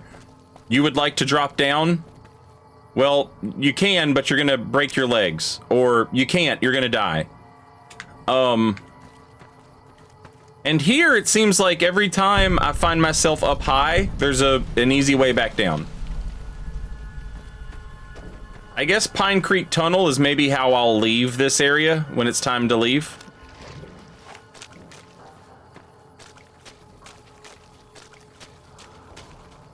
I need healing powder. Are you messed up? I thought you just healed on your own.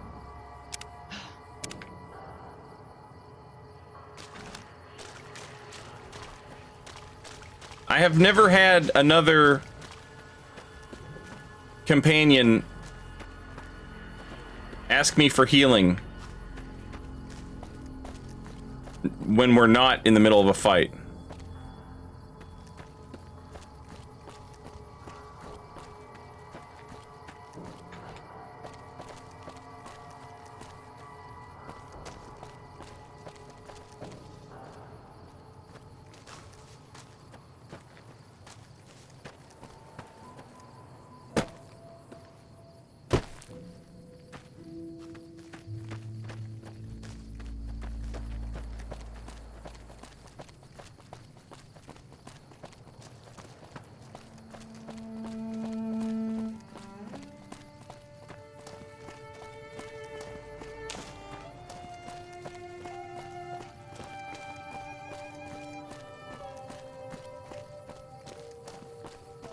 I don't know a lot about Joshua Graham, but he's a very compelling character.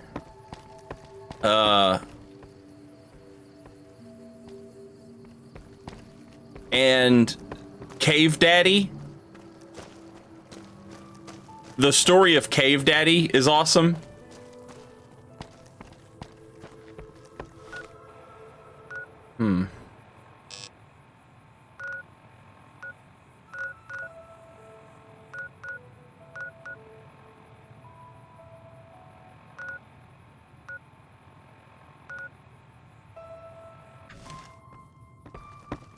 So this DLC has been 10 out of 10 for me. I'm really enjoying it.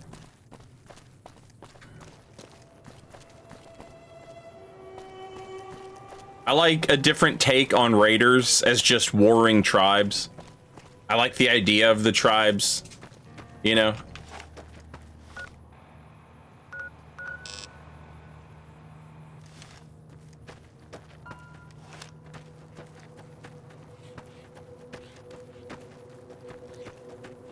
I'll fight you if I must.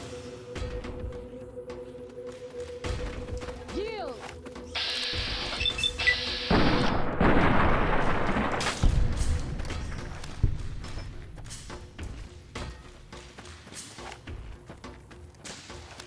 Like, it makes sense for the culture of New Vegas, considering, you know, how many people were there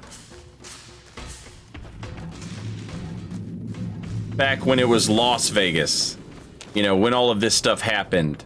But you even see, like, a little bit of that weird, like something.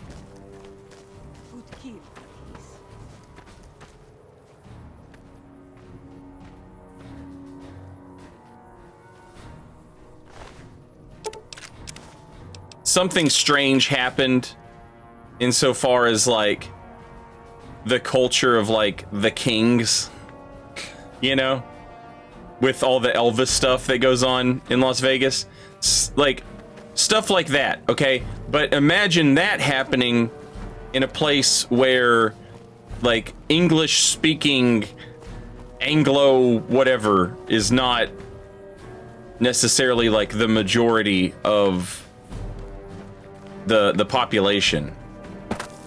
And so you end up with this like weird hodgepodge culture that like of tribes.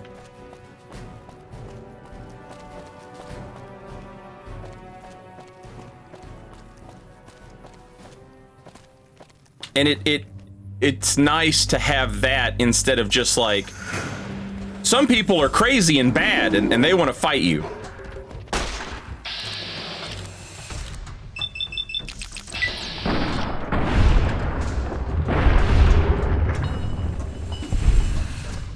Holy shit!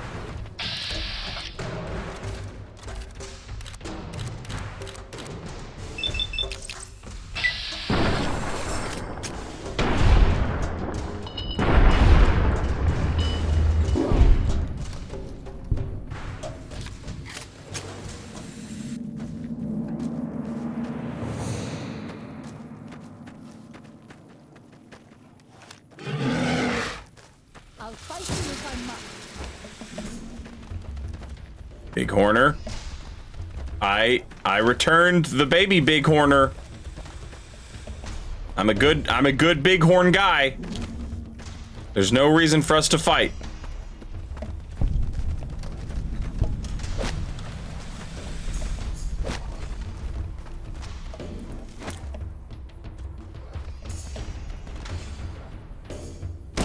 Hey! This one is mine.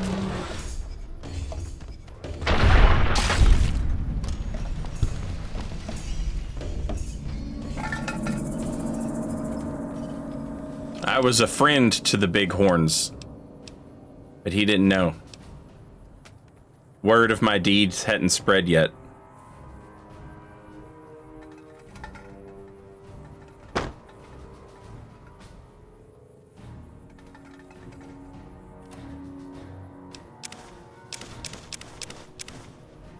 Five stim packs is insane.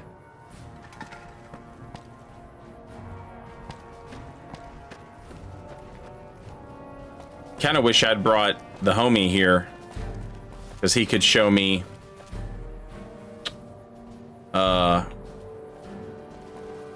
some areas around here. Maybe I'll do that later. Follows chalk.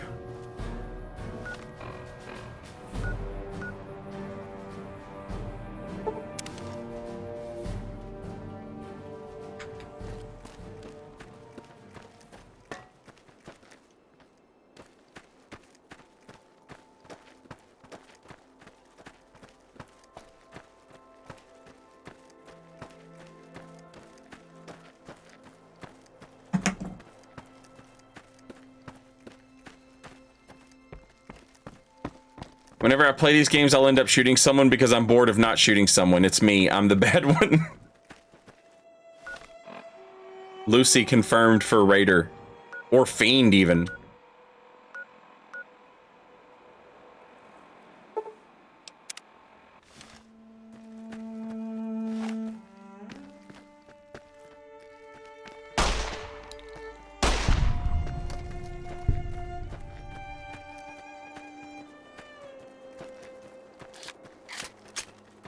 I'll fight you if I must. Let's move on. I don't like to. Here they are. Ain't no way!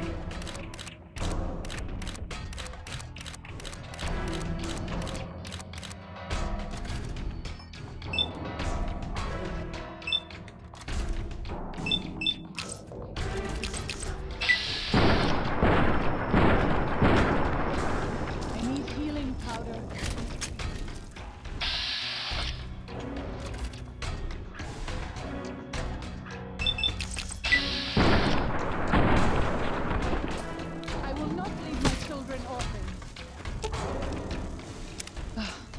improved.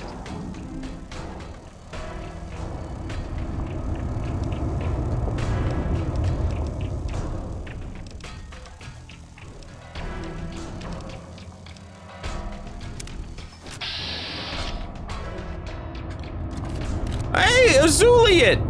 Thank you for the 5 gift subs. Deli Sauce, So Black, Gingervald, Nikki, and Johnny Tsunami. Enjoy your emotes. And welcome, everybody. Also enjoy your no commercials.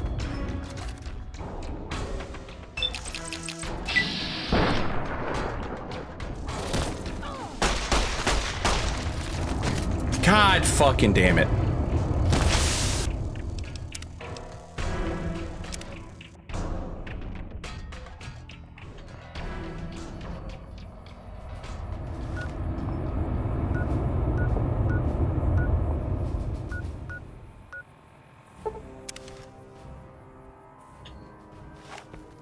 Azuliet, thank you so much. Seriously.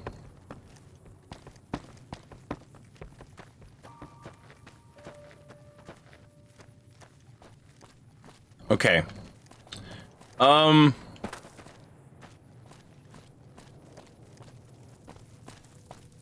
Those Cazadores were fucking massive, chat.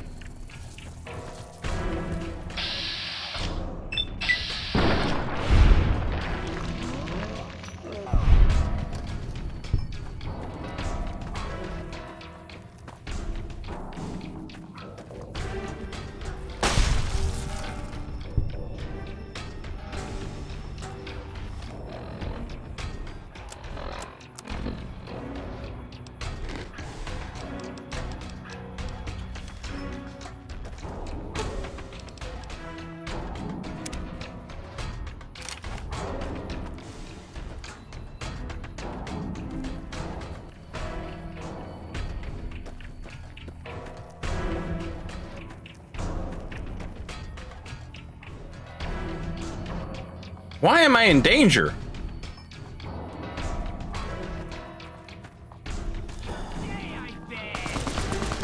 Okay, now I understand.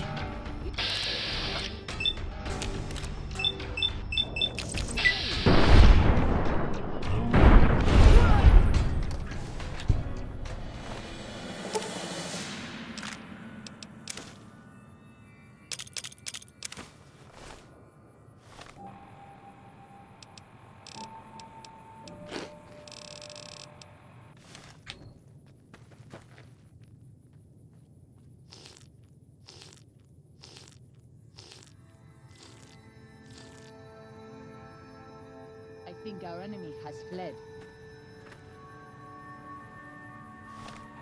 Maybe we never had an enemy. You ever think of that?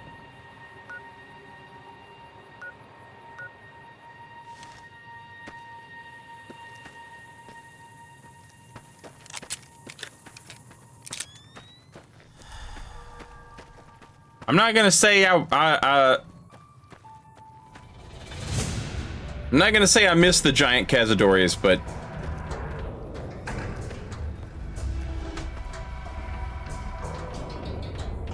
I am curious where they went.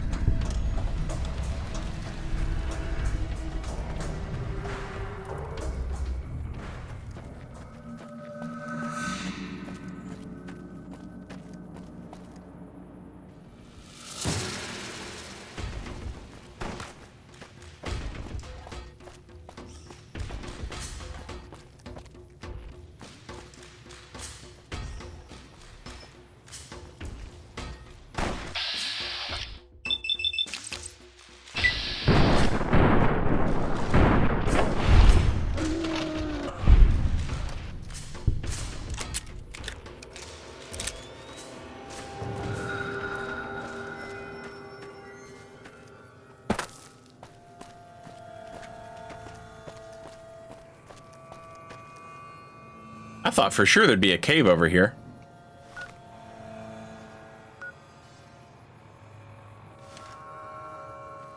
I'm really digging these caves because of the lore on Cave Daddy.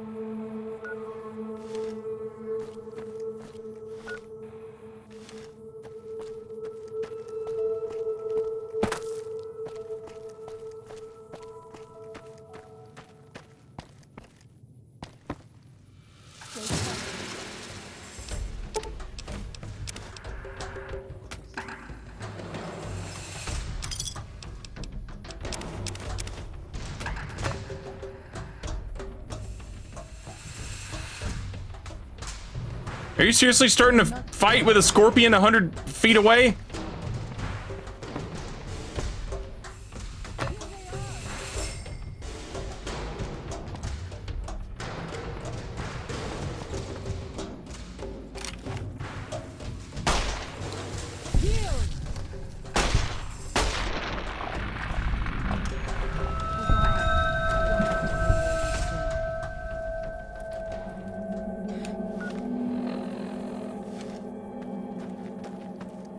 Hey, Cat Acid, thank you for the raid. And welcome in, raiders. Hope you guys had a good stream.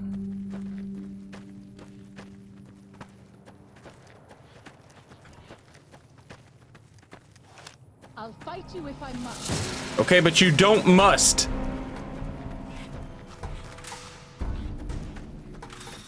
It's a tiny gecko. It's not going to hurt us.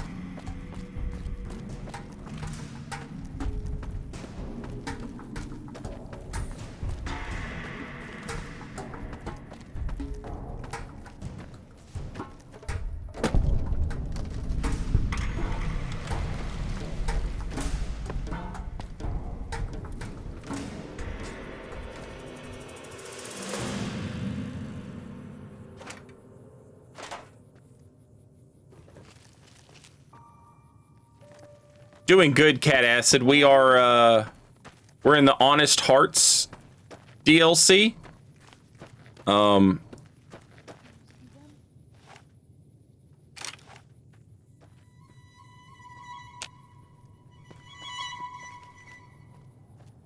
Messy business. I am glad it's over.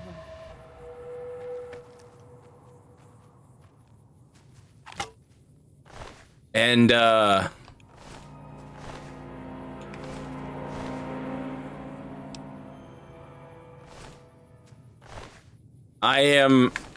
I'm looking for caves because there's like a story that's told through the caves in this DLC, and it rules.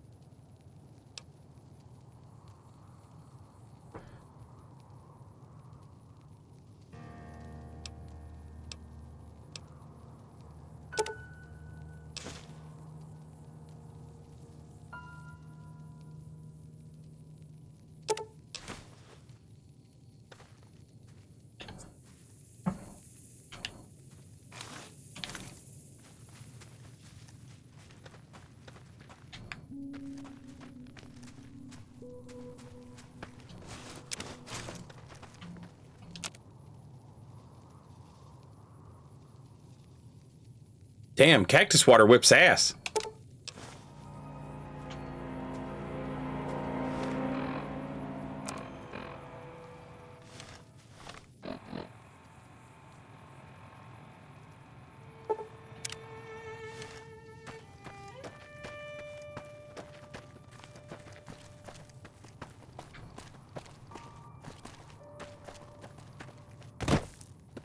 Do you want any hints?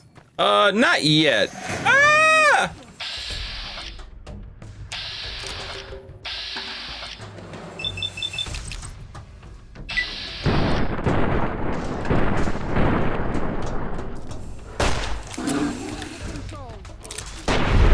Messy business. I am glad it's over.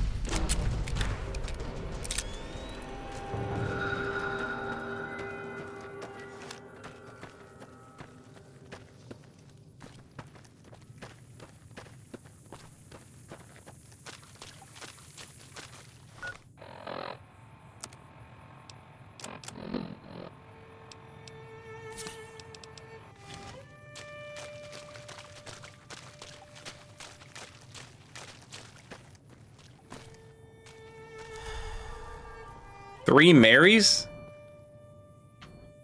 We should not be here. The Three Marys is where the White Lakes make their camp. We should leave quickly. Oh.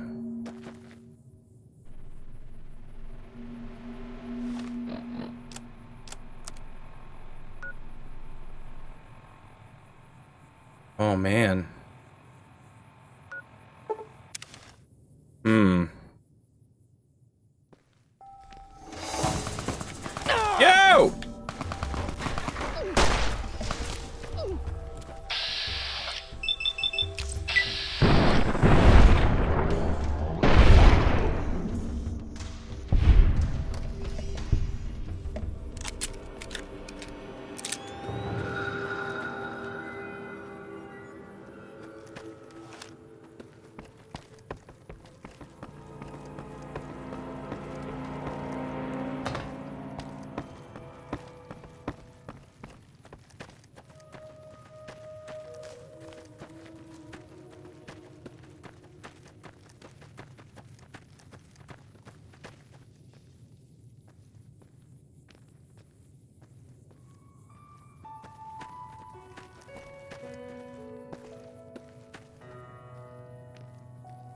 Follows Chalk is back at his house chilling. He is one of the dead horses. That's his tribe. You leave me no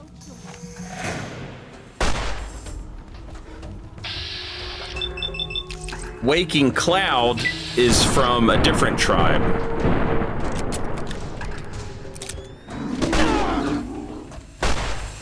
He might fucking kill me. Holy shit.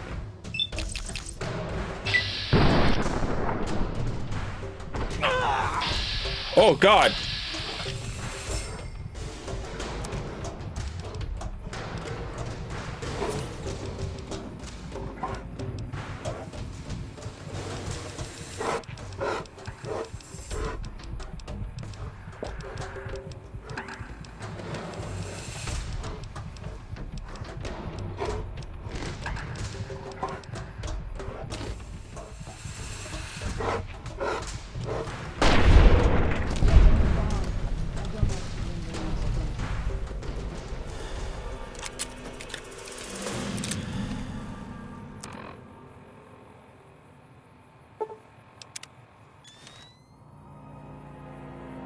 Really feels like there should have been something over here. A cave or a landmark or something.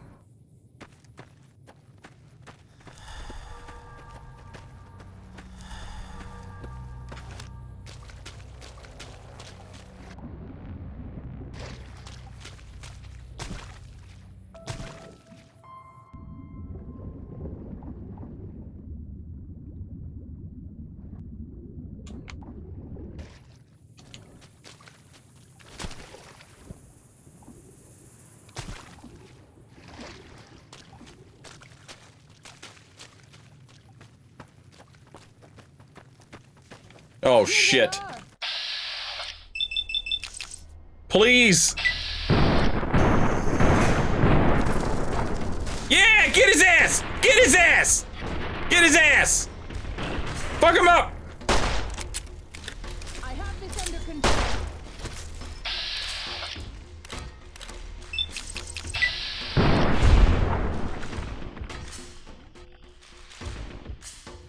Let's move on. I don't like to linger in this place.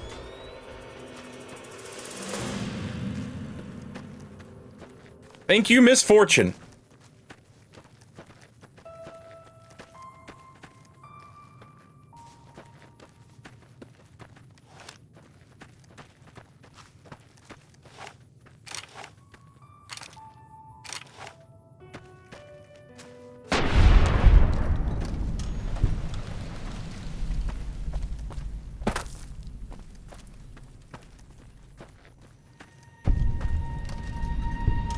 I knew it. I knew there'd be something.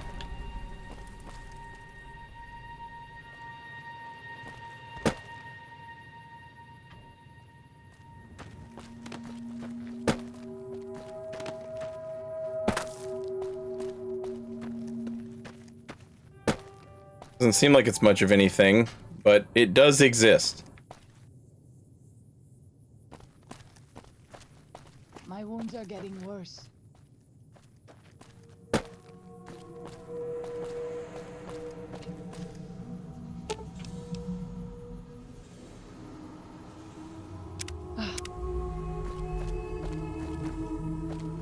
Maybe they keep taking damage if they're poisoned. Maybe she's poisoned. And maybe the stim pack just cures them. That's the only thing I can figure. Because it seems like they never complain about being injured after a fight.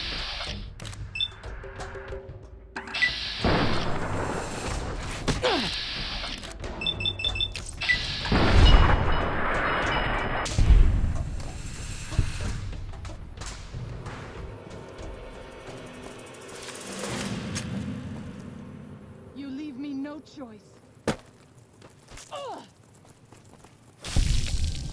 Messy business. I am glad it's over. You leave me no choice.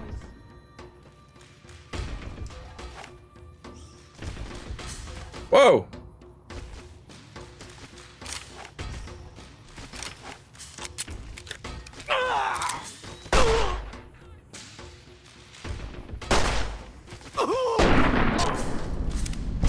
Messy business.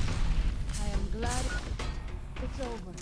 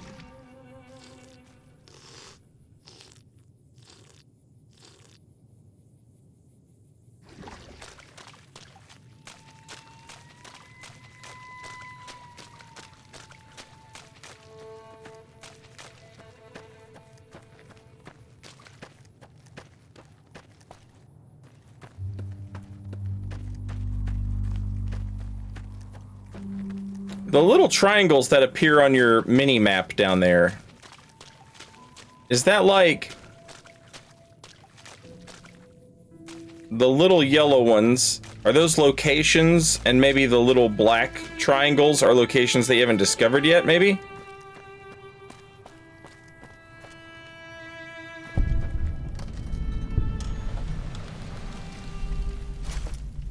That would appear to be the case.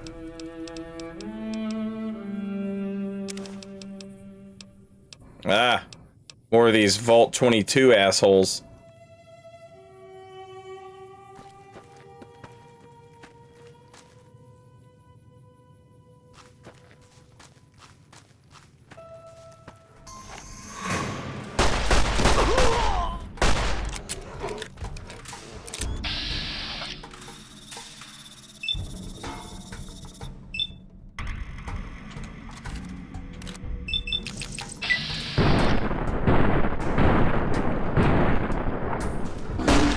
So normal.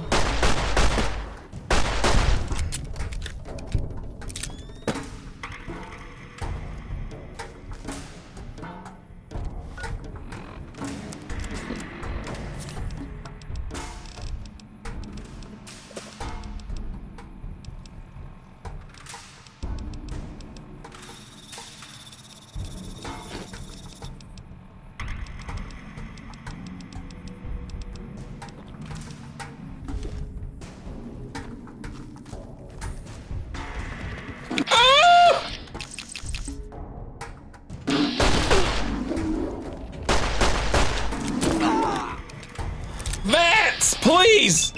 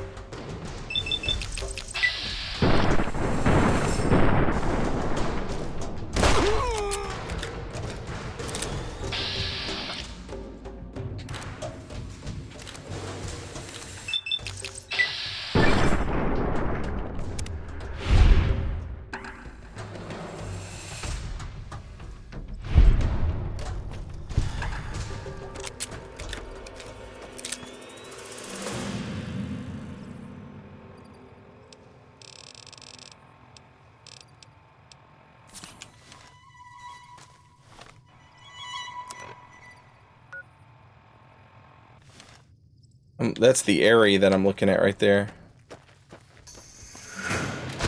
No! No!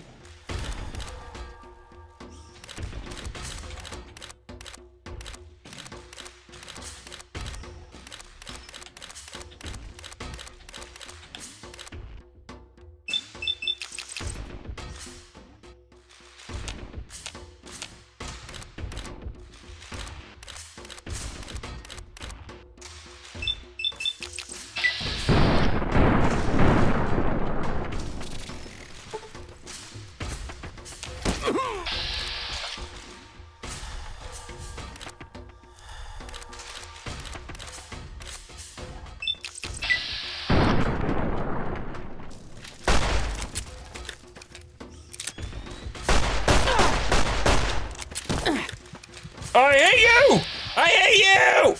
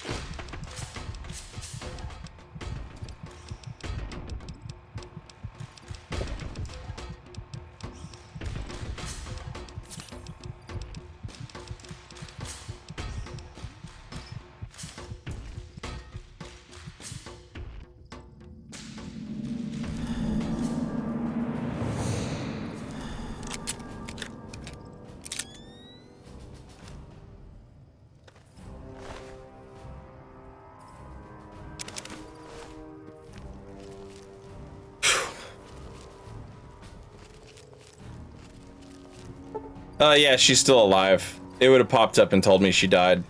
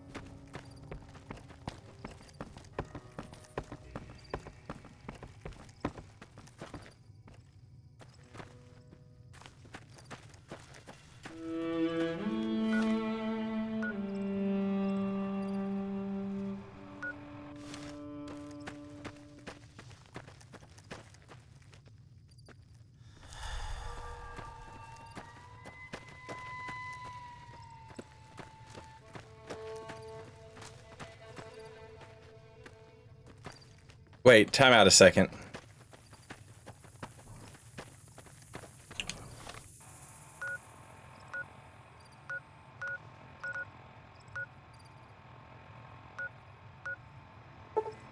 The Sorrows. That's this tribe's name.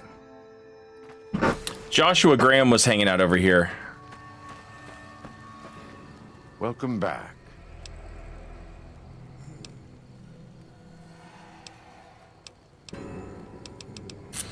I've met Caesar, you know. What do you think he would say if I told him you were here? I think that would put him and you in a difficult position.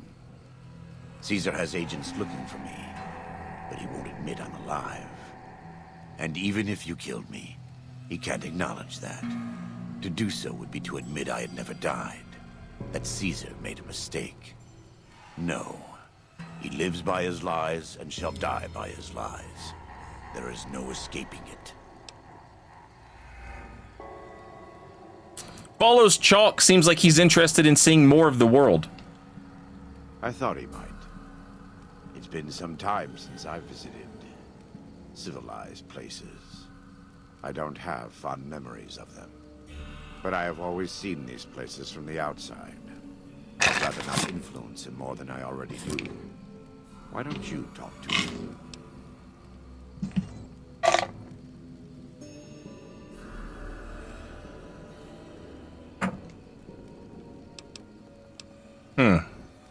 Okay. Whatever you tell him, I'm sure it will be fine. It's still his choice to make. I just want him to make it without looking to me for approval. He's a man. He can make his own decisions.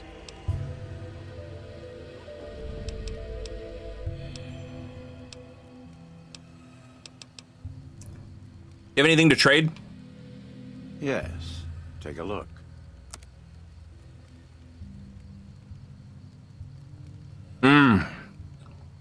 45 silencer.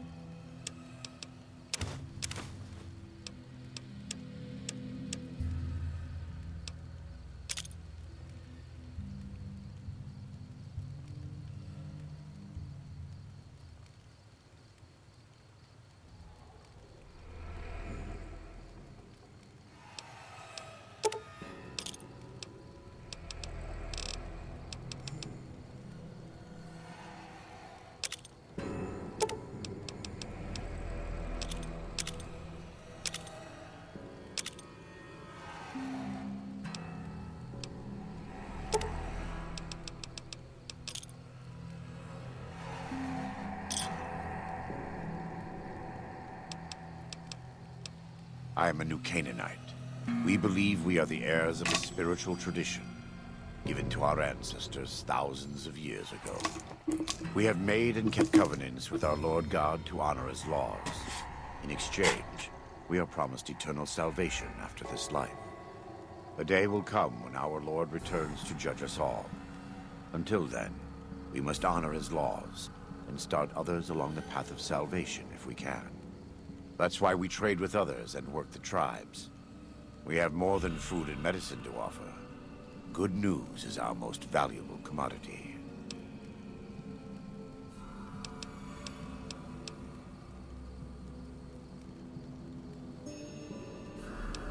Huh. If you say so. Whether there is a god or not, his existence doesn't depend on what you believe or what I say. There is much to be skeptical of in this world, so it no longer surprises me to learn how many people don't really believe in anything. But I believe that our Lord was made flesh as Jesus Christ and died to redeem me, and you, and the Sorrows, even the Whitelegs, everyone. He's a butcher. Believe me, I know the godless fire that burns in his heart. I've been burned by it myself. He's not the kind to let his subordinates do all the killing. No, he likes to have a hand in it, that spear of his. He's fashioned himself an abomination before the eyes of the Lord. I'm happy to serve as an instrument of divine justice. It's not something I enjoy, but I pray to God that someone may learn from my mistakes. What would you like to know?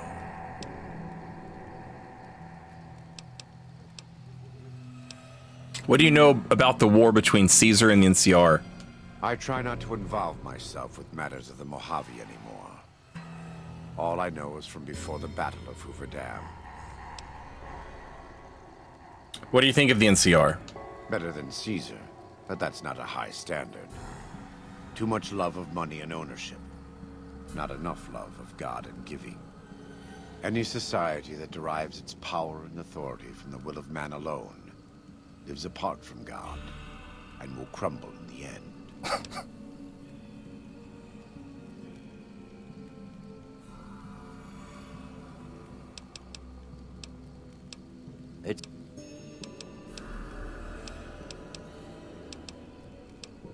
Do you know about Mr. House? I had heard of him, but when we were preparing to enter the Mojave, he didn't seem relevant to what was happening. From what I've learned since Hoover Dam, he handled the Mojave tribes in a fashion not entirely dissimilar from Caesar. It's too bad.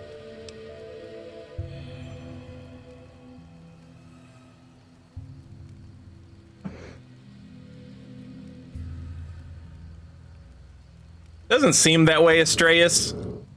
Like, obviously he holds religious views. It's not something And he wants I to share enjoy, those religious but I pray to views. God. But he doesn't necessarily believe that you have to share those religious views.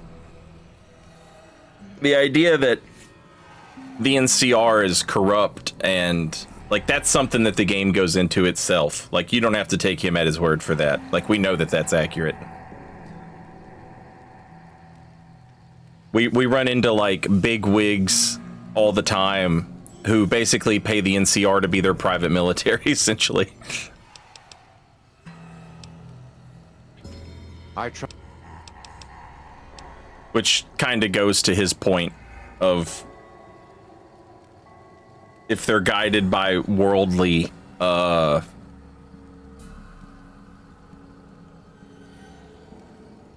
desires and governed by worldly desires rather than divine or communal desires, then they're bound to fail anyway. I'm guessing you don't like Caesar very much. Love the sinner, hate the sin. With Caesar, it's often very difficult to see through all of that sin to the person inside. I can say that we were both lucky that NCR supply lines and land routes north of Mojave Outpost were destroyed before the Battle of Hoover Dam. Something bad happened near Death Valley, at a place called the Divide. NCR couldn't cut across anymore, and it slowed down the reinforcements. Terrible storms ripped entire companies apart before they even got to Nevada soil. The aftermath of Hoover Dam could have been even worse for Caesar. What's at the Divide? I don't know for certain, and I don't think NCR knows either. Whatever happened at the Divide was too much for them to handle. Our Frumentari told us what they saw. Only fools and madmen would march into a place like that. All roads wind down to the same spot, the grave. They said all that's left there is a gaping wound cut into the earth, cursed and damned. God damn! For God-fearing folk. That sounds badass.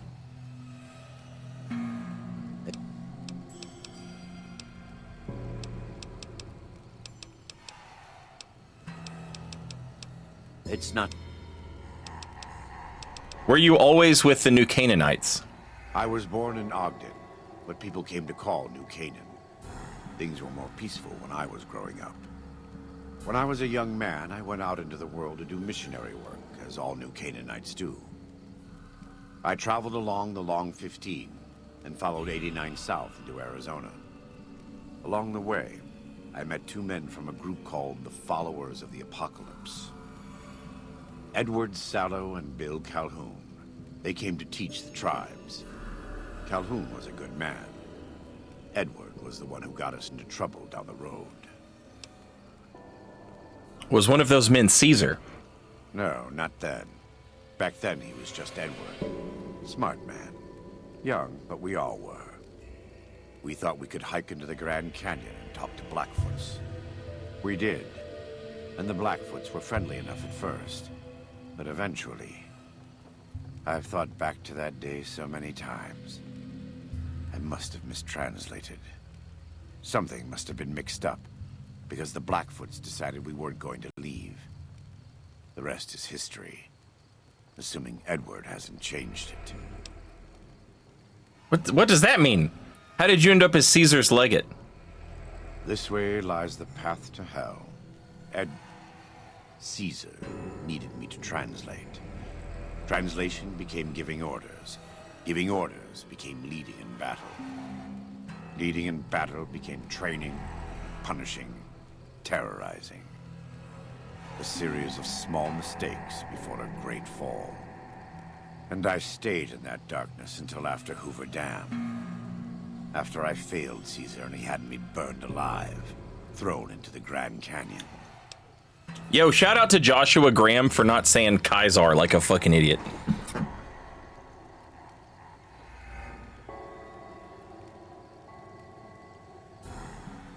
How did you survive? I survived because the fire inside burned brighter than the fire around me. I fell down into that dark chasm. The flame burned on and on. The next morning, I woke up and crawled out of the northern edge of the Grand Canyon, that cursed place. It took me 3 months to reach New Canaan. It was as though the prodigal son had returned. They welcomed me like I had never left. Never done anything to shame them. The fire that had kept me alive was love. Their love. God's love. I will never be able to repay the debt I owe to them. But I must try.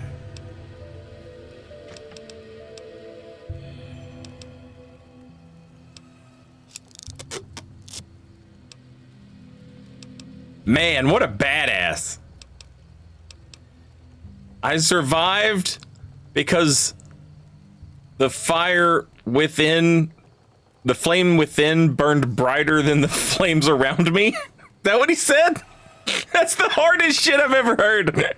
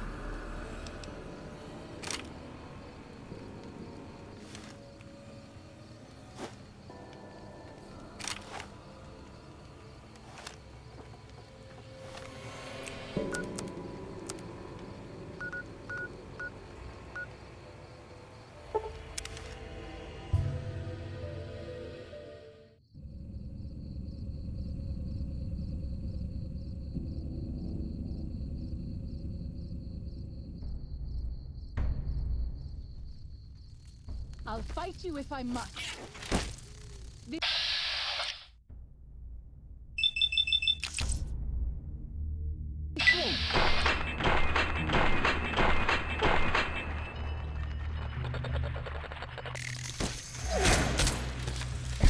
My wounds are getting worse. If I fall, save me.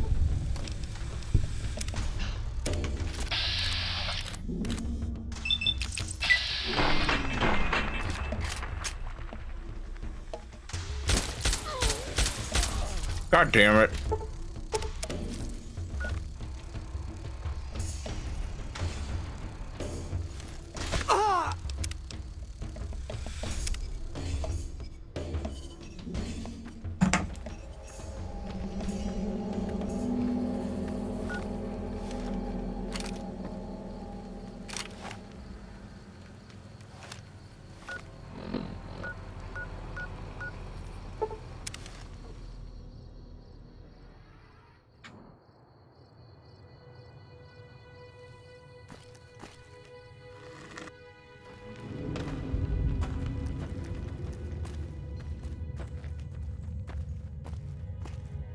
I've already been through here once. I just kind of came through here.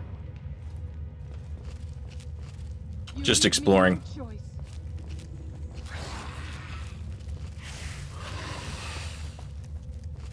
I have this under control.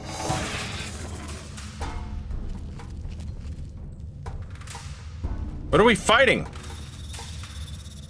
Oh.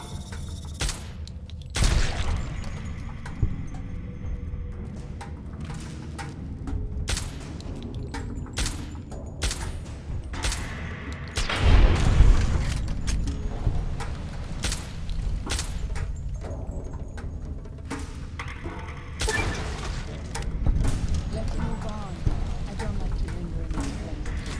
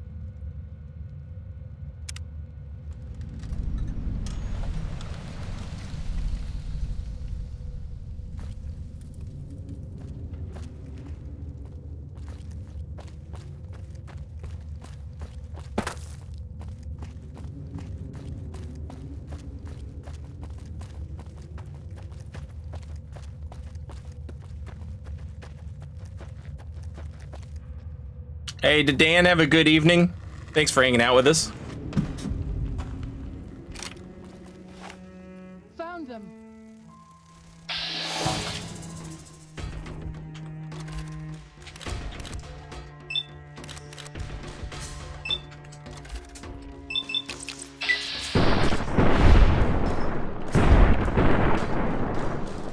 I don't think I'm hurting them at all.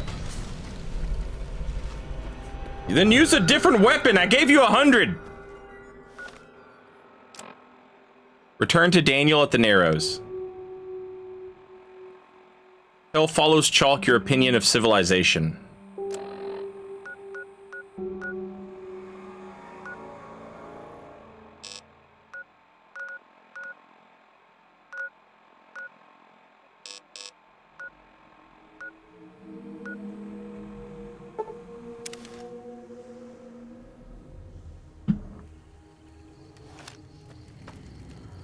What can I tell you?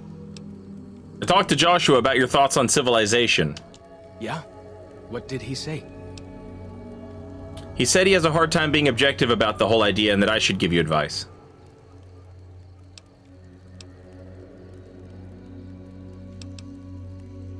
He said that? Well, I guess you have been out there more recently than he has. So, what's your advice?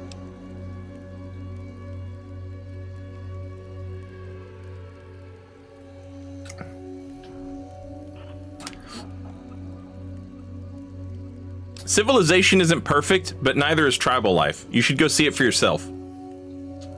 Really? You think so? Whew. I'm going to do it. After all this is over, I'm going to go explore civilization. Dankney, Akis, I never would have had the Growans to ask him myself.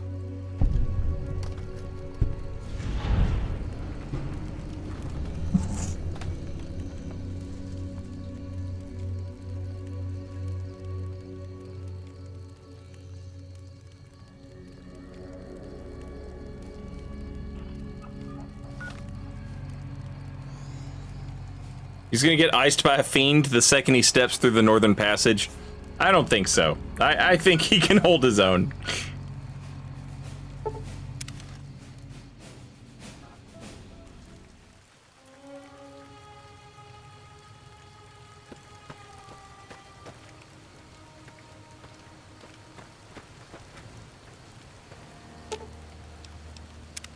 Katubiu.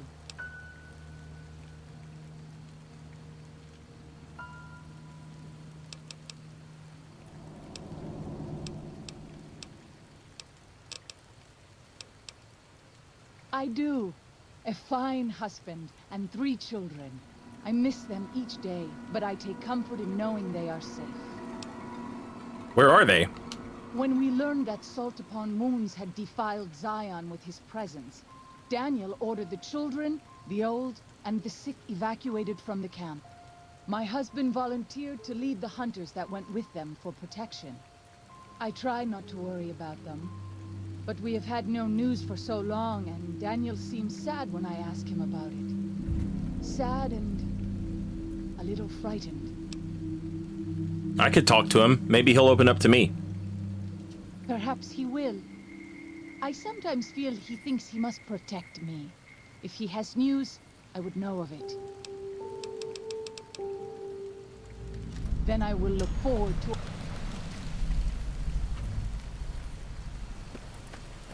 Oh, Danny boy, the pipes are calling.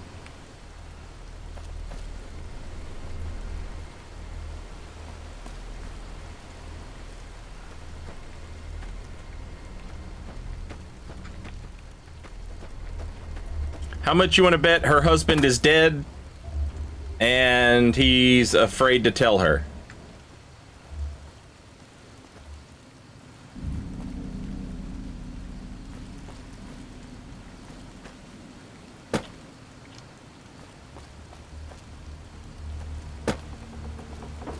I'm sure it's fine.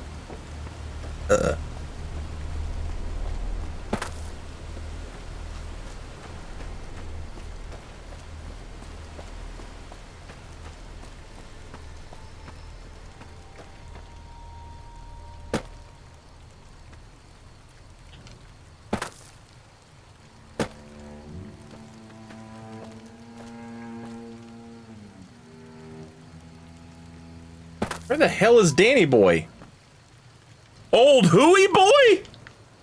You're at my funeral singing about some stiff named Danny?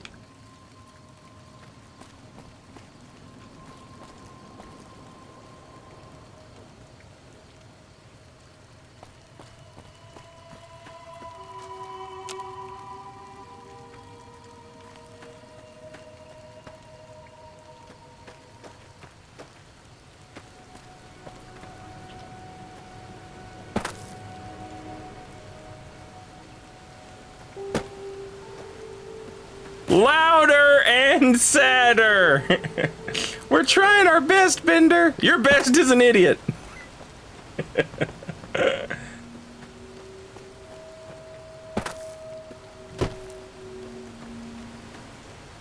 What was his favorite cause of death? A runaway truck driven by the Incredible Hulk or something.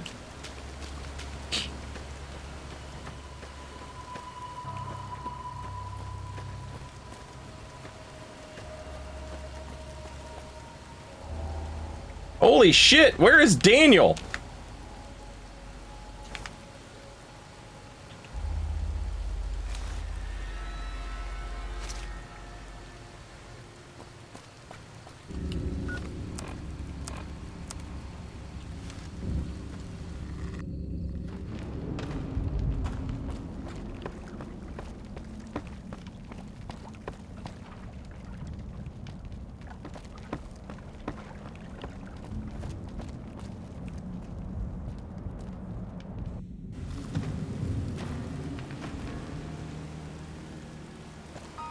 Damn, Daniel, back at it again with not knowing where the hell you are.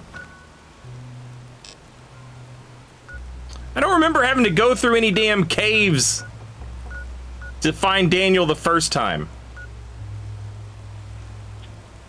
Has he moved?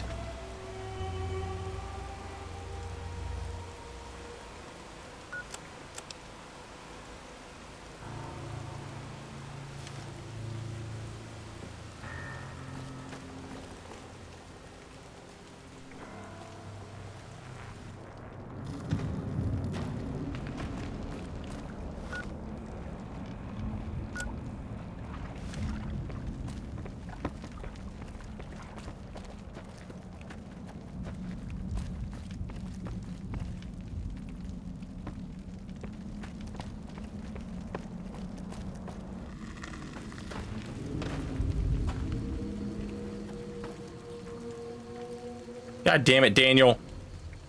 We pass like moonlight on still water.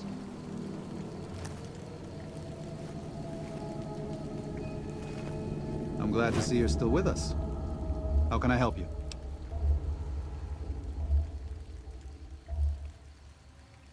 Tell me about Walking Cloud's family. What do you want to know exactly? I'm sure she could tell you much better than I. She said one of her births was difficult and you helped her through it. Oh, well, that's true. Waking Cloud is a talented midwife. She certainly brought more children into the world than I have. But there are some problems she's never dealt with. One of them came up when she was having her third child, and I really didn't do much. I'm surprised she mentioned it. What, Did you help the rest of her family leave Zion? I did. What's the matter? Did something happen? Her 3 children are safe. They made it north weeks ago and met up with new Canaanites heading east. Her husband didn't make it. He died protecting their children from a White Leg attack. Do not tell Waking Cloud. She is one of the only Sorrows who can communicate easily with us, and her tribe needs her to be strong right now.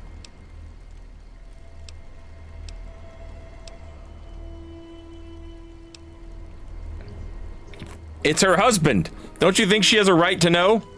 To everything, there is a season. Turn, turn, Who are turn. you or I to put this heavy burden on her now? You're the new Canaanite who's supposed to help lead these people, not hide things from them. I know, you're right. I shouldn't have hidden it from her in the first place. We can't fail here again. Zion can't become the next New Canaan. The Sorrows don't deserve that. They don't deserve any of this. Sometimes I look at them and wonder if they would have been better off if those old trails had stayed forgotten. If we had never found any of them. Tell Waking Cloud if you think that's best. I won't stop you. I checked on everything in the valley and got you the map of Grand Staircase. I appreciate it. Well, that's it. This is all we need. Now all that's left is to quietly pack up and try to get out of here without being noticed. That's assuming that Joshua won't try to stop me. And that he hasn't talked you into fighting the Whitelegs despite what I've said. Don't worry, I don't hold it against you. You're an outsider. Fighting seems like the practical solution. I'll tell you again. There's more at stake.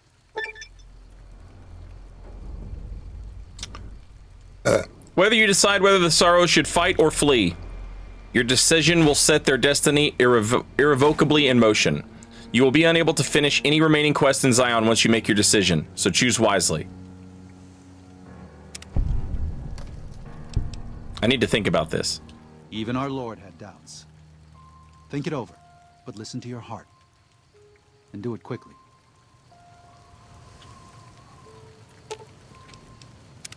Katubiu.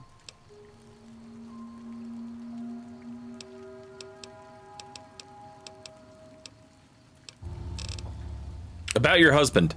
I'm afraid he was killed by Whitelegs during the evacuation. What? No. You must be mistaken. Daniel would have told me. I'm afraid so. Daniel kept it from you because he thought the grief would distract you. How dare he? What gives him the right? I thought Daniel was my friend, but he cares nothing for the sorrows. Two stories at once, Chet.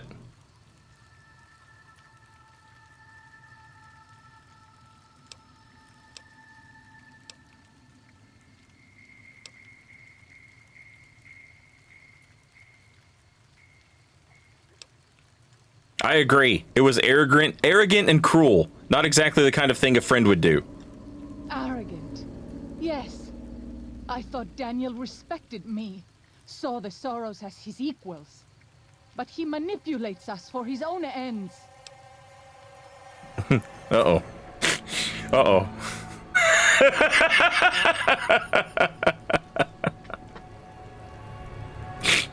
Uh-oh. Now what are you gonna do about it? About Daniel? I don't yet know.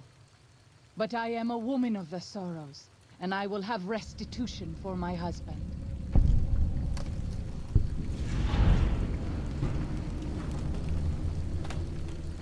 I see Daniel skedaddled.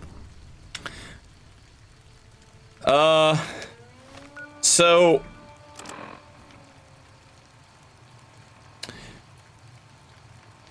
we talked about this. You know, you tell two stories, and as you're telling two stories,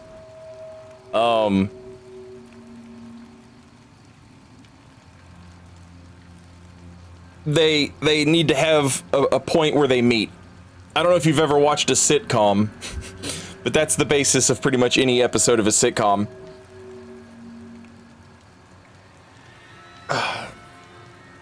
It turns out that the parents of the girl that George is dating are the same friends that Kramer has been going to the golf course with, or whatever. You know what I'm saying? And our stories meet up there. And so we have the story of two tribes people with Waking Cloud and Follows Chalk. And we have their two new Canaanite mentors who are, you know, one says we should stay here and fight, and the other says no, we should get out while we can. And then you have to make a decision of which one you want to back up. Then both of those tribes people have quests wherein their respective tribes guests, Joshua and Daniel, are both asked, hey,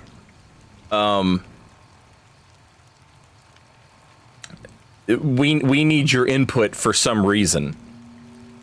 And Joshua's input is that these people deserve self-determination and to be told things free from bias.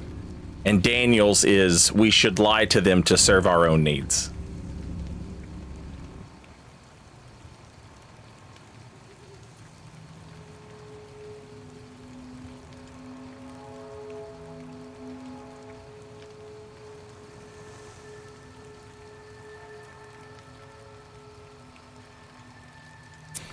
Great Wizard Jenkins, good afternoon.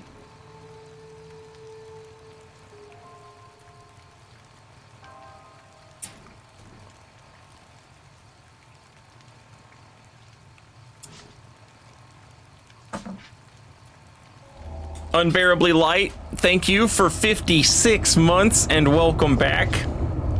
And good day. Yeah.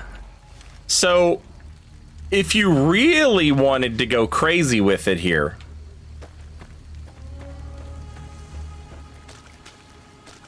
you would make the cool guy, Joshua, you would make the cool guy the guy who has the shittier option, right? But perhaps he's the cool guy because he has the good option.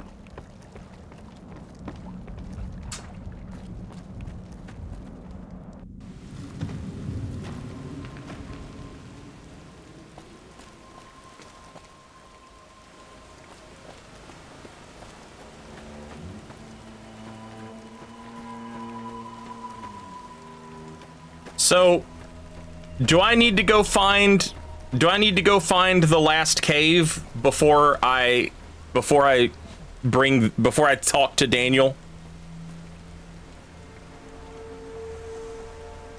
Okay. Then that's what we'll do. Cuz I definitely want some closure on Cave Daddy. Chat, before we get resolution on Cave Daddy, let me play some commercials, get him out of the way, and stand up and stretch my legs. And I will be back right now. I'm returned. Let me put a stream marker down so it makes it easier to edit these VODs later.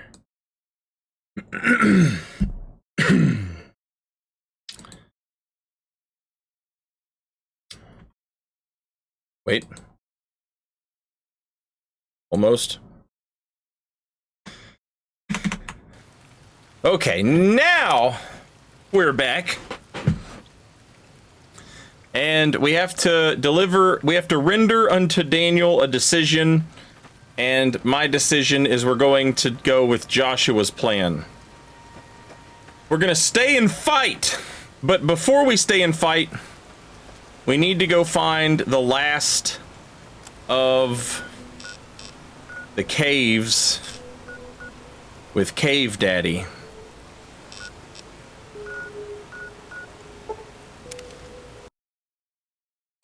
Or the game will crash. That's another option that we have. Just immediately.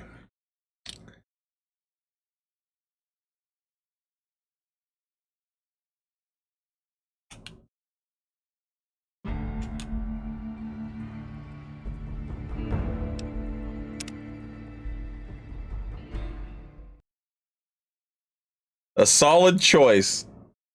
Hell yeah.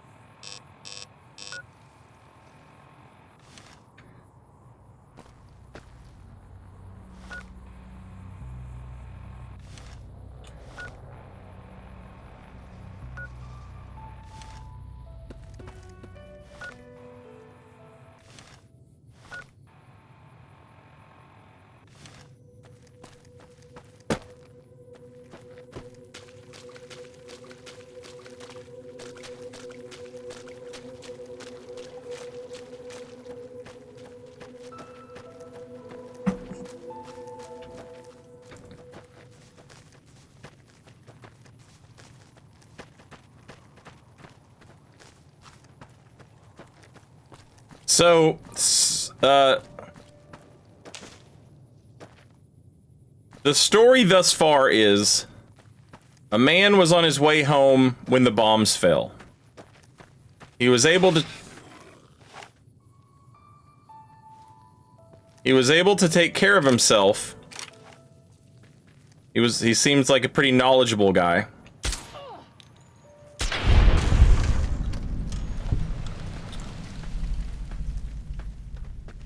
Pretty handy. like a MacGyver type.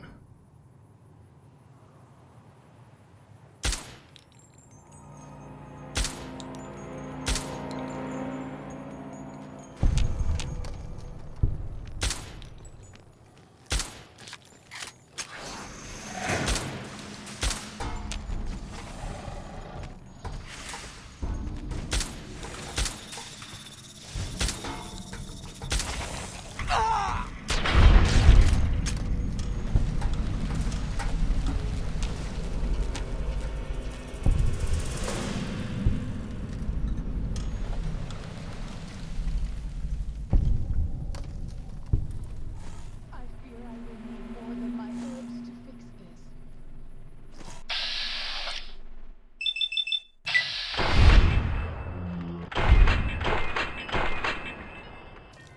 this. God fucking damn it!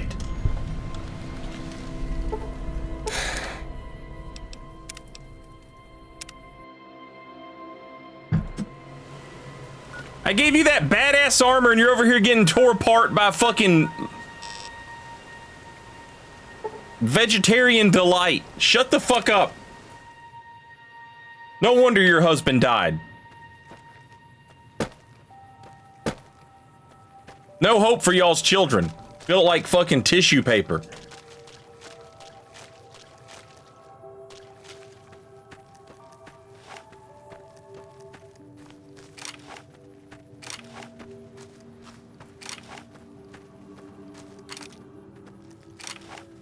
We pass like moonlight on still water. You leave me no choice.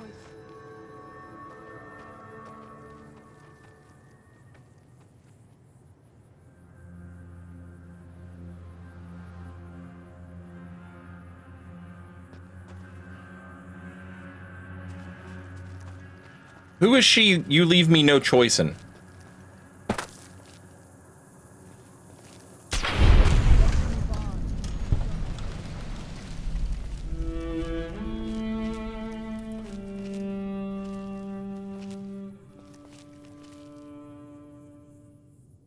Anyway,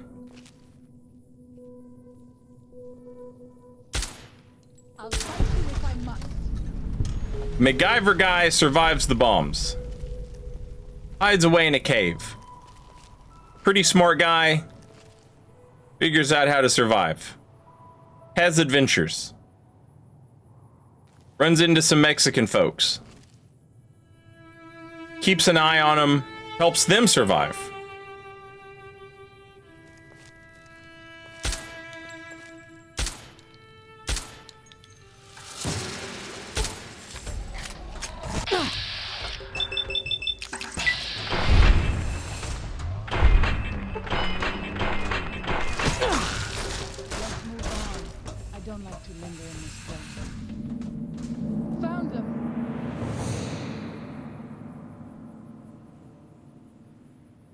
Anytime the mysterious stranger shows up, my game acts weird.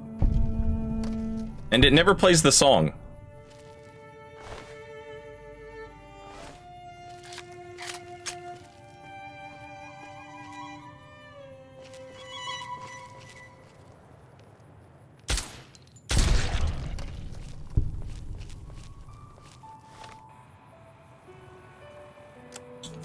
Then some vault people show up from Vault 22. You may remember them from such adventures as Don't Touch That Plant. And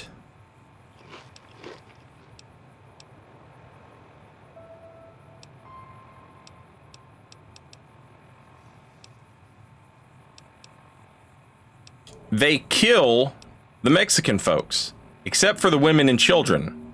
They capture them. And Cave Daddy is like, I should help them, but I have to be careful. I can't just run around helping everybody and trusting everybody.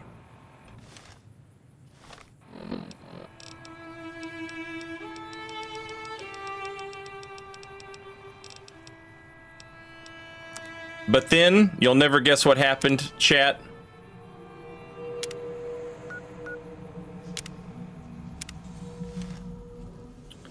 the Vault 22 people show up. They kill the Mexican folks, except for the women and the children.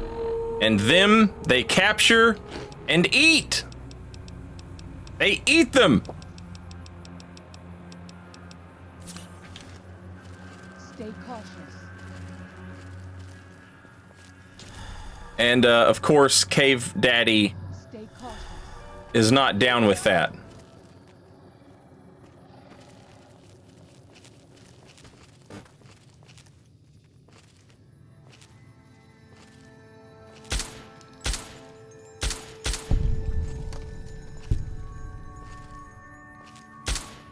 Cave Daddy says, that sucks.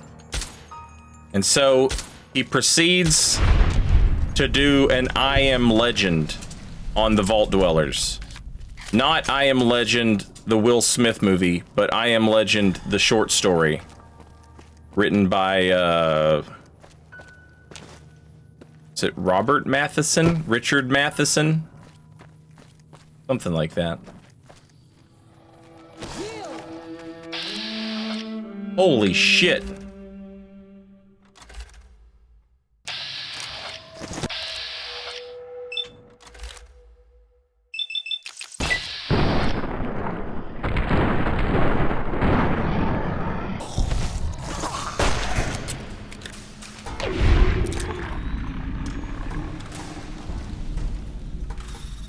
Messy business. I am glad it's over.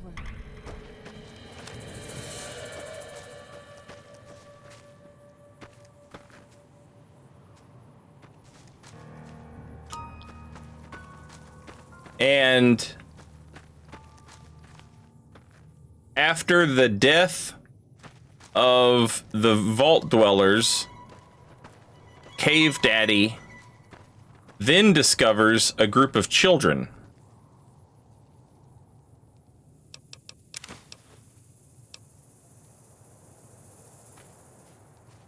And they appear to be on the run from the school.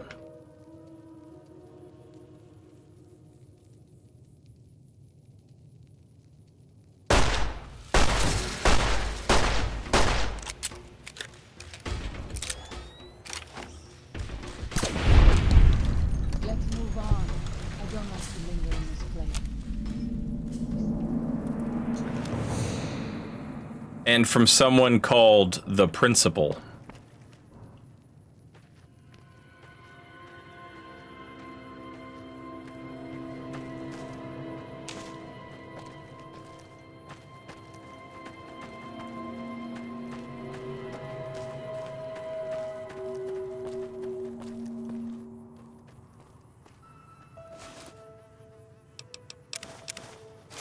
And that is where we have left off. And now, before we go through the final quest of this DLC, we would like to find... There's got to be one cave. I'm expecting that we're going to learn that Cave Daddy is sort of the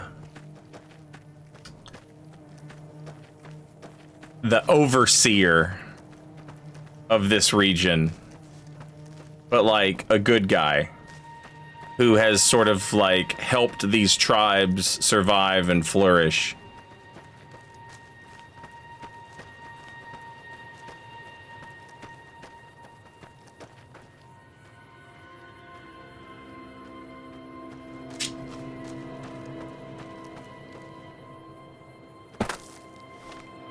I have a hard time believing there's not something over here.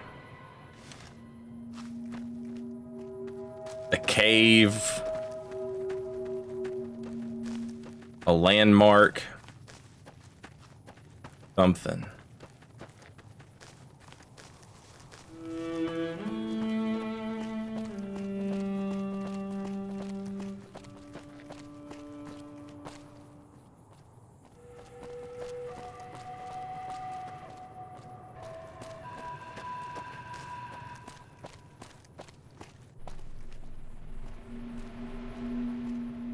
Also, I'm sleep deprived now.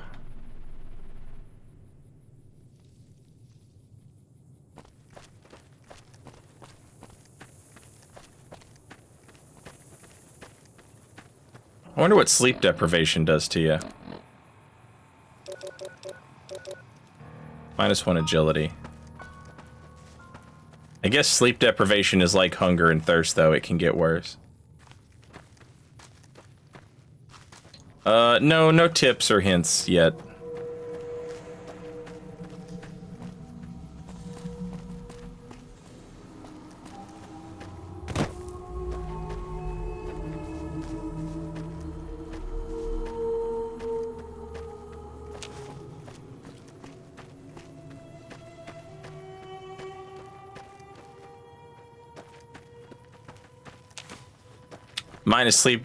Minor sleep deprivation for me is -10 in -10 agility.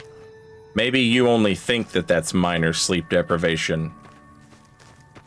Maybe you're not paying attention to when your body is telling you you have minor sleep deprivation and you don't notice it until you have major sleep deprivation.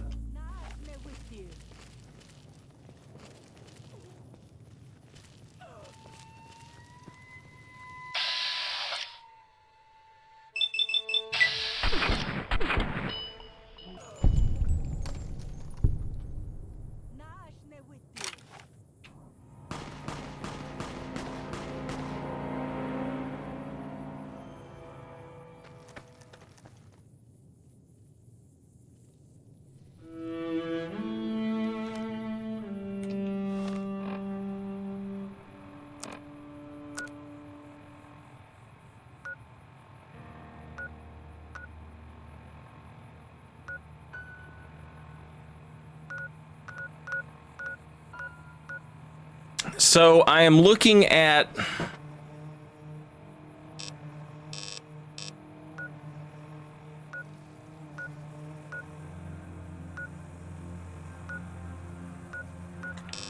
the map here, and I'm sort of metagaming a bit, but I'm saying, like, what places look like they should have a, you know, an interesting whatever. It definitely seems like there should have been one here.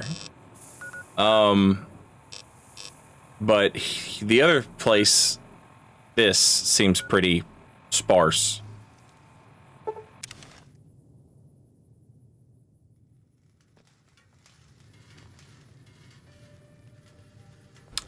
Yeah, Rompel.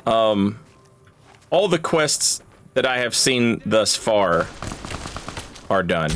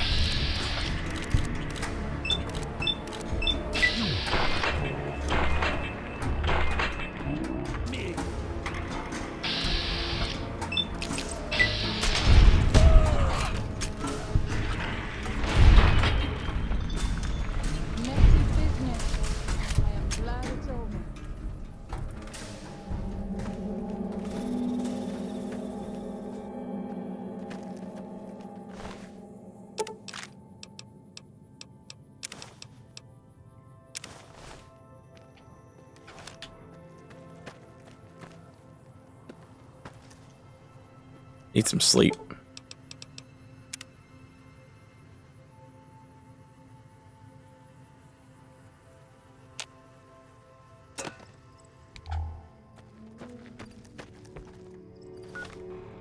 All right, let's head up here. Seems like there's a little path we could follow. Right up here.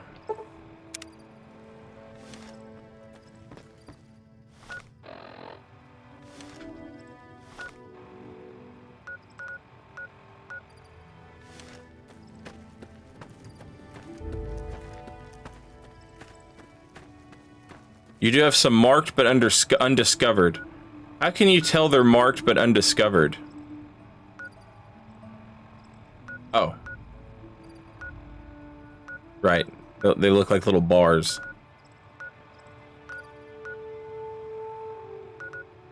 Ant Burrow and the Fork Campground. Those are both on this same little landmass.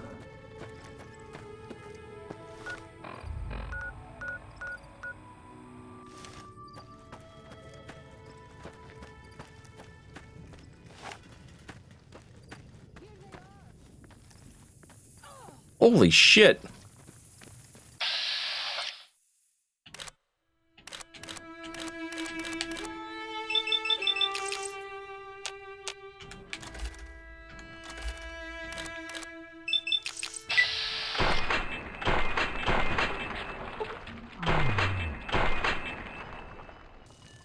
I have this under control. Let's move on.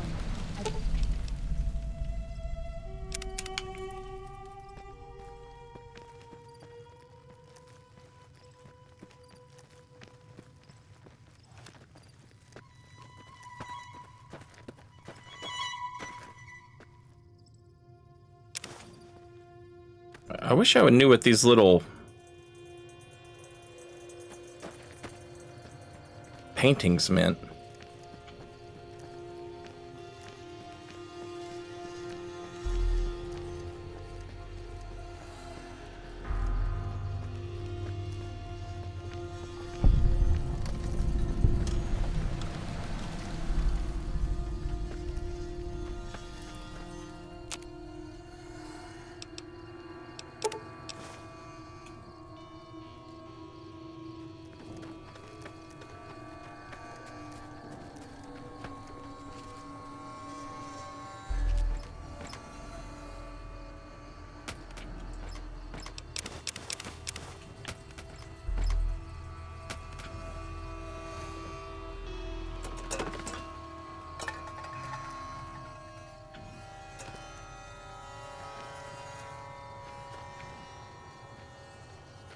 I can't keep up this pace much longer.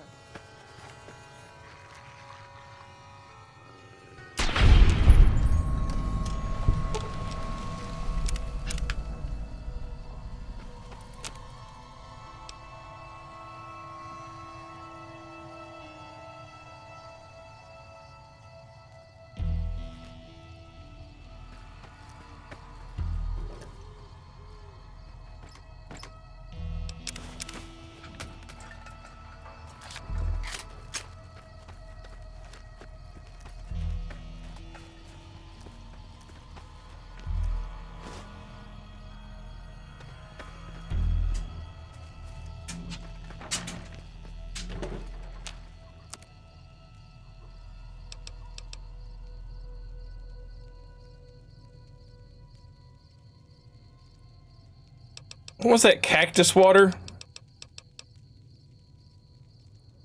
You need empty soda bottles for it.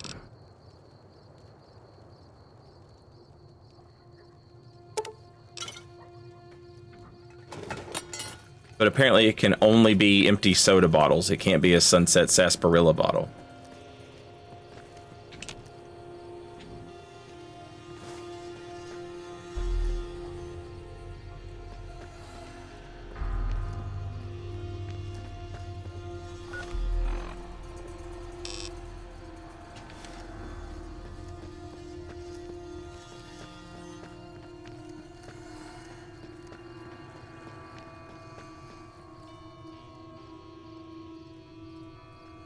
Okay, so there's something up here.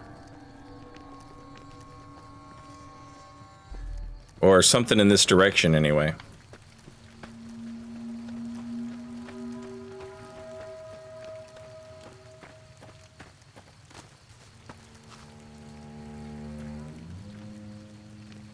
Actually, there's two things. Three things.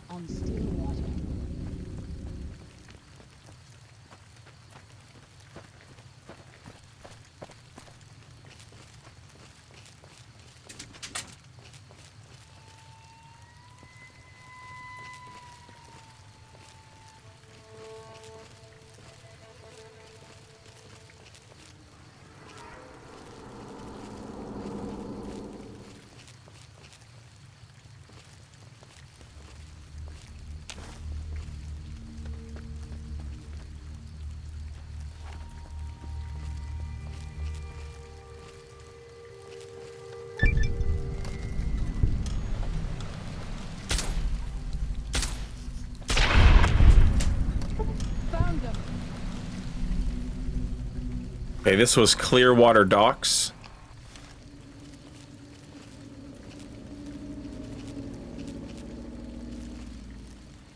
Messy business. I am glad it's over.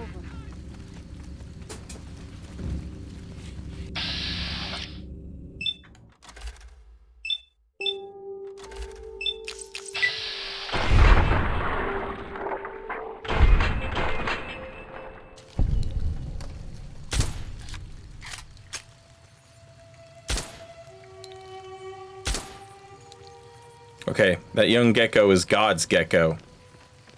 I'll fight you if I must. I have this under control. Okay, not anymore, it's not.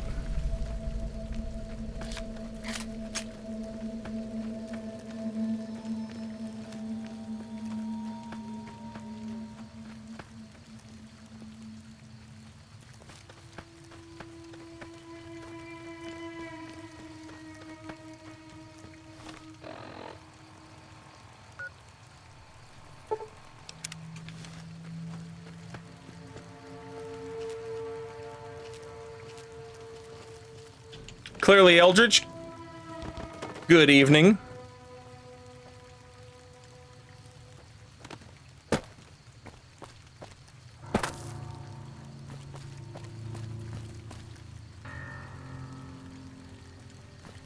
Oh, shit.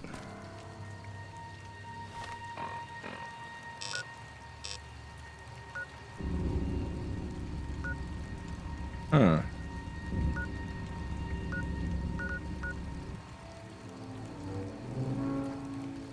How would you get up there? Now, I looked around in the Yagwai caves before I blew it up, and I didn't see any way to go somewhere else.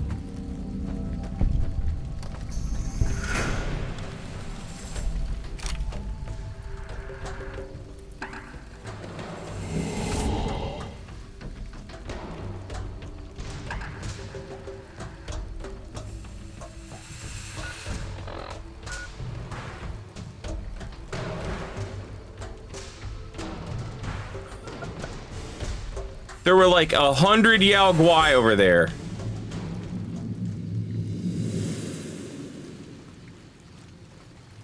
Are they afraid of water?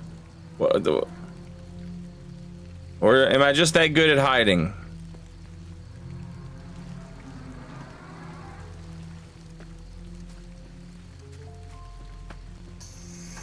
You leave me no choice. Jesus Christ, man.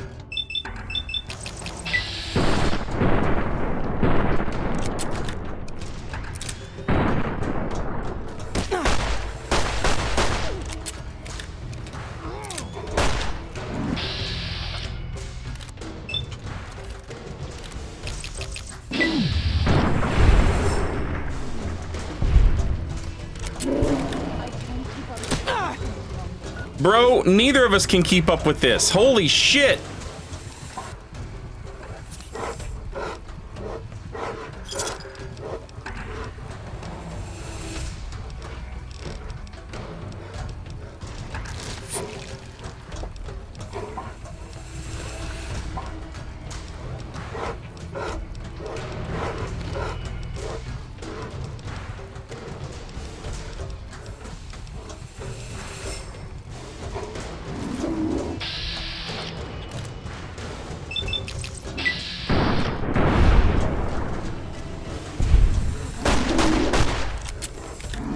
God damn it!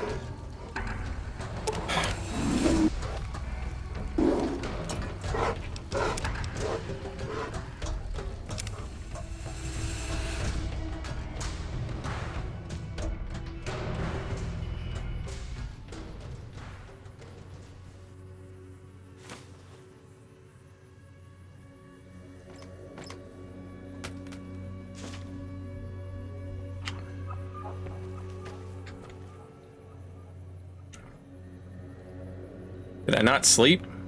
Oh, it saved right before I slept.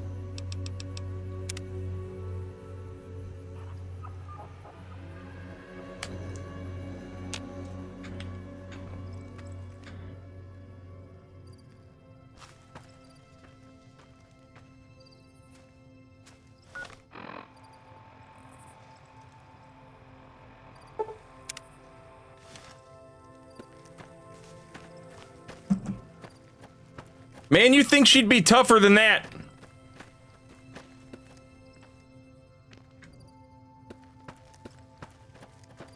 Especially with that armor.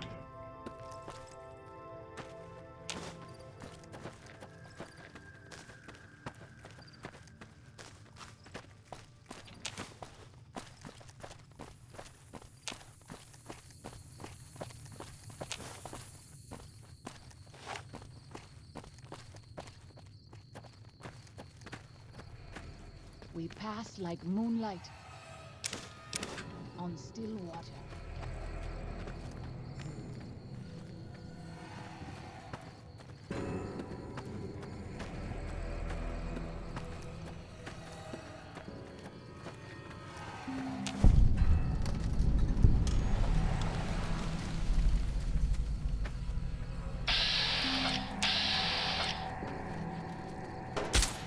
You leave me no choice.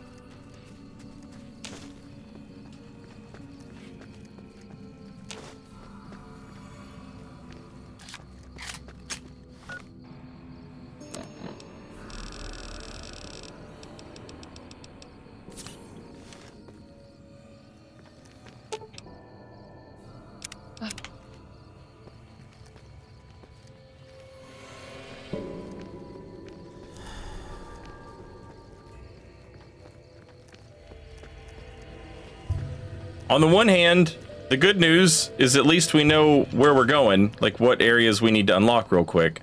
The bad news is who knows what enemies will spawn there this time.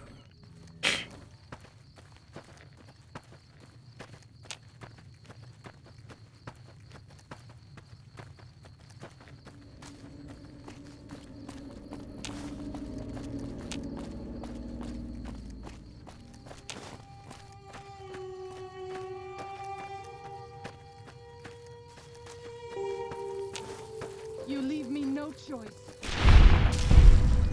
Let's move on. I don't like to linger in this place.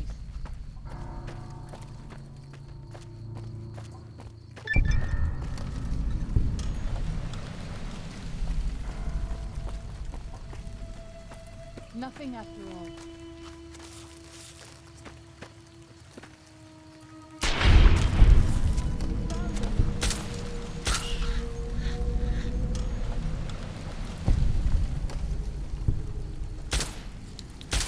Messy business.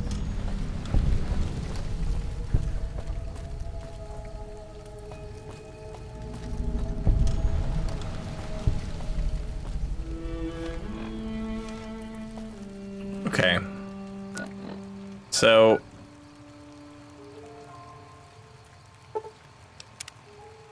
the other place we would like to go is here, but how do we get there?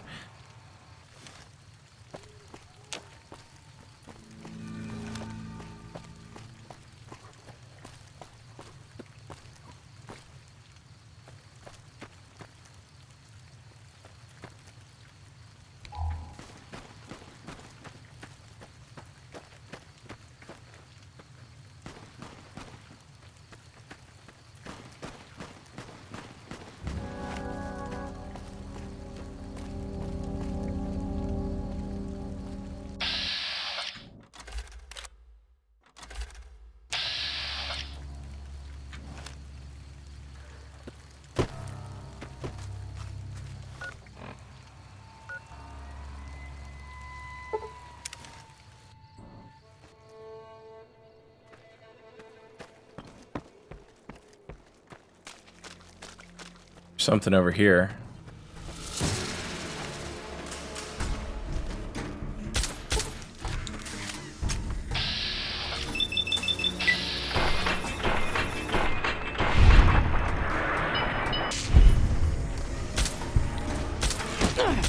Holy shit. What in the nine hells?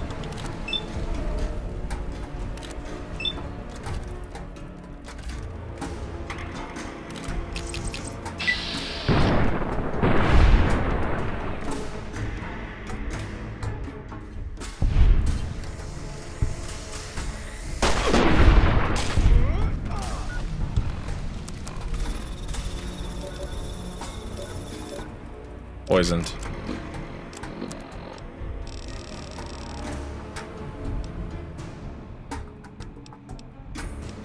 I think I have an anti-poison. Yeah. It also gets rid of some radiation. So we'll use that.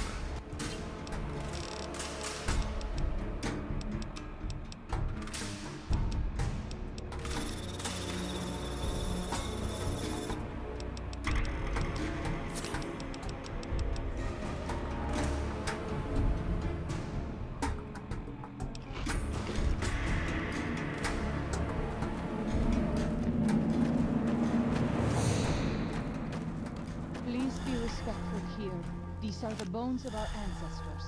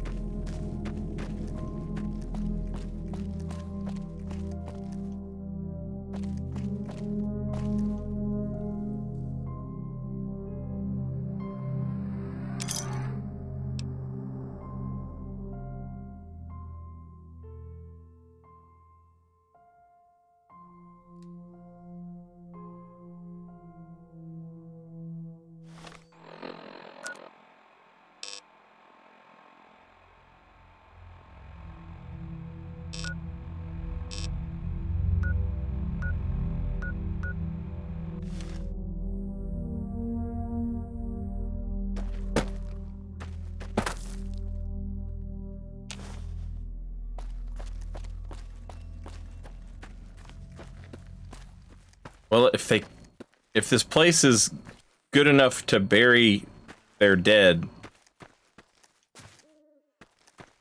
you'd think it would have some importance. Well, if our theory holds up, my theory, then you would think that there would be some cave daddy shenanigans near here.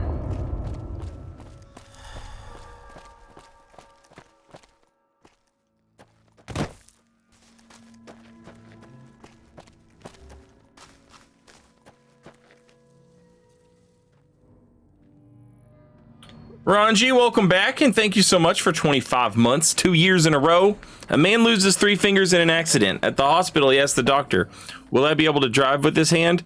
Doctor says, maybe, but I wouldn't count on it.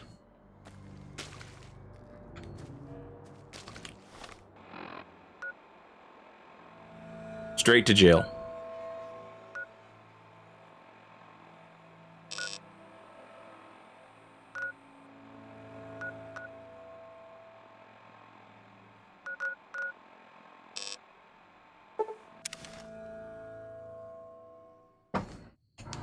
It looks like there's a river we haven't explored. I mean, it's all one river, but there's one canyon. Oh, is this the Three Marias Canyon? It is the Three Marias Canyon. Three Marys.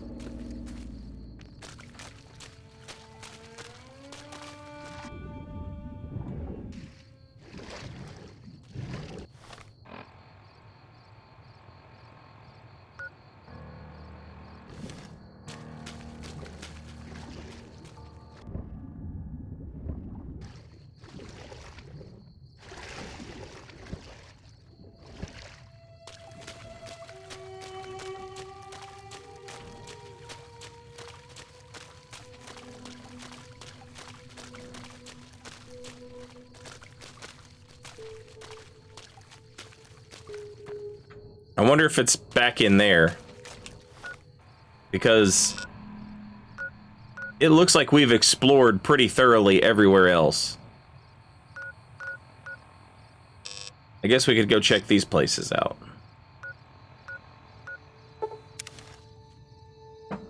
Raven, good evening. Joshua Graham is very cool. Absolutely.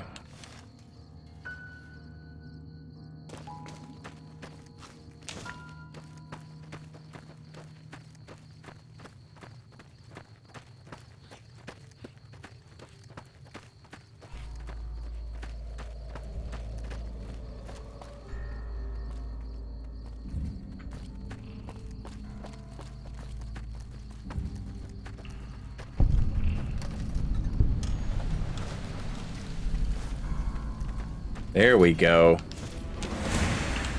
What? Fuck.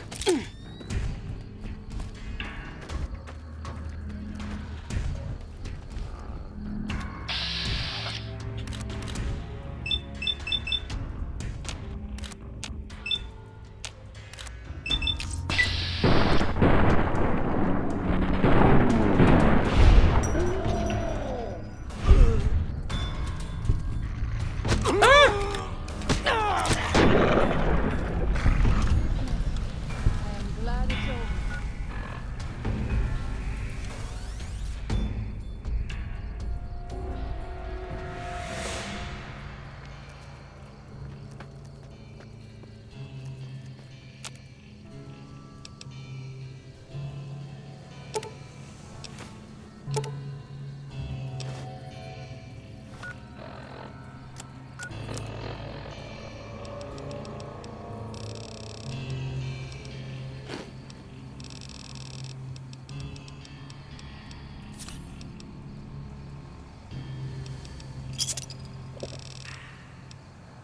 Hey, I got another star bottle cap.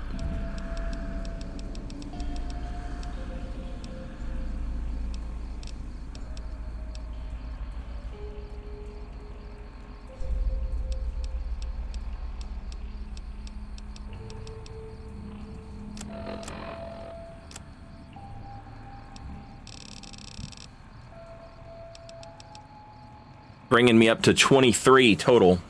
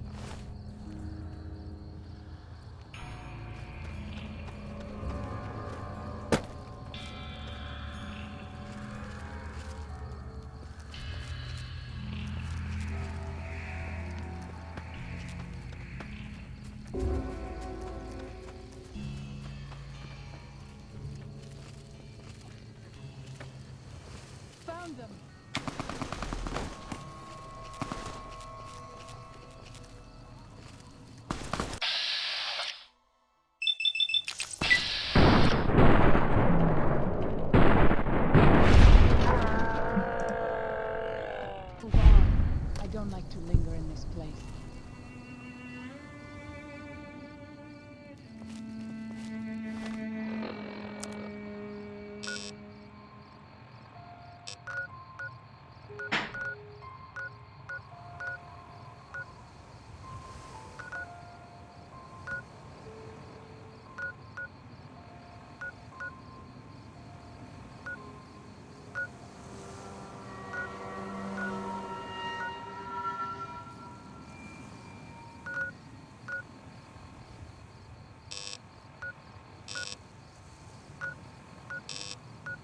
Guess I haven't followed that road down.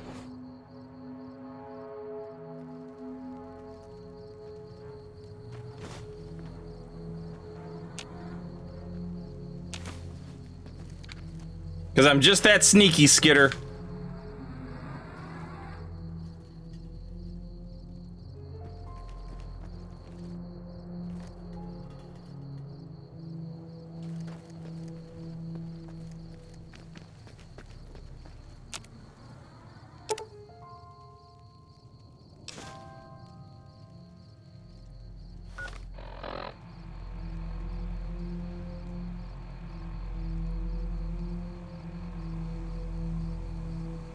I'm actually not yet, but I can be. There's a perk that will let me.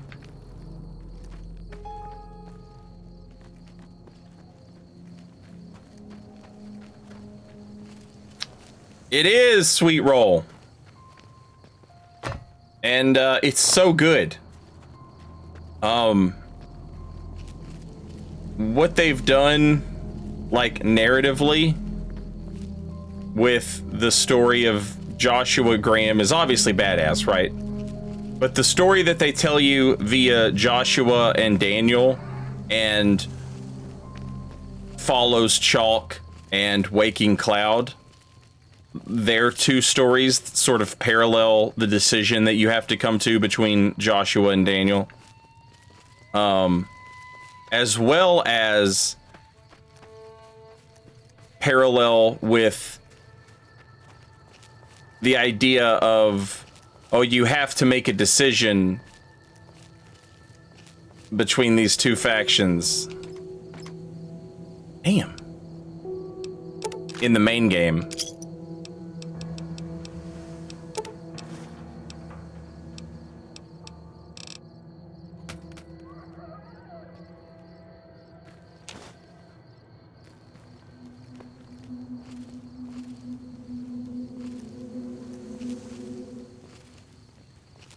Nothing?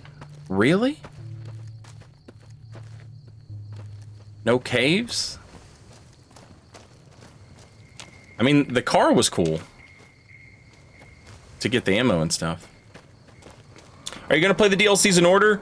Kind of, I think. I'm kind of just I'm just vibing with chat. I'm not asking, I don't want to know, I'm not asking like hard yes or no questions, really. I'm just kind of like, okay, which of these quests should I start with? You know, and that was one of the things that chat said, was that like doing them in the release order is a good idea. So I think after this one, I've already found the entrance to what I think is Dead Money, and so after this one, we'll do Dead Money, I think. It said I needed to be level 20, and doing this DLC has gotten me above level 20. We're level 25 now.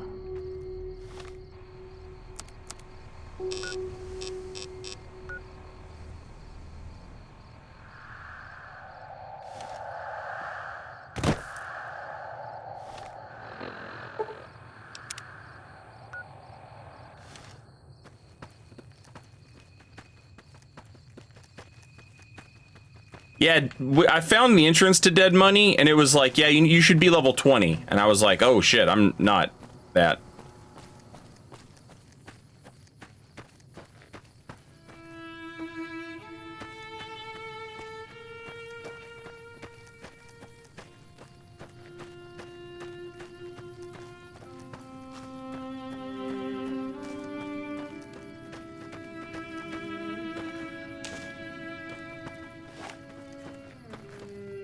You leave me no choice. Thank you for making me not waste a bullet on that.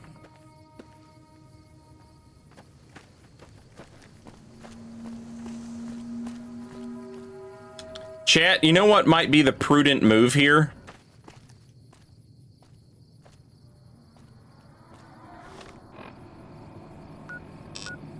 If we go back to the dead horses camp.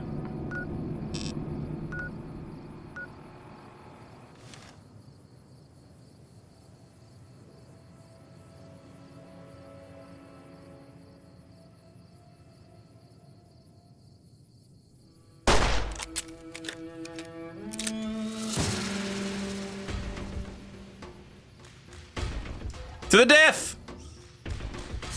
Cricket versus Scorpion! Scorpion wins!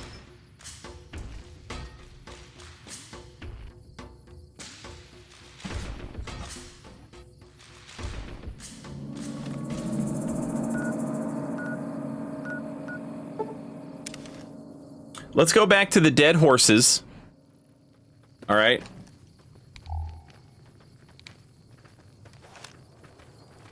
What can I tell you?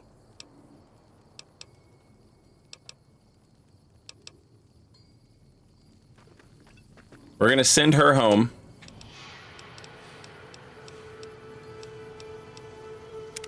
Katubil. Daniel was firm about my... If that is your wish...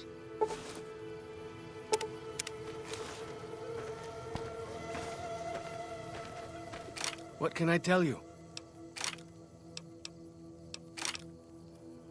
White legs. Nasty bunch.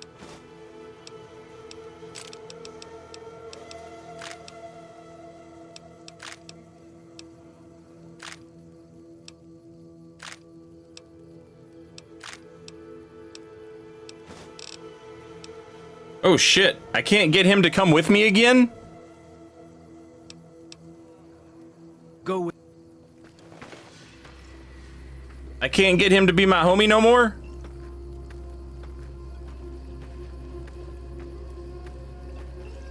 Oh shit.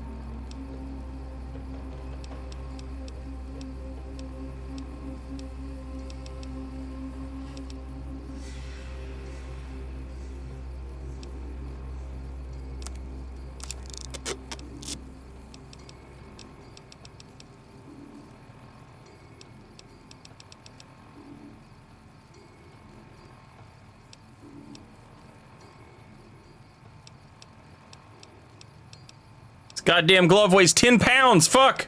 I want to take it back and give it to Veronica.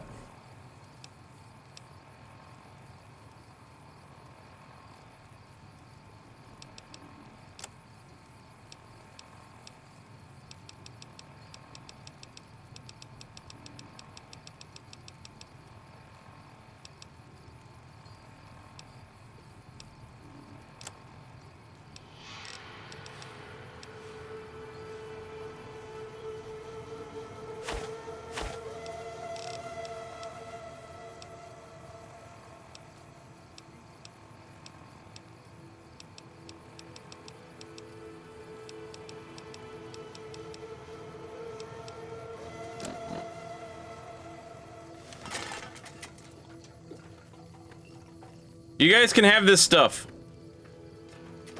Shit. That bums me out, man. I could have used him. There was a, he has a perk where if you find ranger stations that are up high, it shows you all of the locations in an area that you haven't found yet. And that could have been a big help. If we're looking for one last cave that we haven't found.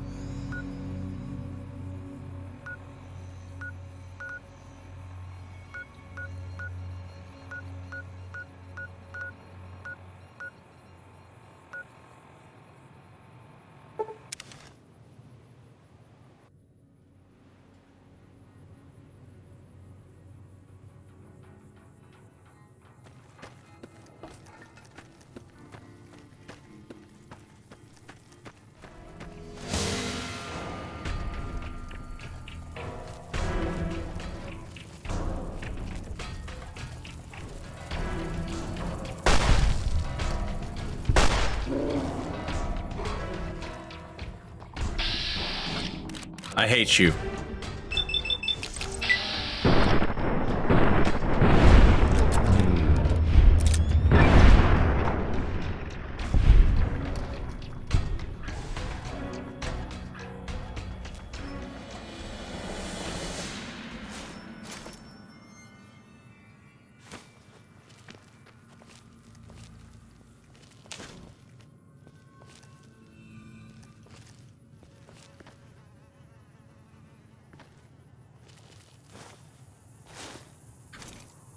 It's more of the Vault 22 people. No telling, really.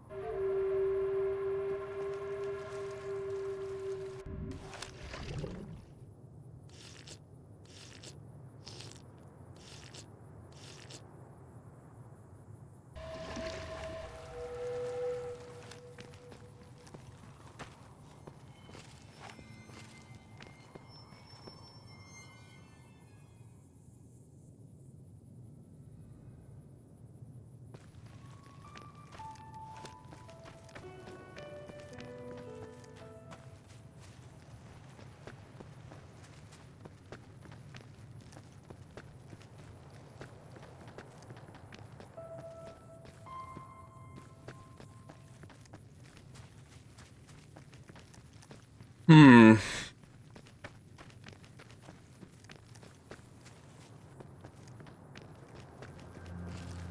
I'm not seeing anything on my Pip-Boy saying that there's an undiscovered location anywhere.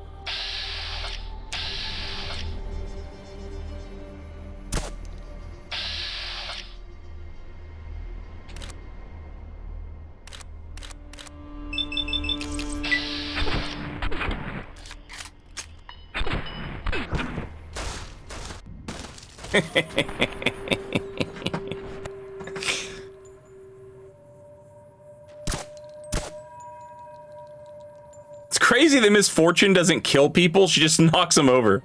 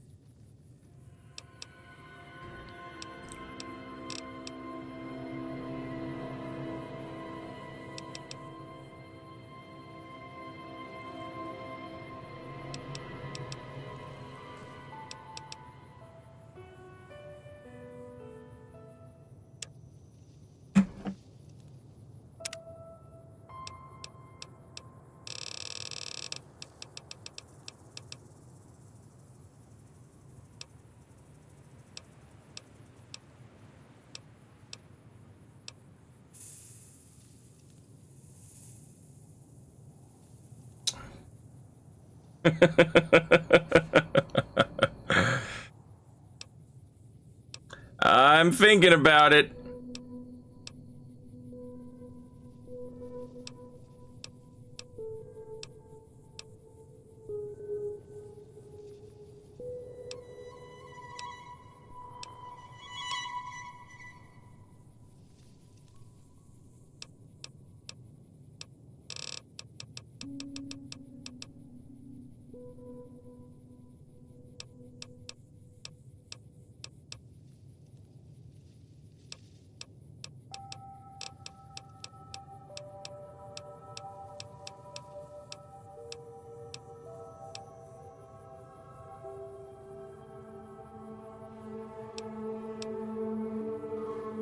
You can eat mutated insects when you're in sneak mode.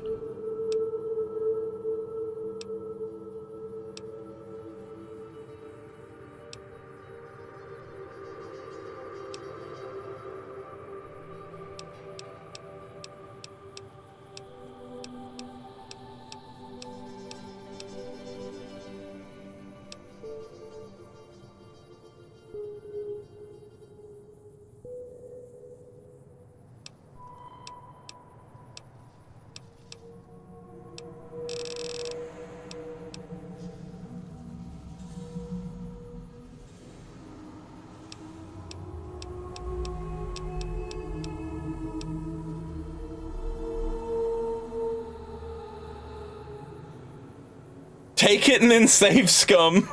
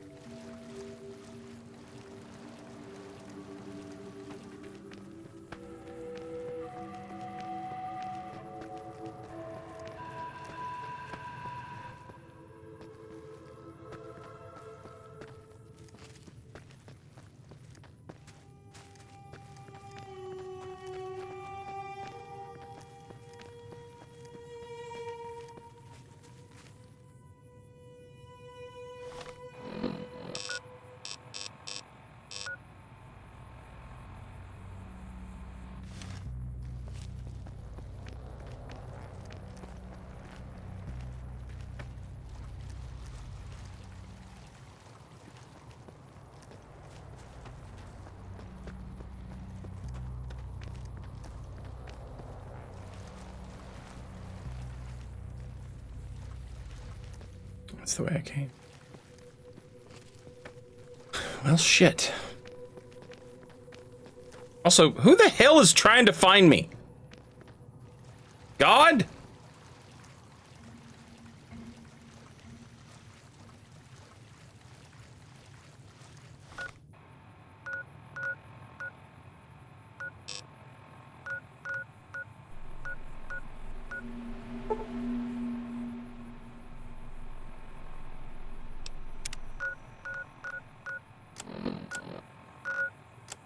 Ah!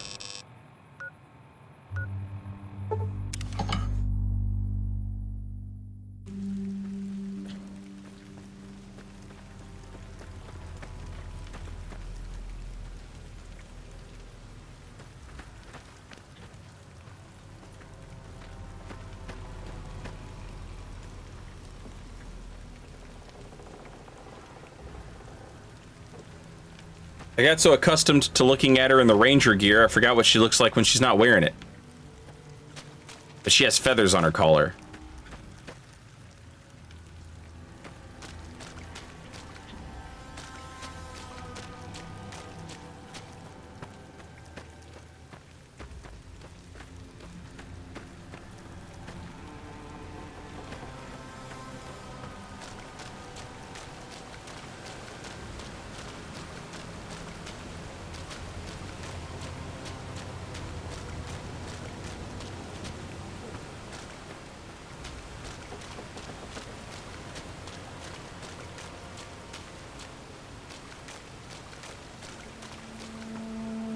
Welcome back. I wouldn't say that. I am the acting war chief for the Dead Horses. They look up to me for such matters, but I only have the authority they give me. Daniel is the spiritual leader and main link of the new Canaanites to the Sorrows. He's up in the Narrows right now.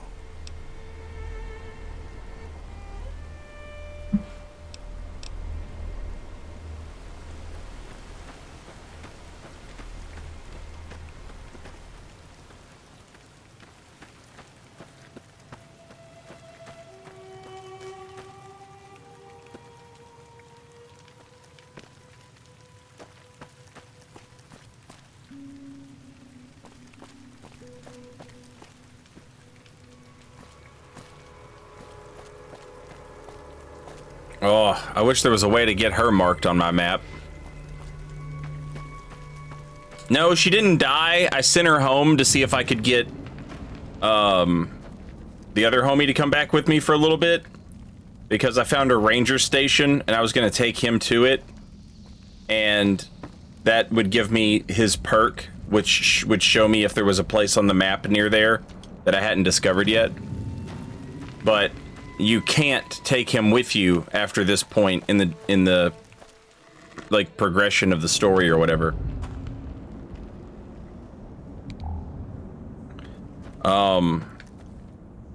So she returned to her camp. I'm just here looking for her.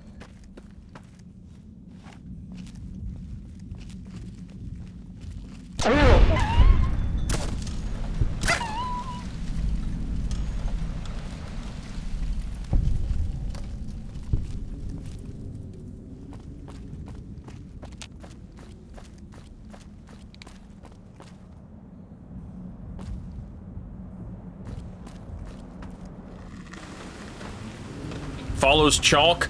More like stops following. Okay.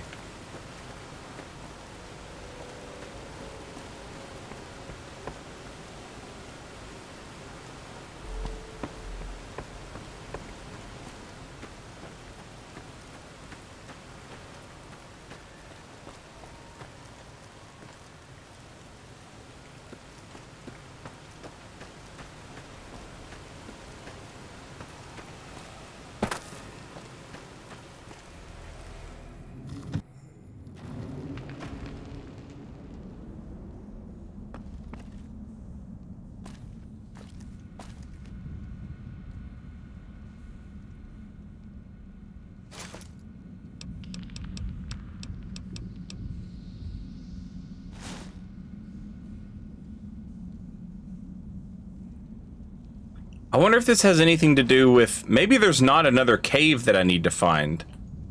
Maybe what I need to find is the key to that, like, electric zappy room.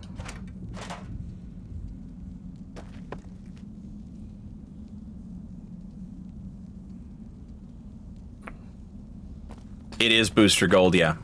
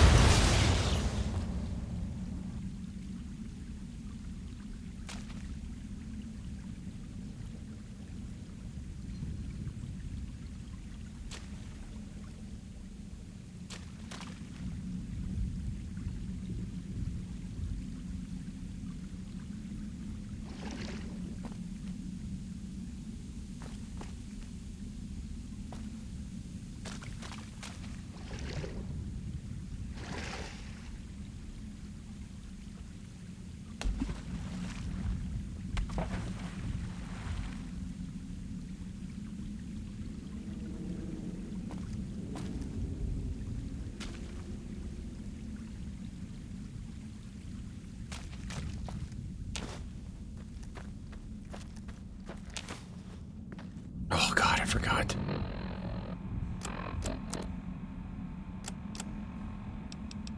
That's the whole reason I'm looking for her, is so that I can stop.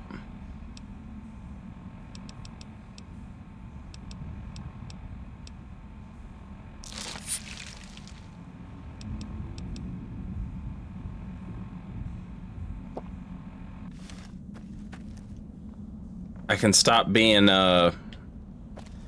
over encumbered.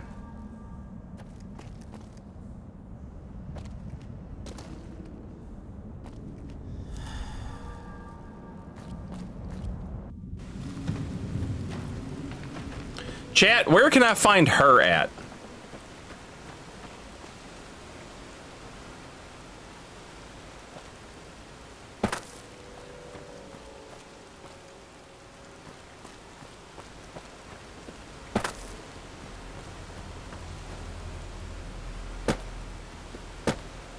I don't need the water right now. I will when I return to New Vegas, assuming I get to keep it. I don't know why they wouldn't let me, by the way. Unless you and Joshua have any...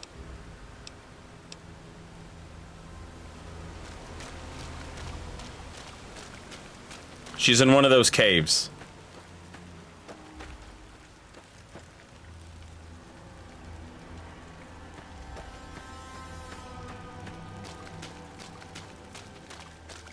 She's often out in the camp area closest to the exit. I think that's where I just was, where Joshua hangs out. She's not there.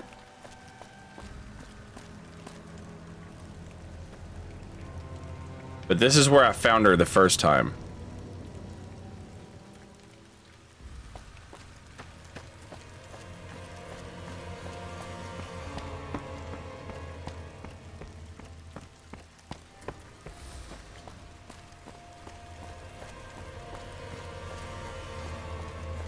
Is that her? I think that's her.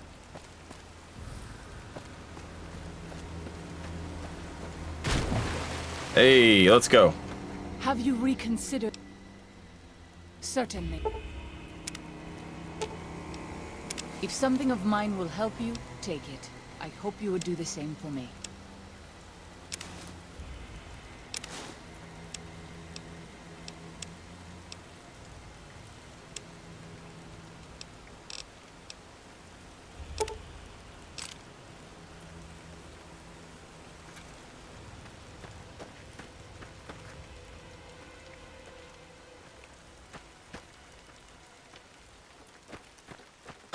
All right, chat. I've looked everywhere I can think to look. Give me a hint on where I should go.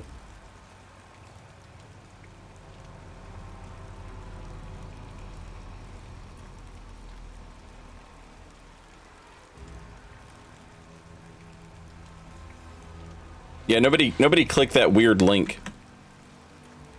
I can't get to it fast enough because I have to pause the game to get over here.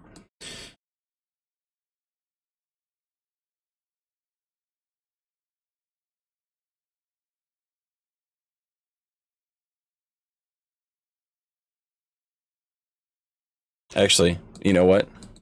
While I'm here, I'm going to go ahead and play some commercials. And,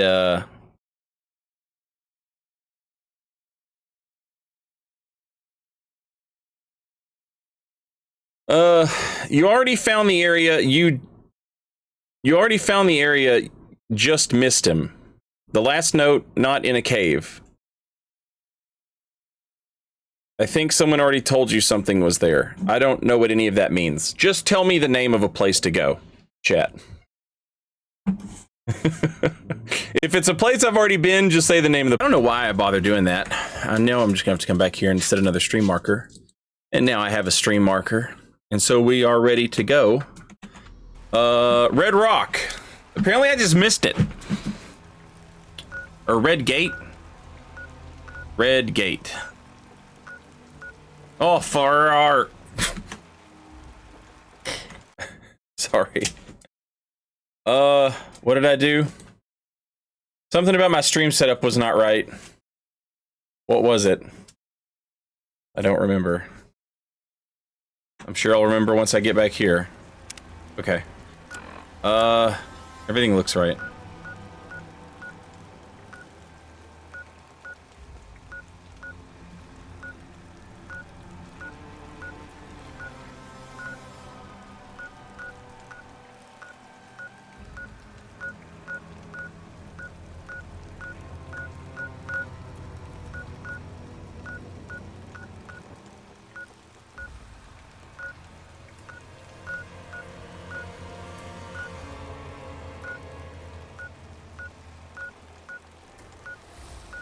Red Gate.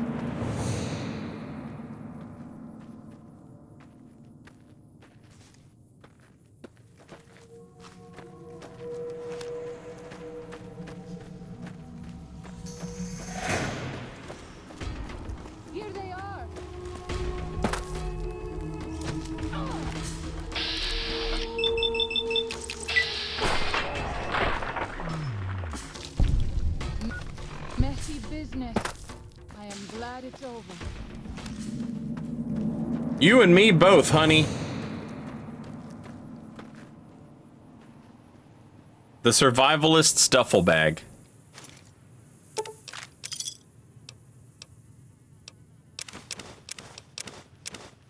The survivalist's rifle.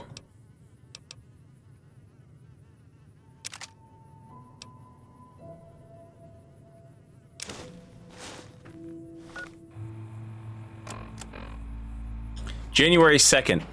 I've been leaving notes for them and gifts. They like the books. Started with stories, but moved on to weapons manuals, medical books, practical stuff. In the notes, well, it's embarrassing. Almost like those cards people used to give each other. Everything's sweet and loving. I tell them to read and to learn and to make the most of their new home. I tell them that I'm giving them Zion as a gift to make up for all the sorrows of their lives so far and all the sorrows man has visited on man. I tell them to be kind to each other and modest. I tell them never to hurt each other, but that if someone else comes along and tries to hurt them, to strike back with righteous anger. Stuff like that. I sign every note the Father, because, well, just because. Have I mentioned that I'm dying? Mine's still sharp. Lungs are the problem. Might be cancer. Cough's been getting worse for months. Finally, there's blood in it. Getting harder to visit my little friends. Breath so short. I've given away most of what I own. They'll find the rest in the caves when they get a little older. I don't want them to find me, though. The father is a broke-down old man. Disappointment. It's time. I don't want another birthday. January 23rd. It's cold enough that I won't last long on the high mound up next to Red Gate. I think I've got enough breath left in me to make it.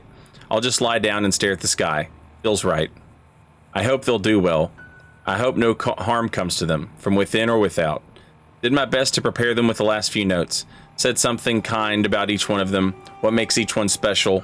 Told them the Father was pleased by their kind natures, and that it would be up to them to handle things on their own from now on.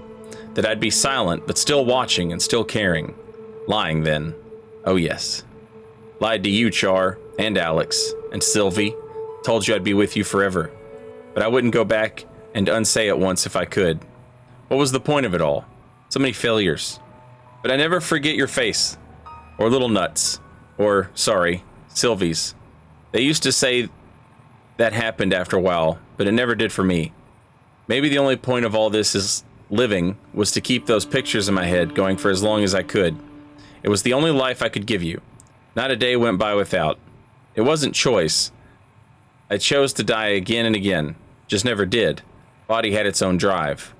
Well, the little ones will need it. Species will need it if it's to continue. That blind drive onward. I wish them well. It's been a gift to me at the end of it all to behold innocence. Goodbye, Zion. Randall Dean Clark.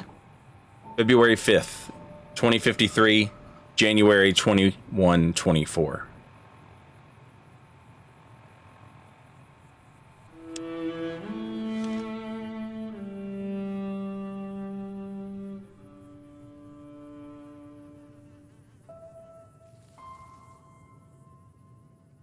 Not a bad view.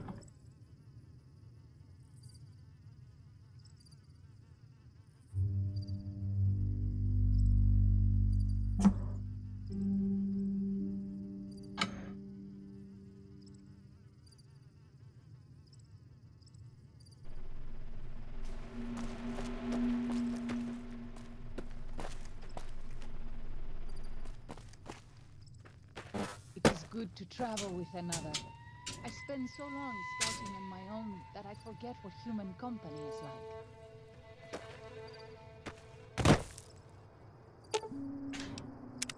Katubiu.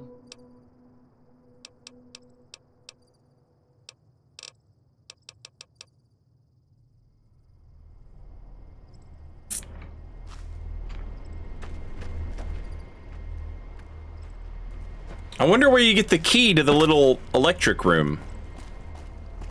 Or if you have to do it with the computer terminal. Seems odd that they'd put the door there and say you need a key, and then not give you a key.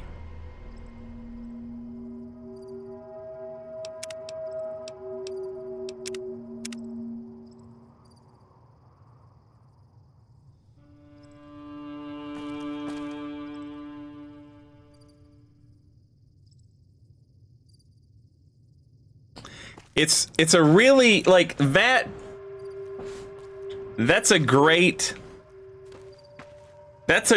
story to tell in a DLC. And that is the sort of thing that, like, holy shit. Lightning going crazy. Well, not lightning, that was thunder. It looks like it's still sunny outside. Let me take a peek at that.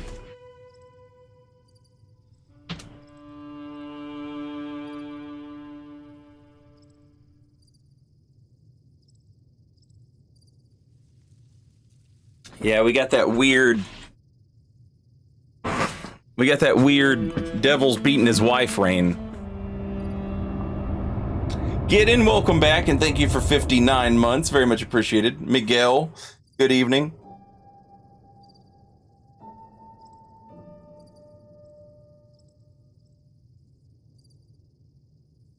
It's that crazy thunder. I ask that you guide this man who is the vessel of your will. Show him the light of your wisdom and the peace of your love. Amen.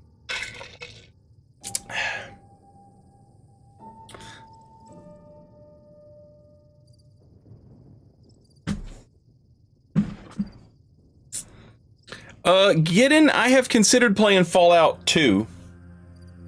I already know how Fallout 1 ends, and I feel like that's the major point of the game, is to have that oh shit ending, you know? I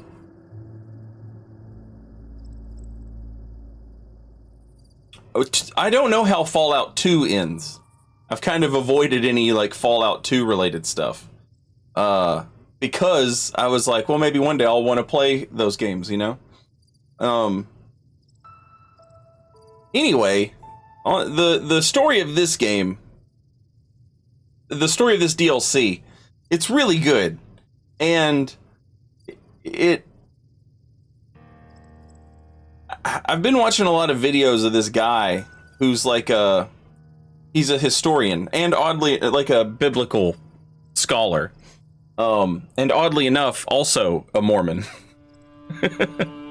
That never comes up in his videos though.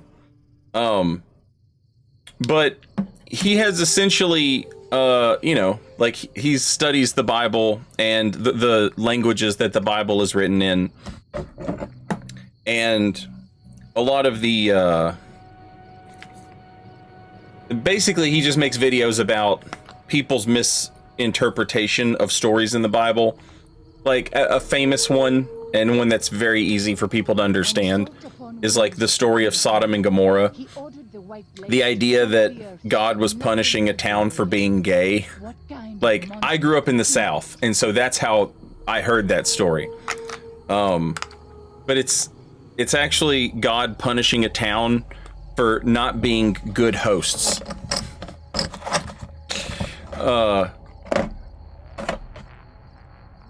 The idea being that these angels would show up in this town, and this town was, the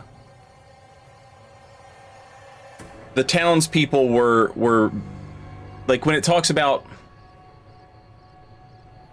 like a man laying with a man in the Bible, the problem isn't that it's gay. The problem is that, like, if you're talking about two free citizens, not slaves, not anything like that. If you're talking about two guys, then you're talking about one of them being made, what's the word? Submissive, and another displaying dominance over them, right? And so the idea of like male on male sexual assault in the Bible is like a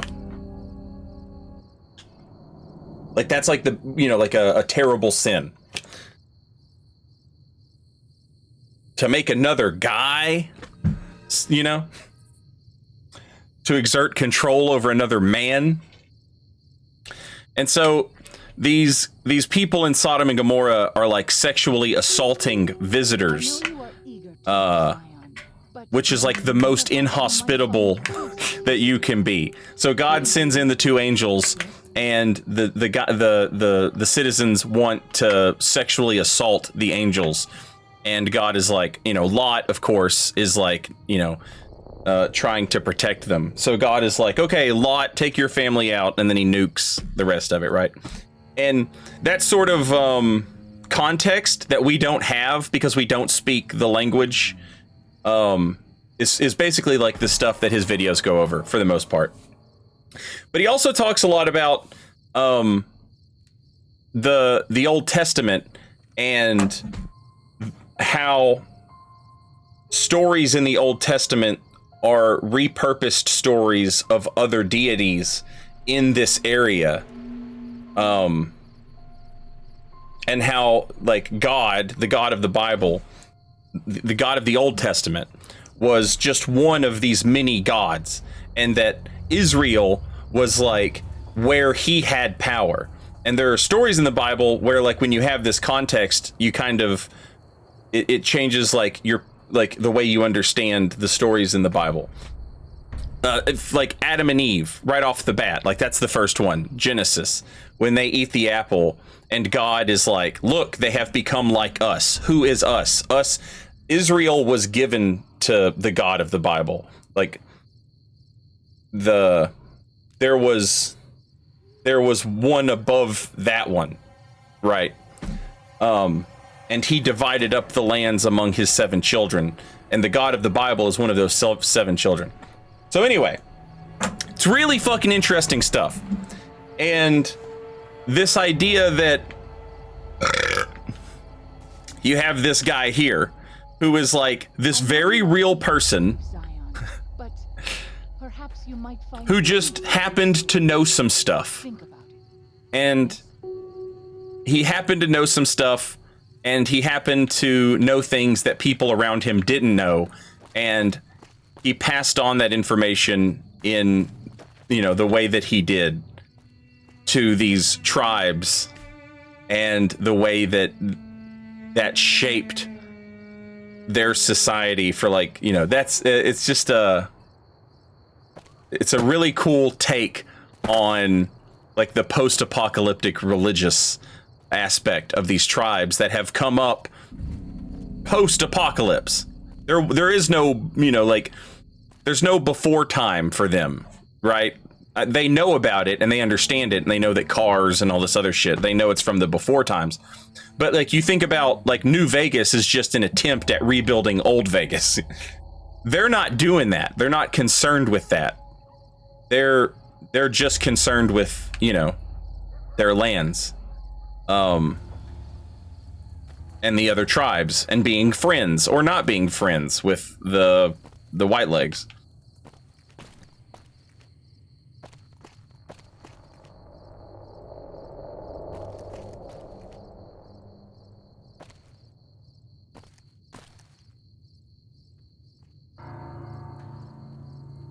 Yeah, I wanted to hang out. I wanted to see the moon from Old Boy's perspective.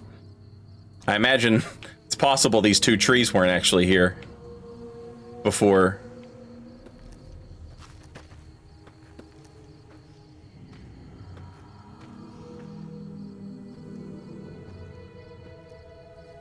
But yeah.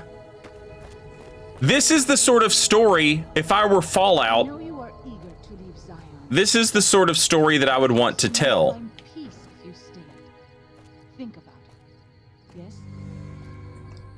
Take a story and tell it over the course of several places, and then tie it into your larger narrative of the story of what's happening to the player. That's the good shit, There should be more of this.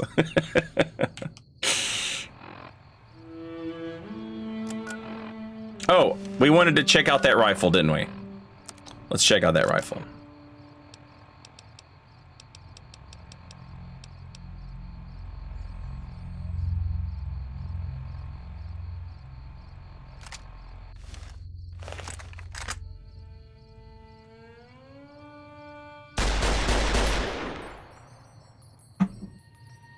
Damn.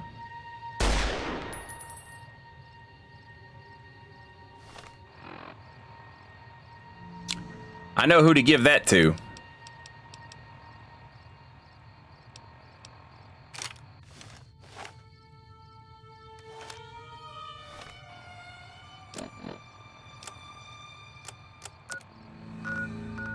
All right, let's go make our decision.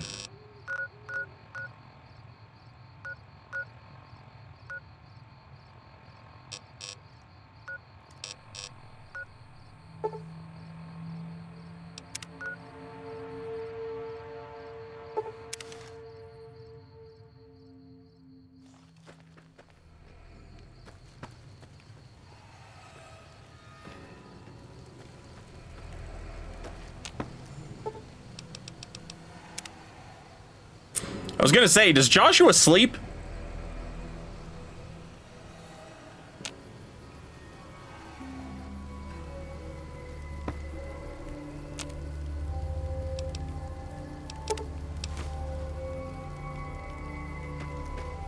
I wouldn't have believed it if I didn't see it.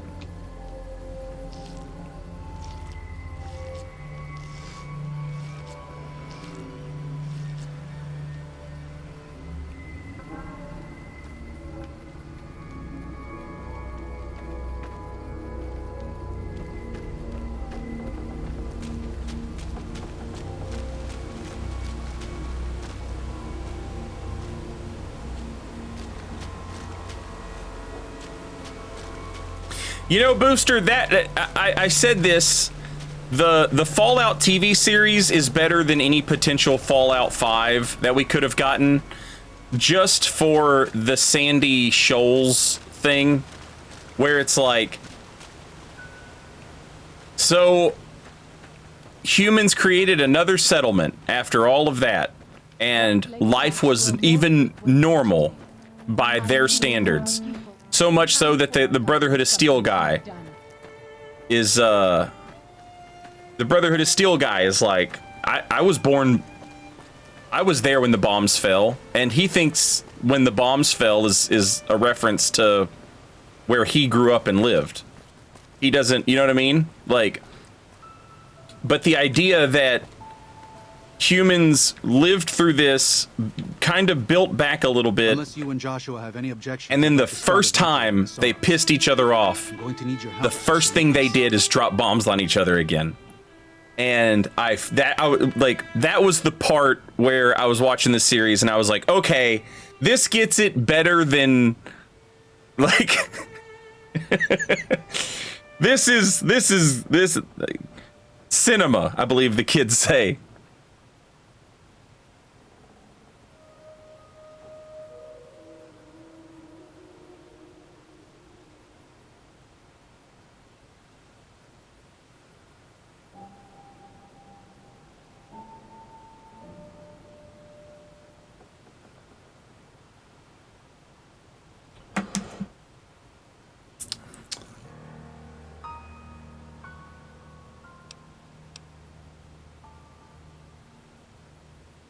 Yeah, me too, Miguel. I was like, that's weird. Why would he say that? But, like, you could tell he wasn't lying. Like, he just, you know.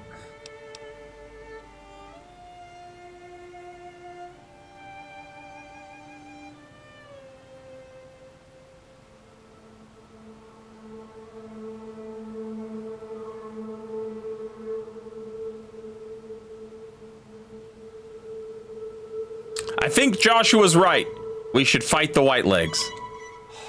No. Why? Why? Haven't you seen enough of what's going on here to see that the Sorrows don't need to butcher the Whitelegs for a piece of land? What Joshua wants is more than an attack. He wants a slaughter. And he needs more than you and the dead horses to do it. The Sorrows can't be pushed into this. You and Joshua don't have the right to force them into it. Please, consider what I'm saying.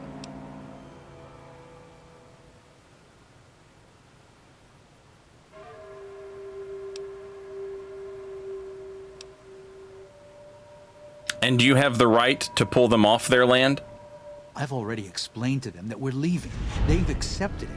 What is Joshua going to tell them about being a warrior? What are you going to tell them about how to live with themselves after they got lost in the moment, killed someone who didn't deserve to die? Or does that not matter? Is that just an acceptable consequence if it means holding on to this valley? Maybe there is no place left in this world for mercy. But even if it tramples me into the dust, I will never accept it. And I will never condone it. Joshua must be waiting for you. I'll stay here with the others as I told them I would.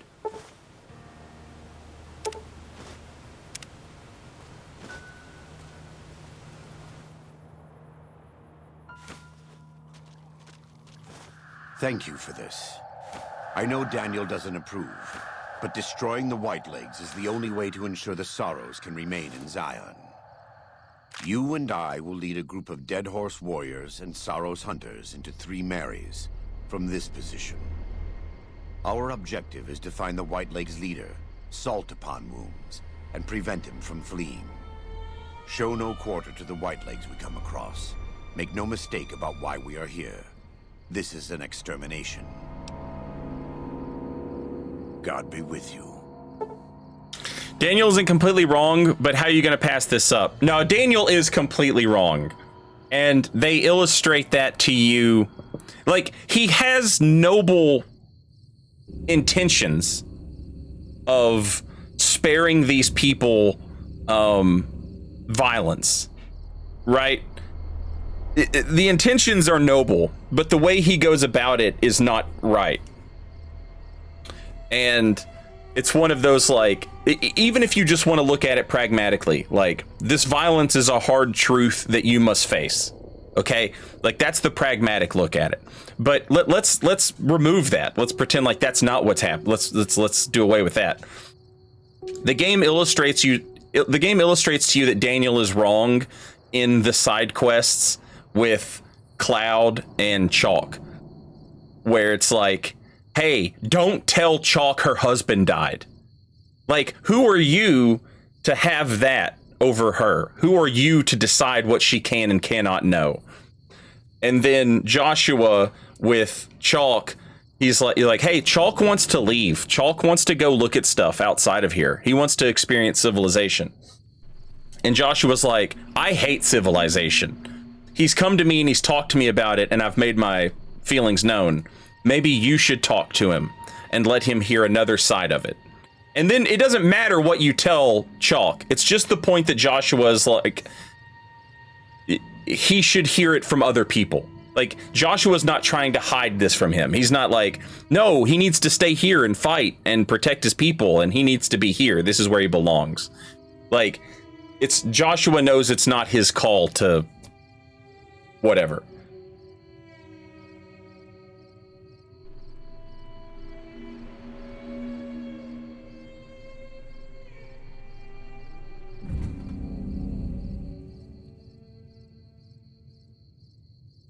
Joshua Graham has given you the Way of the Canaanite perk. While Joshua Graham is in your party, any 45 caliber auto pistol you use has less spread and is twice as likely to score critical hits. Oh my god!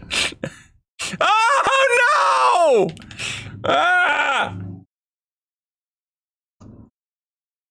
Why? Also, did I say thank you to Gideon for 59 months? If I didn't, thank you, Gideon, for 59 months.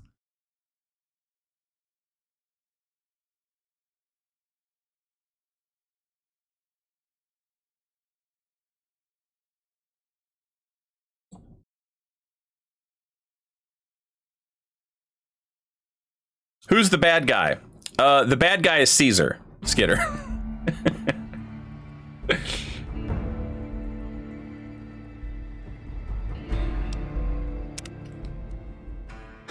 There's 3 tribes here. 2 of them coexist peacefully. A third. What did he say? No thanks. Jesus.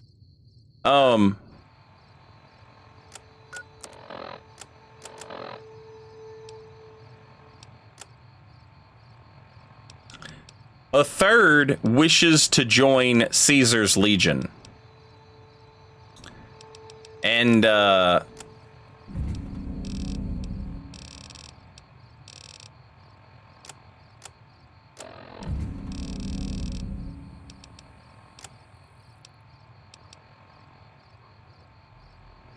Sucks. In order to join Caesar's Legion, this tribe has been tasked with killing off the others. So that tribe, the Whitelegs, they're the bad guys.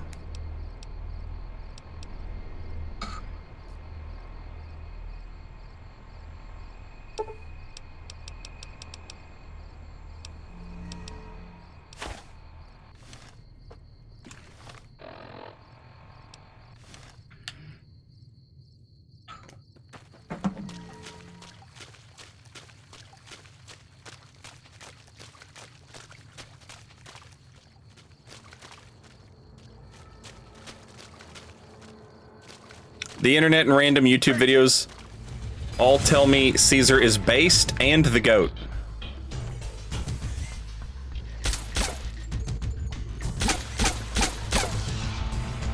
That's because the internet is full of edgy teenagers.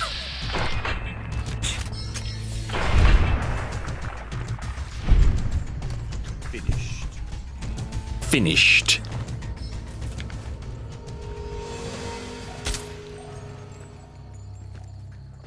Now you've done it.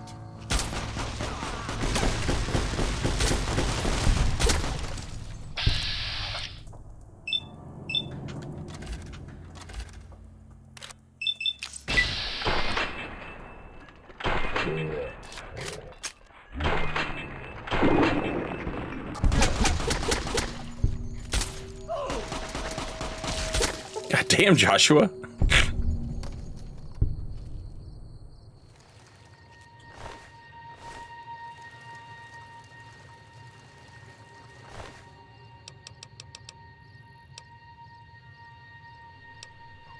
Riot shotgun. Fuck.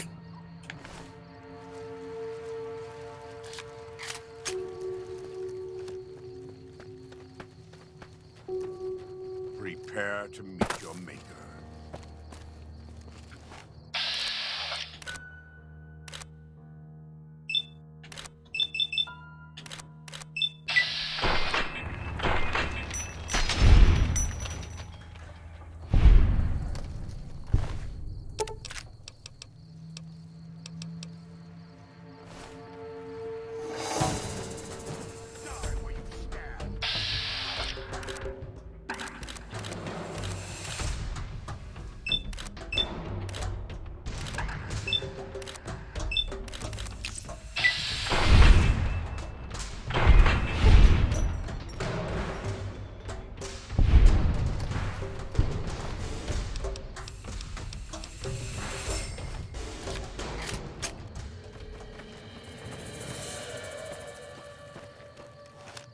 Just two pistol bros doing pistol stuff.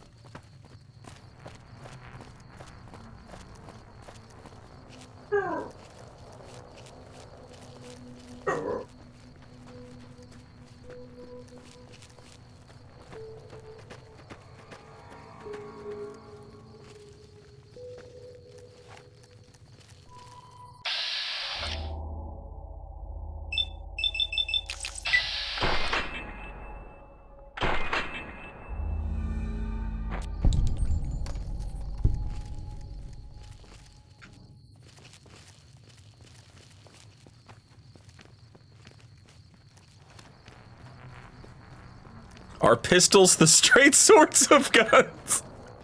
Prepare to meet your maker. Now.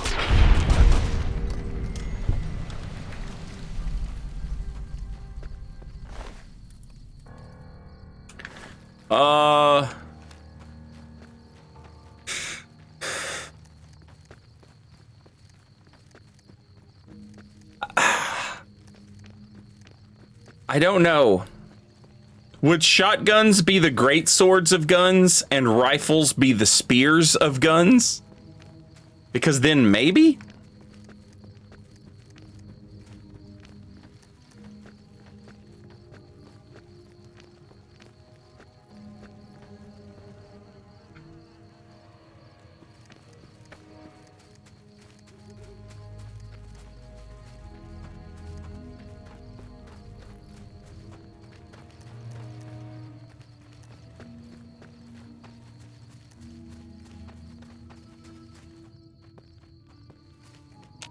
The time for talk is past.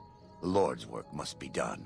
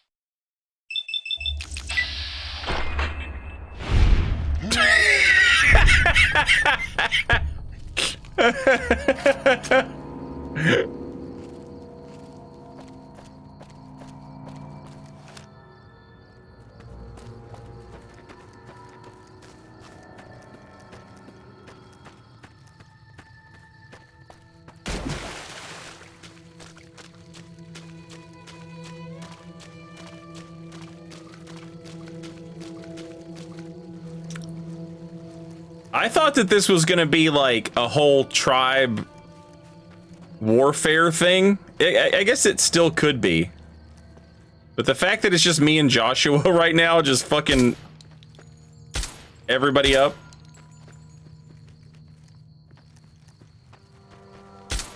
God damn.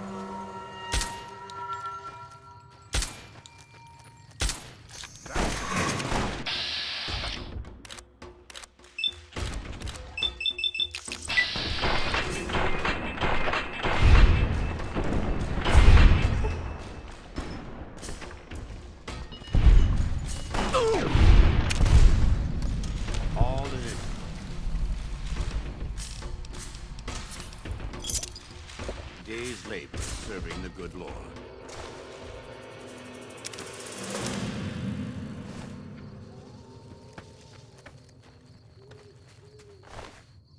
Joshua, I wish you'd come off some of that fucking ammo you got there, bud.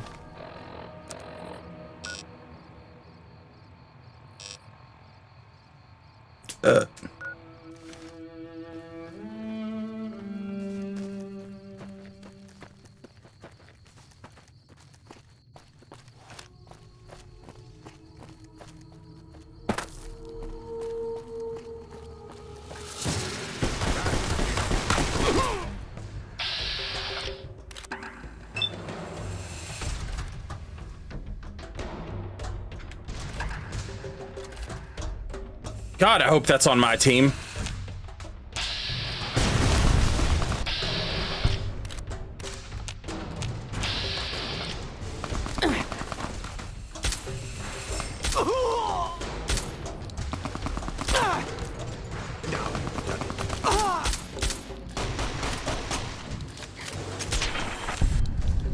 All in a day's labor serving the good Lord.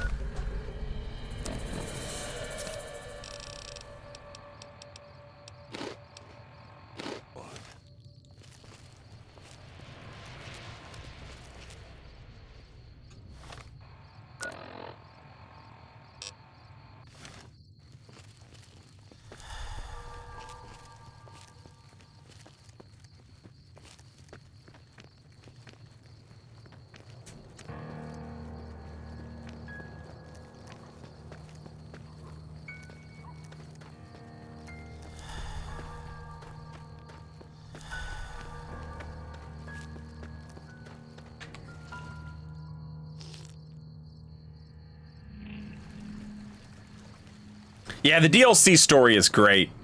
The story of the father, the side quests. Now you've done the way the side quests tie into the main story. It's all very well done.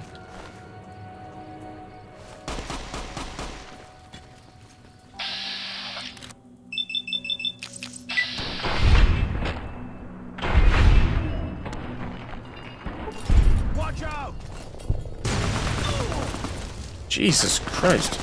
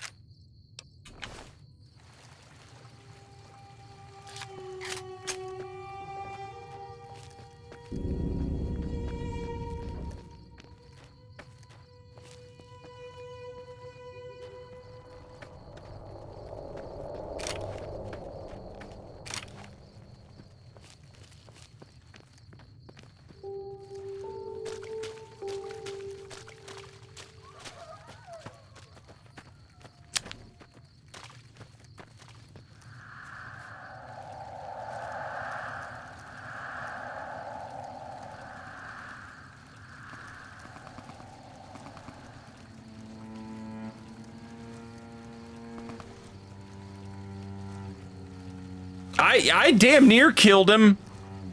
I just saw two fucking I just saw two dudes wearing tribes clothes, and I didn't realize that there was a difference yet. I thought every tribes person was gonna be trying to fucking kill me. And so like I shot him in the face and he didn't like do anything back to me, and I was like, we were quite a distance away from each other and I was using pistols, so it's not like I fucked him up, but I shot him in the face and then he was like standing there and he was not angry at me.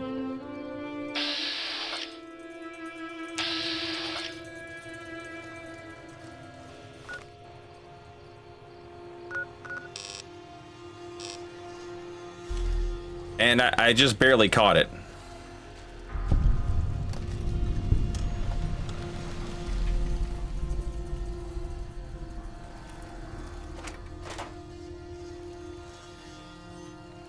Okay, so this was a big... Damn.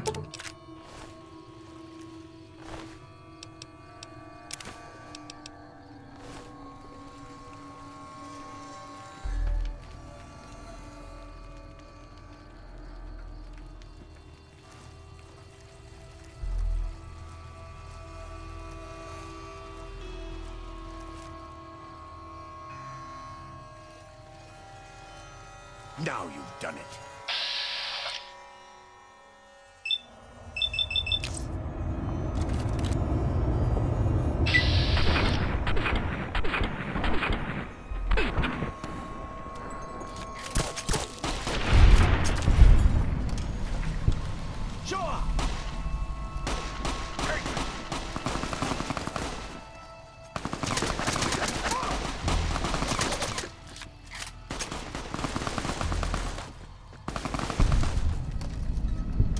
That's for the box.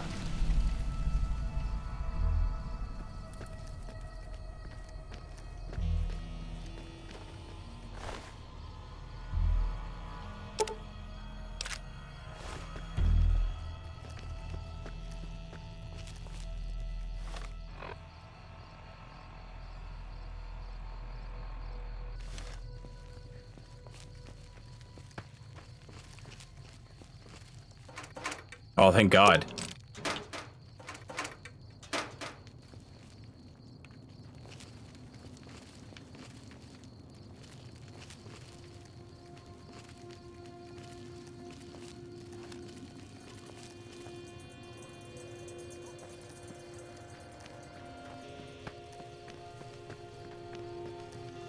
Shadow Hex Gamer, thank you for the Prime sub. Welcome in and enjoy your emotes and your no commercials.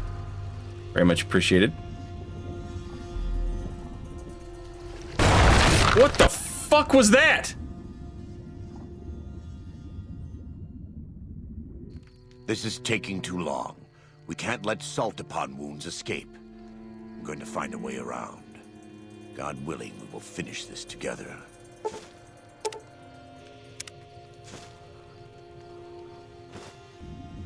Damn. I was really enjoying that perk. What the hell did he give me?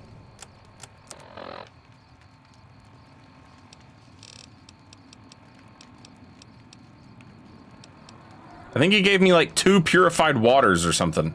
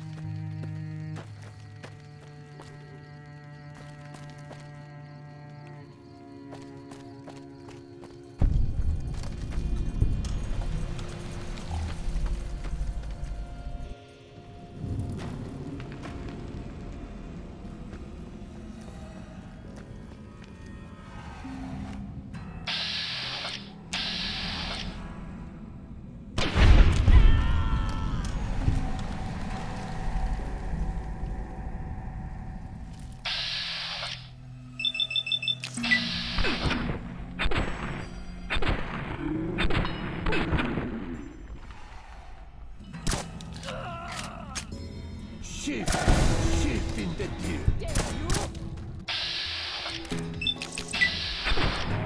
Shit.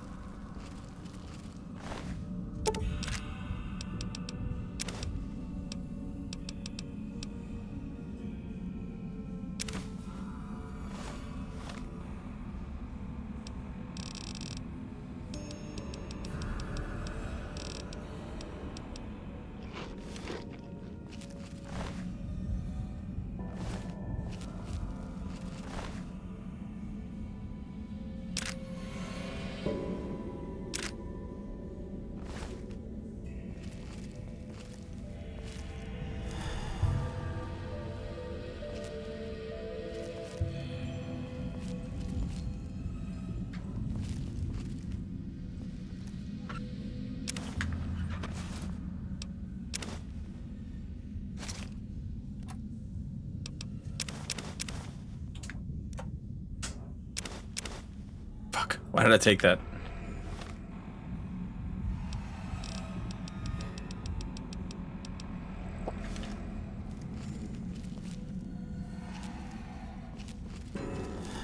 Just out of habit, I guess.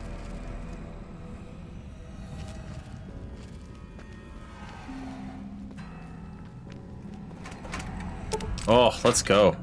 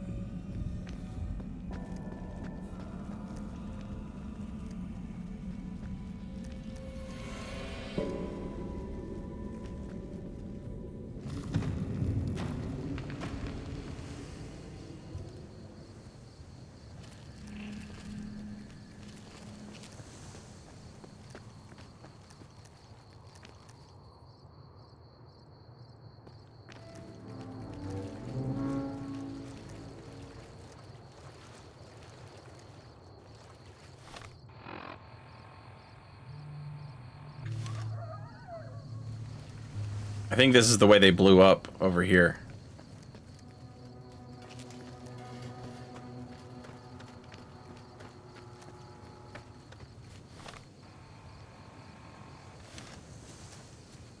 Maybe not.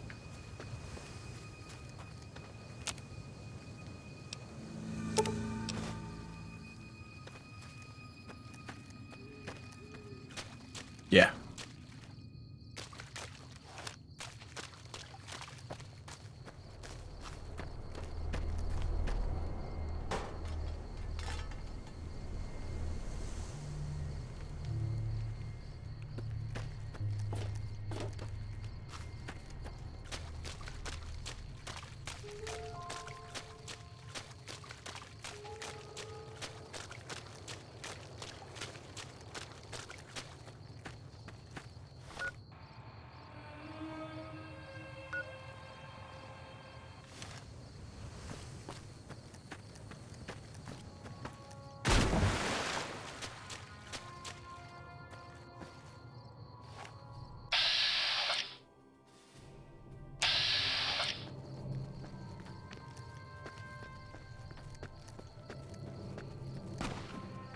What the hell was that?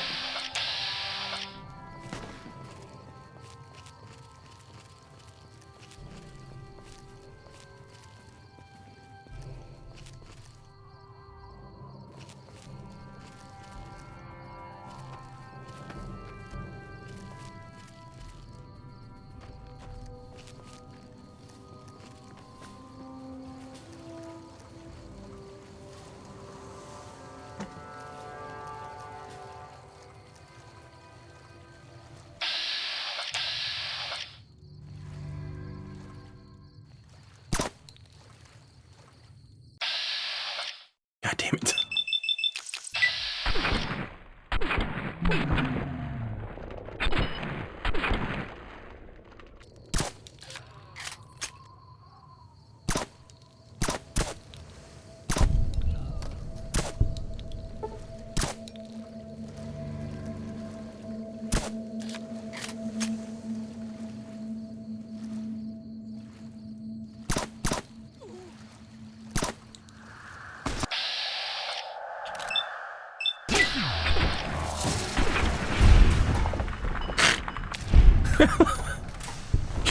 Every time a bullet cuts somebody's head clean off.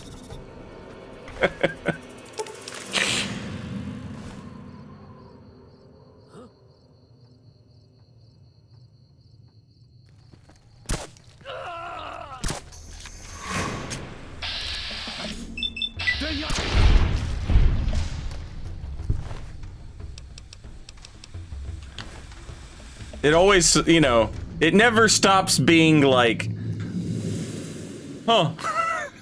Wouldn't have expected that.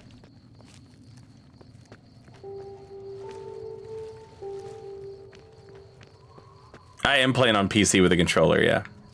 I play everything with a controller.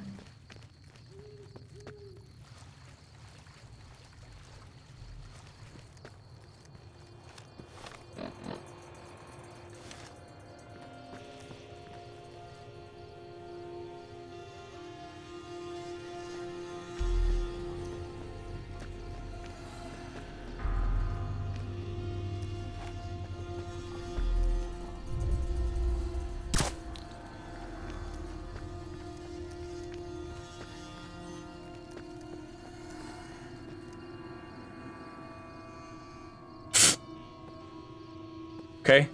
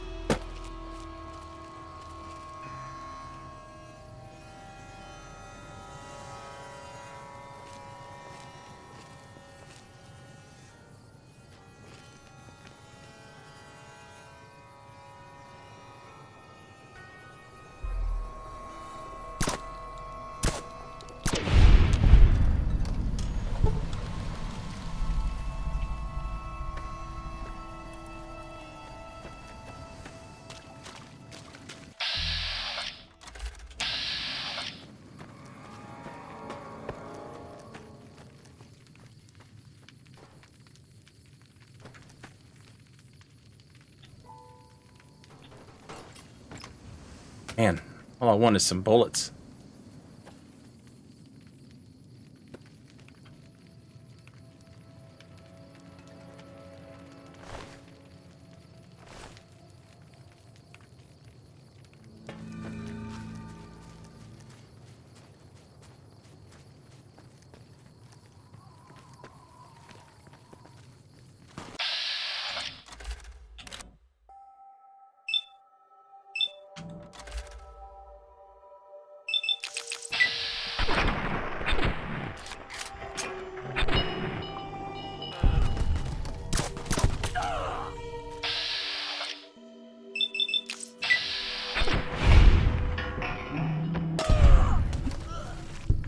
What was homie throwing tomahawks at?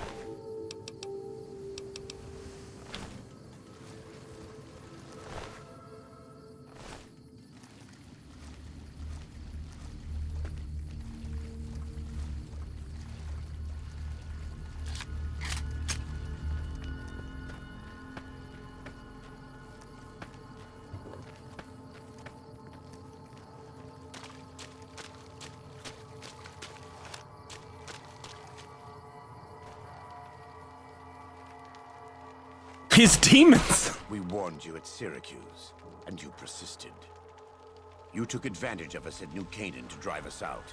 And like the dogs of Caesar you are, you followed us to Zion. And now you stand on holy ground, a temple to God's glory on earth. The only use for an animal in our temple is sacrifice. Kale wachane conserva o. You understand me, don't you? Don't you? Outman. Kunaman mad. He killed all white legs. You talk. You stop.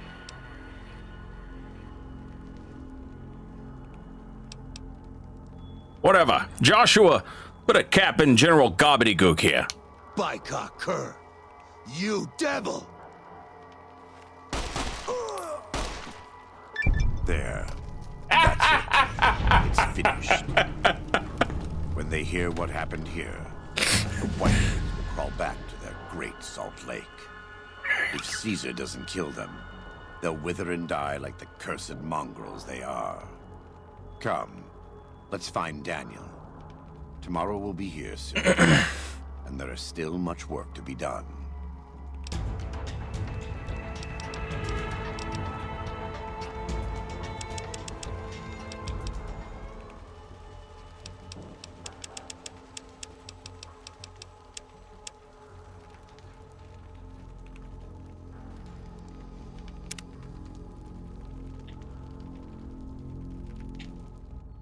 And so it was that the conflict between the New Canaanites and the Whitelegs was finally resolved. The courier's involvement had tipped the scale, shifting the fragile balance of power. Joshua Graham's chilling execution of Salt upon Wounds seared into their minds. The surviving Whitelegs retreated to the Great Salt Lake. Unable to shake the memory of their brutal defeat and the dead horses' savagery in battle, the Whitelegs feared further reprisals. They fled north, out of Utah, into Wyoming. The wilderness was harsh, and the first winter claimed over half the tribe. When spring came, the survivors parted ways in small bands, and so the Whitelegs died a quiet, ignominious death. The Sorrows fought beside Joshua Graham and the dead horses, eradicating the threat the Whitelegs posed to Zion. Watching as the courier encouraged Joshua Graham to execute Salt upon Wounds, the Sorrows learned that New Canaan offered no mercy to the wicked. The Sorrows' transformation from a peaceful, timid tribe into a merciless, warlike people broke Daniel's heart. Over time, the Sorrows became ever more ruthless in their dealings, even with each other. Daniel traveled to and fro between the New Canaanites and Zion, continuing to plead for a return to the old ways whenever he visited. Eventually, the Sorrows grew tired of his blather and turned their backs on him. Having helped eradicate the Whitelegs from Zion, the dead horses returned to Dead Horse Point in triumph. They remained neutral toward the Sorrows, but as years went on, there were periods of competitive friction, even violence between the tribes. The new Canaanites, Daniel especially, intervened regularly as mediators, but found it difficult to reconcile the tribe's conflicts. The defeat of the Whitelegs and Zion marked a turning point in the fortunes of the Happy Trails Caravan Company. Every 2 months, the caravan met with the new Canaanites in Zion Valley to trade. Happy Trails soon returned to prosperity. The vigilance of the Sorrows and Dead Horses in defending southwestern Utah, initially startling to Happy Trails caravans, soon proved a blessing. The tribes united against the 80s, driving them back from Highway 50, and thus opening yet another trading route for Happy Trails caravans. Follows Chalk took the courier's words to heart and decided that he would behold the sights and sounds of distant lands with his own eyes and ears. After returning to Dead Horse Point, he quarreled with his family and other tribe members about his ambitions. One morning, they awoke to discover that Follows Chalk had set off alone, westward, into the wilderness. He was never seen again. Waking Cloud was distraught when she learned of her husband's death, but took comfort from her tribe and the compassion of the new Canaanites. She forgave Daniel for having concealed her husband's fate from her, and learned to accept his fate. When her grief faded, she took a husband from the Dead Horse tribe. At her bidding, he stayed close to home. With the Whitelegs crushed, Joshua Graham led the Sorrows and Dead Horses in tearing apart and burning the corpses of their enemies. Jesus Christ! He set about training his army in the way of the Canaanite, and soon the new Canaanites and tribes of Zion were feared well into the Mojave. Legends of the Burn Man grew even more depraved and terrifying. For years after the defeat of the Whitelegs, Daniel did his best to minister to the Sorrows' spiritual needs. Try as he might, he could not hold back the tribe's increasing militancy and reverence of Joshua Graham. Demoralized, he returned to his family and Dead Horse Point. His failures haunted him for the rest of his days. And with that, the courier walked out of the history of the tribes of Zion and back to the gathering storm of the Mojave Wasteland.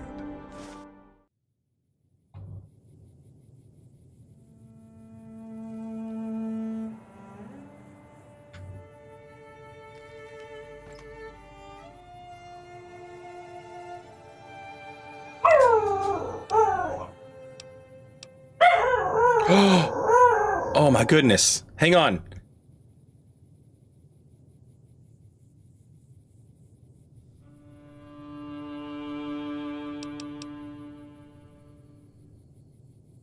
Sorry, this dog is barking. She's being an idiot. I would like to look at this stuff. Salt Upon Wounds helmet. Salt Upon Wounds power fist. Scripture. Joshua Graham's armor. Daniel's outfit. Daniel's hat. Chalk's headdress. A light shining in darkness. I'm guessing that's got to be Joshua's gun, because it's a 45, and with a name like that.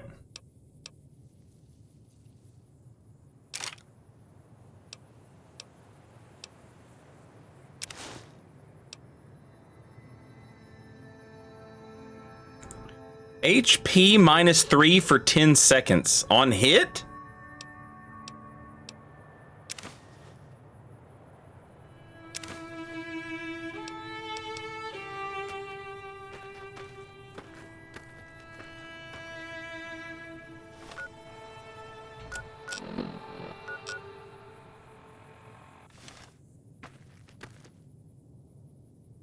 It's poisoned. Okay.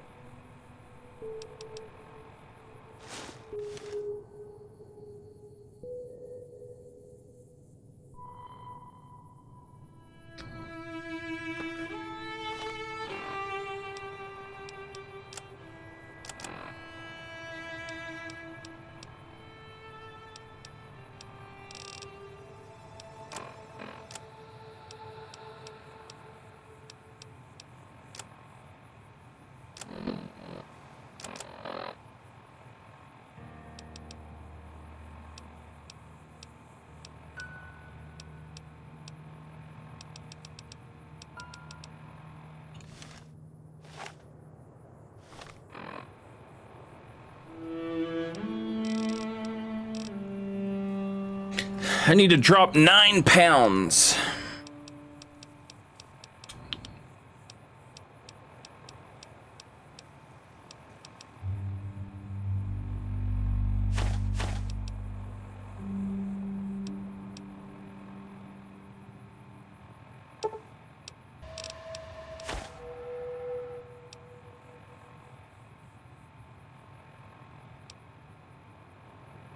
£2.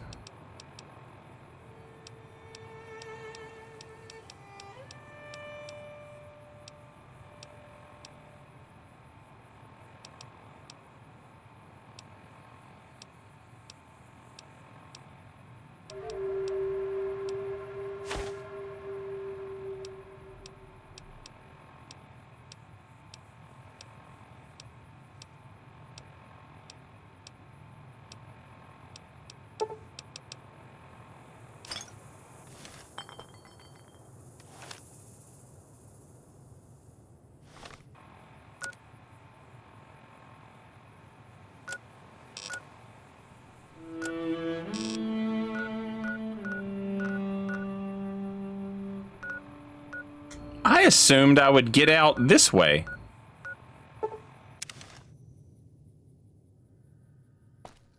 Because they said you can't go back the way you came.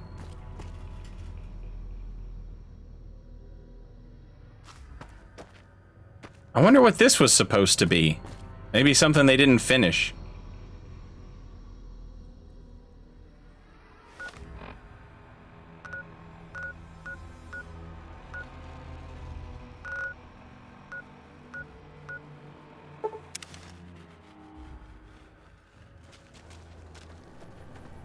Yeah, what's up with that spot?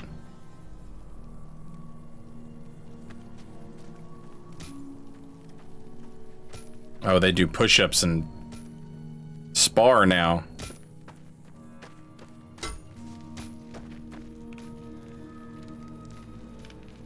I think that is the actual exit, because that's where Daniel evacuates everyone if you pick his side. Ah.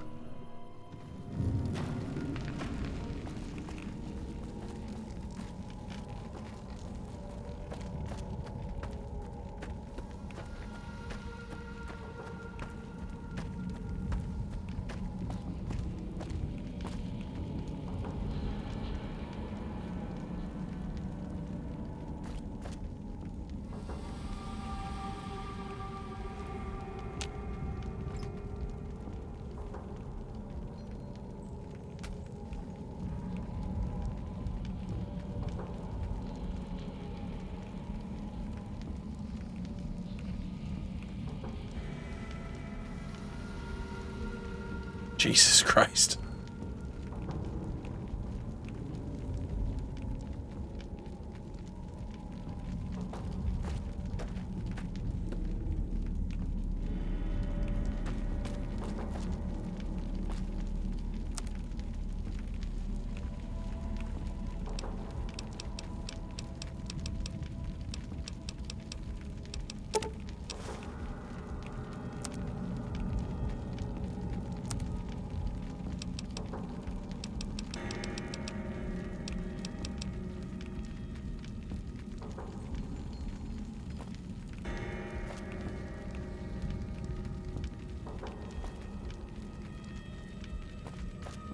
Where did Joshua go?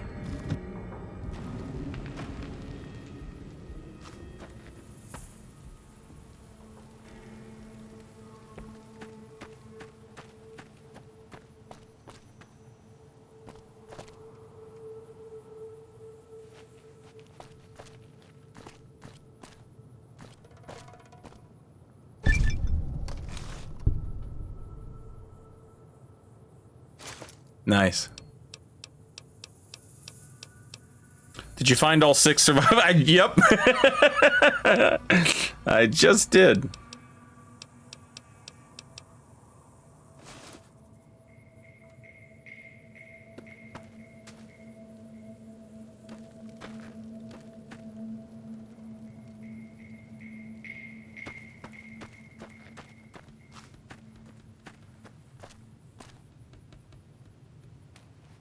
Good.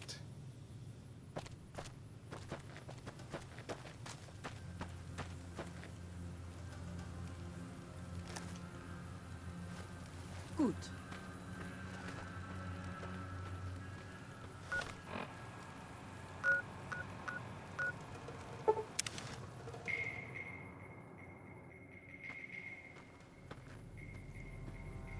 Ja, Tag.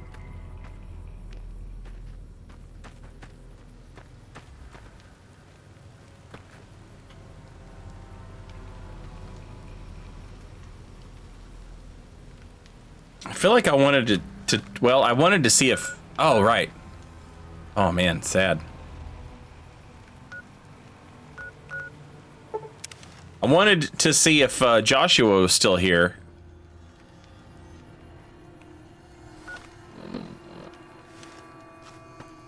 I wonder if the road is still blocked off.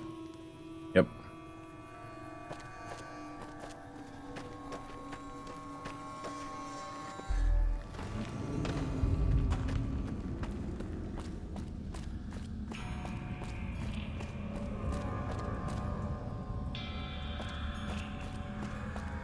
I didn't think Joshua would go that hard. I thought, like, after the fighting was over, Joshua would be like, okay, the fighting is over. But Joshua was like, the fighting is never over. God demands that we rip off their arms and set their heads on fire. Jesus, Josh.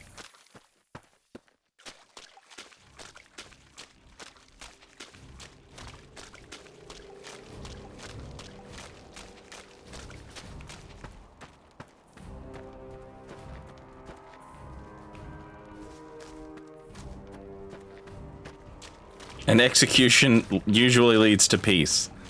I mean, it would for me. But I'm just built different, I guess. Yeah. Joshua never changes.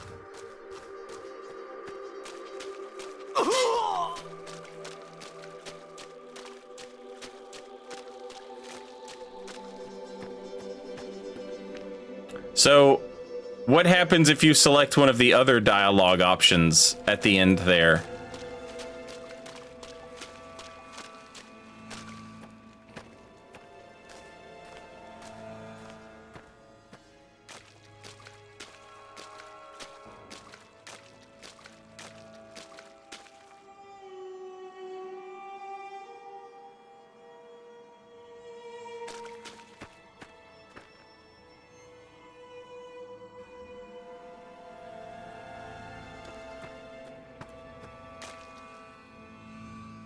There's a high speech check for a good ending.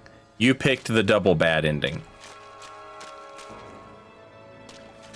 Well, let's be honest, I don't have the speech necessary to get the good ending.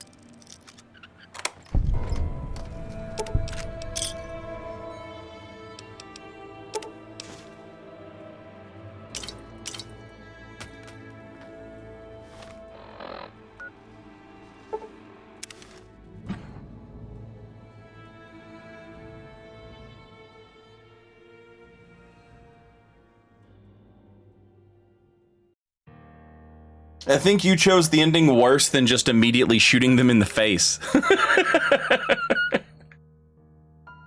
That's kind of impressive.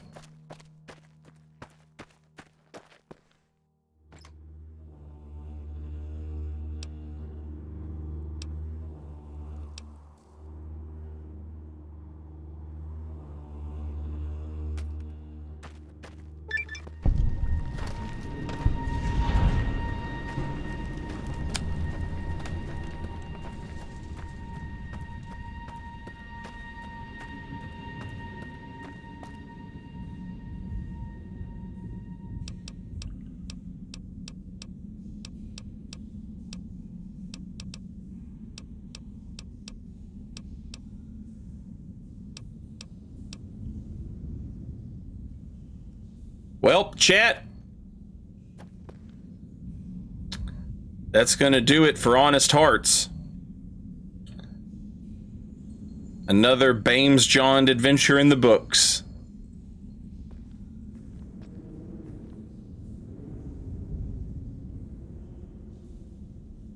GG's. Or, as the man himself says, check please.